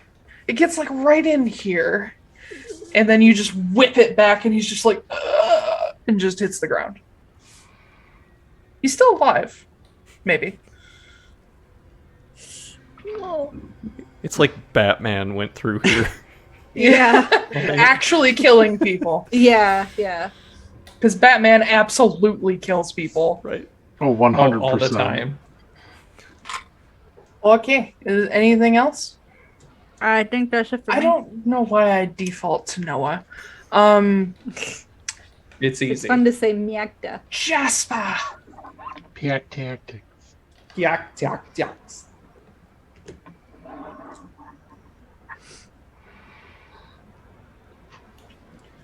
So, there's something that I find really annoying about sets of dice is that you can get them from the same manufacturer, and like everything matches perfectly. Like the 6s go the same way if you stack them, and then there's one fucking number that's upside down. Yep. Drives me fucking crazy. I hate it. Yeah. Okay. Jasper is gone dash to get there. Because he's a monk and has extra movement. And as he gets there, he's going to use his bonus action, because Cure Wounds, unfortunately, is an action. He can't use that. He's going to, even though Healing Word doesn't take touch, he's going to, like, bap Magda. And, like, the opposite of his inflict wounds, bap, he's going to use the other hand and bap Magda. And give you back some HP. Bap. Bap Magda. I believe that'll take you over your max. 8. Yep. I'm back at full. Woo.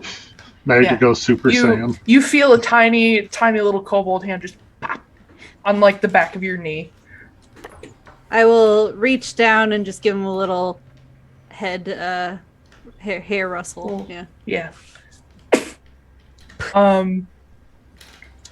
That'll bring us to Lorcan, who is gonna shuffle and take another shot. Gotta take a shot. Ooh, that'll hit. Apparently Lorcan is really good with crossbows. Ooh, he's gonna become a rogue. And Dat Boy is gone. Lorcan just levels his crossbow, and you see the bolt hit this guy like right where the kidney should be, and he just collapses without a sound, and Lorcan like pulls back and is like, all right then.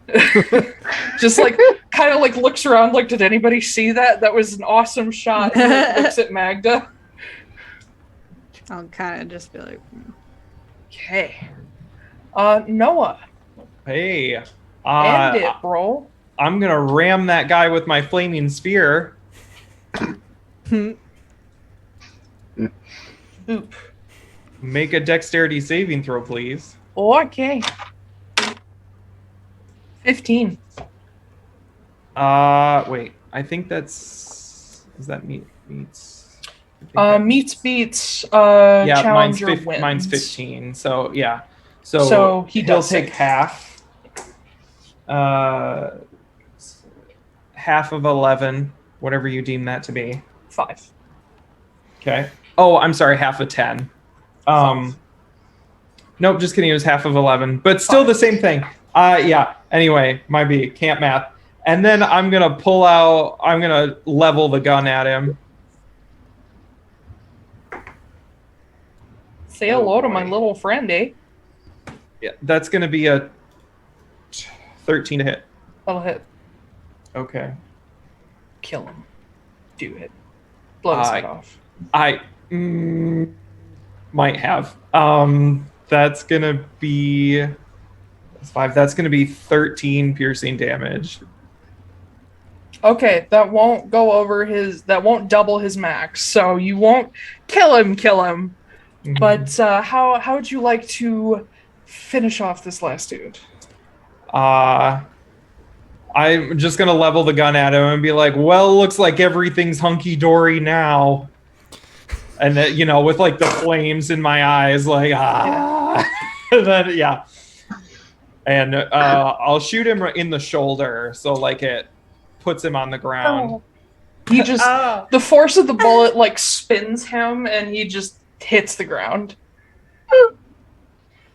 At this point. Then I'm gonna, like, put it back.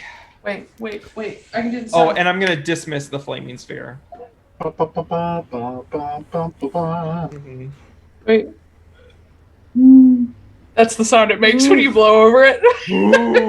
Ooh. Ooh. That's what Noah does. yeah, he just goes, Ooh. he doesn't realize that it actually makes the sound by itself, so he thinks you have to like Aaron Hansen screaming when he blows up Ooh. balloons. Ooh, Sonic. But as you guys finish off the last of the Glacier Watch here, managing to do so mostly without casualties, without like fatalities anyway. These two remaining Crimson Hammer, which are 2 women, one of them pulls down her mask and looks at your group and says, I don't know who you guys are, but thanks. And she looks at Magda, sees your badge on your shoulder, says, if this was the AMC, well, wow, thanks. I don't know what to say. Not officially sanctioned, but While they're talking, since we're gonna have another 6 seconds, is that last Crimson Hammer not like totally dead yet? No, he's not dead. Okay, I'll throw a healing word at him. So he'll get 7. He's gonna burn to death anyway, unless you dismiss your flaming sphere. Oh, I already dismissed it. Okay. Yeah. Well, as soon as I killed that guy, I dismissed it. So he'll get 7 points back. Well, the fire still remains. Just. That's fine. Yeah, he'll be fine though. It's fine. The other woman also pulls down her mask, and you can see she's got more of a dark complexion, like dark copper, like Dulmarig or Manamar. And she is sort of surveying the now mostly empty square, as once you guys got involved and like there was some serious like fight back from allies of the Crimson Hammer, a lot of people have just scattered. The Adren is still burning, of course, and so is the keep. Bringing it back to the city map. Helena, who is still up on the wall, seems to have managed to create sort of a buffer line, like casting water spells to keep the Adren and Alt-Sever from spreading into Helvigan or the candles, which now that I think about it is kind of funny. The candles will not burn this day. But you guys are in a cleared out area. You managed to get the people you could see out alive. And these 2 Crimson Hammer ladies are just looking at you guys just wide-eyed, like, where the fuck did you all come from? And I think... Yeah? No, go ahead.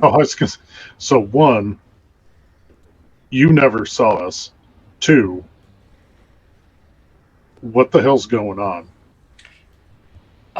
Well, it's hard to explain, except that this is a long time coming.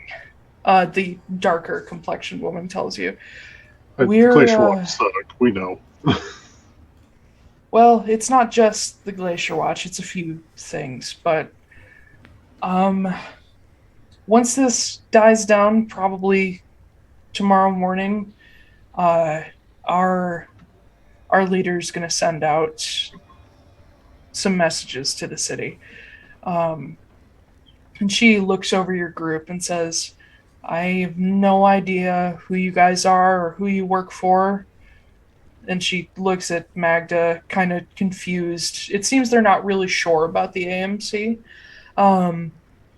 But if you're in on this whole thing too, just come by the lake markets tomorrow midnight, and we could use some help if you're interested. And the 2 of them take off into the night. Bye. And that is where we'll end for today. It's daytime. Why do I have the feeling that I told them that they never saw us, but tomorrow there's going to be just huge rumors going around of a tiefling and a minotaur, and yeah. That's what you get for being the only minotaur. Should have worn a mask like Magda. I will say Crimson Hammer... that would have obscured me so much. I will say Crimson Hammer's good people. Are they? So. It's been 300 years. I think they're good people. Are you? They're, they hate the Glacier they're Watch. burning down a village, but then again, so are we. Yeah, that's what Marin was doing in Morzra. She was burning shit down. So... It's almost like history repeats itself, and it's almost like Taiylor uses themes from real life in their games. Mm-hmm. mines, riots, protests. Fighting pits? Yeah. Very lot of those specifically, in real life. fighting clubs, not fight clubs. Yeah. Fighting clubs. Yeah, We don't talk it's about the brand other specific. thing. Yep. Yeah. But anyway, managed to only go over by 45 minutes. I didn't expect the fight to last that long. But anyway, we're not streaming next week. Nope. Unless we pre-record. I don't think we plan to, I but don't think so. I'm fine with it if we want to, but then someone's got to run it, and like none of us are going to be here, so. Yeah. yeah, that's true. I wouldn't be here to run it. So no, we're not streaming next week. For the 25th, but we will return for October 2nd. Wait, is it October next month? Yep. It'll be October 2nd Yeah. because we get paid on the 1st. Yay. Yep. Three paycheck month. 3-check month. October is going to be a little bit busy for some of us. But depending on availability, we may be able to pre-record some stuff. We'll see. Anyway, let's go around and share our shit. I'll start with the Atlaran stuff as per usual. You can find us on Twitter at Atlaran ADVCo.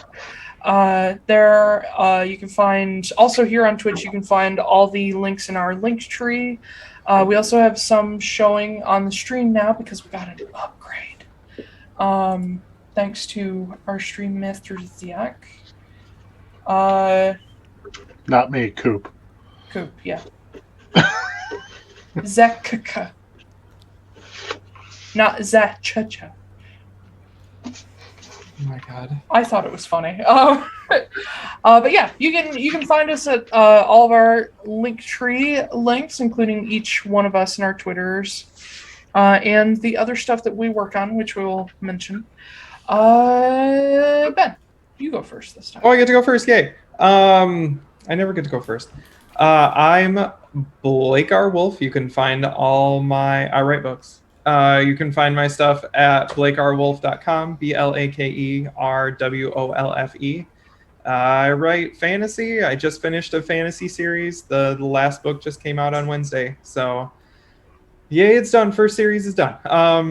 I'm working on a few more. So if you like D&D, Tolkien, Narnia, stuff like that, you'll like that. So go check it out. And you can find all my social media links there as well. Gotcha. Gale. Ooh. Hi. My name's Zack. Hello. You can find me on Twitter at Zachary G. Author. I am primarily a horror writer. And I'm horror writer. So many R's. I am currently working on my first short story collection. I'm hoping to release next year if I can ever get out of my writer's block slump that I'm currently in. Then my wife runs a Etsy shop. Well, soon to be wife runs an Etsy shop called Leanie Draws, L-E-N-I-E Draws. She is looking to change it off of Etsy. And some of those stickers are currently behind Taiylor, and I will have a water bottle covered in them shortly. So I will be able to show people the goods. And that's it. Oh, sorry. Ash, yeah. Hi. Hi! My name is Astrid Knight. You can find me basically everywhere at Astrid K Writes or at my website, astridknight.com. I'm writing a book. It's called Perception Check, it's about D&D and stuff. It's pretty cool. I just finished the first draft. I just finished the first draft. Well, it's not anywhere close to done, but that's pretty done. Nobody ever makes a second draft. You're going too far. Yeah, it's fine. I definitely am, because it's incoherent without a second draft. So I am working on the second draft of it right now and hoping to release it in winter 2022. Hold on. Oh, that's right. Your book? I have a story in this. It's pretty cool. You should go to Amazon and buy it. Yeah. In the Wake of the Kraken from Skullgate Media. I have a story in here about a orc who wants to live forever. So It's in the theater. Yep. There's a typo in the title on it. So it says Tasman, but her name is Tamsin. We're trying to get it fixed. Yeah, that was my B, because I got a proof and I didn't realize. So, yeah. But for future editions, it should be changed. Yeah. Okay. Koop, do you have anything to share? Hi, I'm regular person, Zack. I am the now crowned stream master, which is a title I'm more proud of now that shit didn't go sideways every 3 minutes today. Hey, successful stream.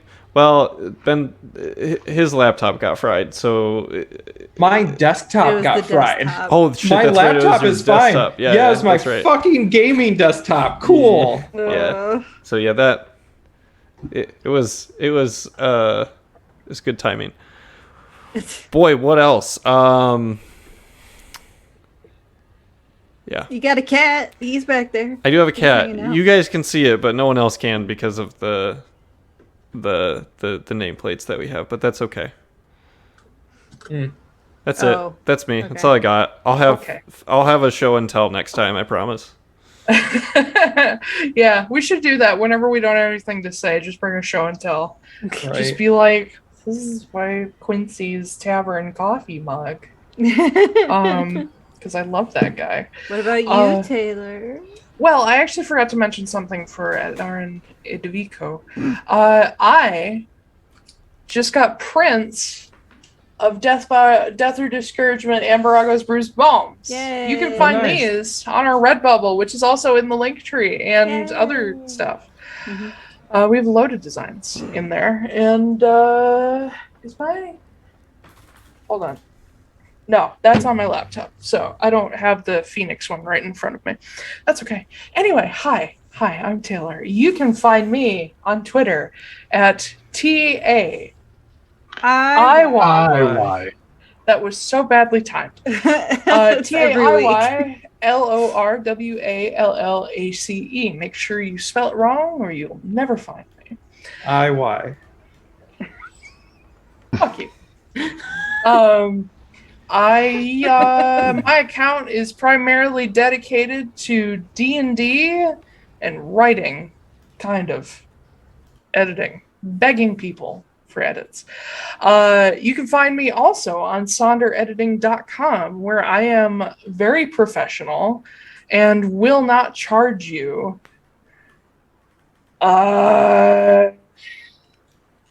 your sixth finger for edits. I could deal without the sixth finger, because depends on which direction you're counting. Oh yeah. That makes zero sense. But yeah, if you are a newer writer, maybe you don't have the kind of funds you need for your typical freelance editors, or if you're working on National Novel Writing Month, maybe you're finishing edits from last year, planning to go into this year, I'm your person. And I offer pretty cheap proofreading as well. So if you just need somebody to double check your spelling and grammar and nothing else, this is pretty affordable. Okay. Okay. That's me. Yeah. Is there anything I'm missing? I don't think so. Thanks. Okay. Well, no stream next week, like I said. We will be back October 2nd. And keep in mind that our stream time is now 11 a.m. I have updated that on all the tweets and such. And I think that's it from us for today. I'm going to go take a nap because boy howdy did I die in some of those conversations today. Got a little loopy during the battle. Yes. So take us out, new stream master, and everybody have a good day.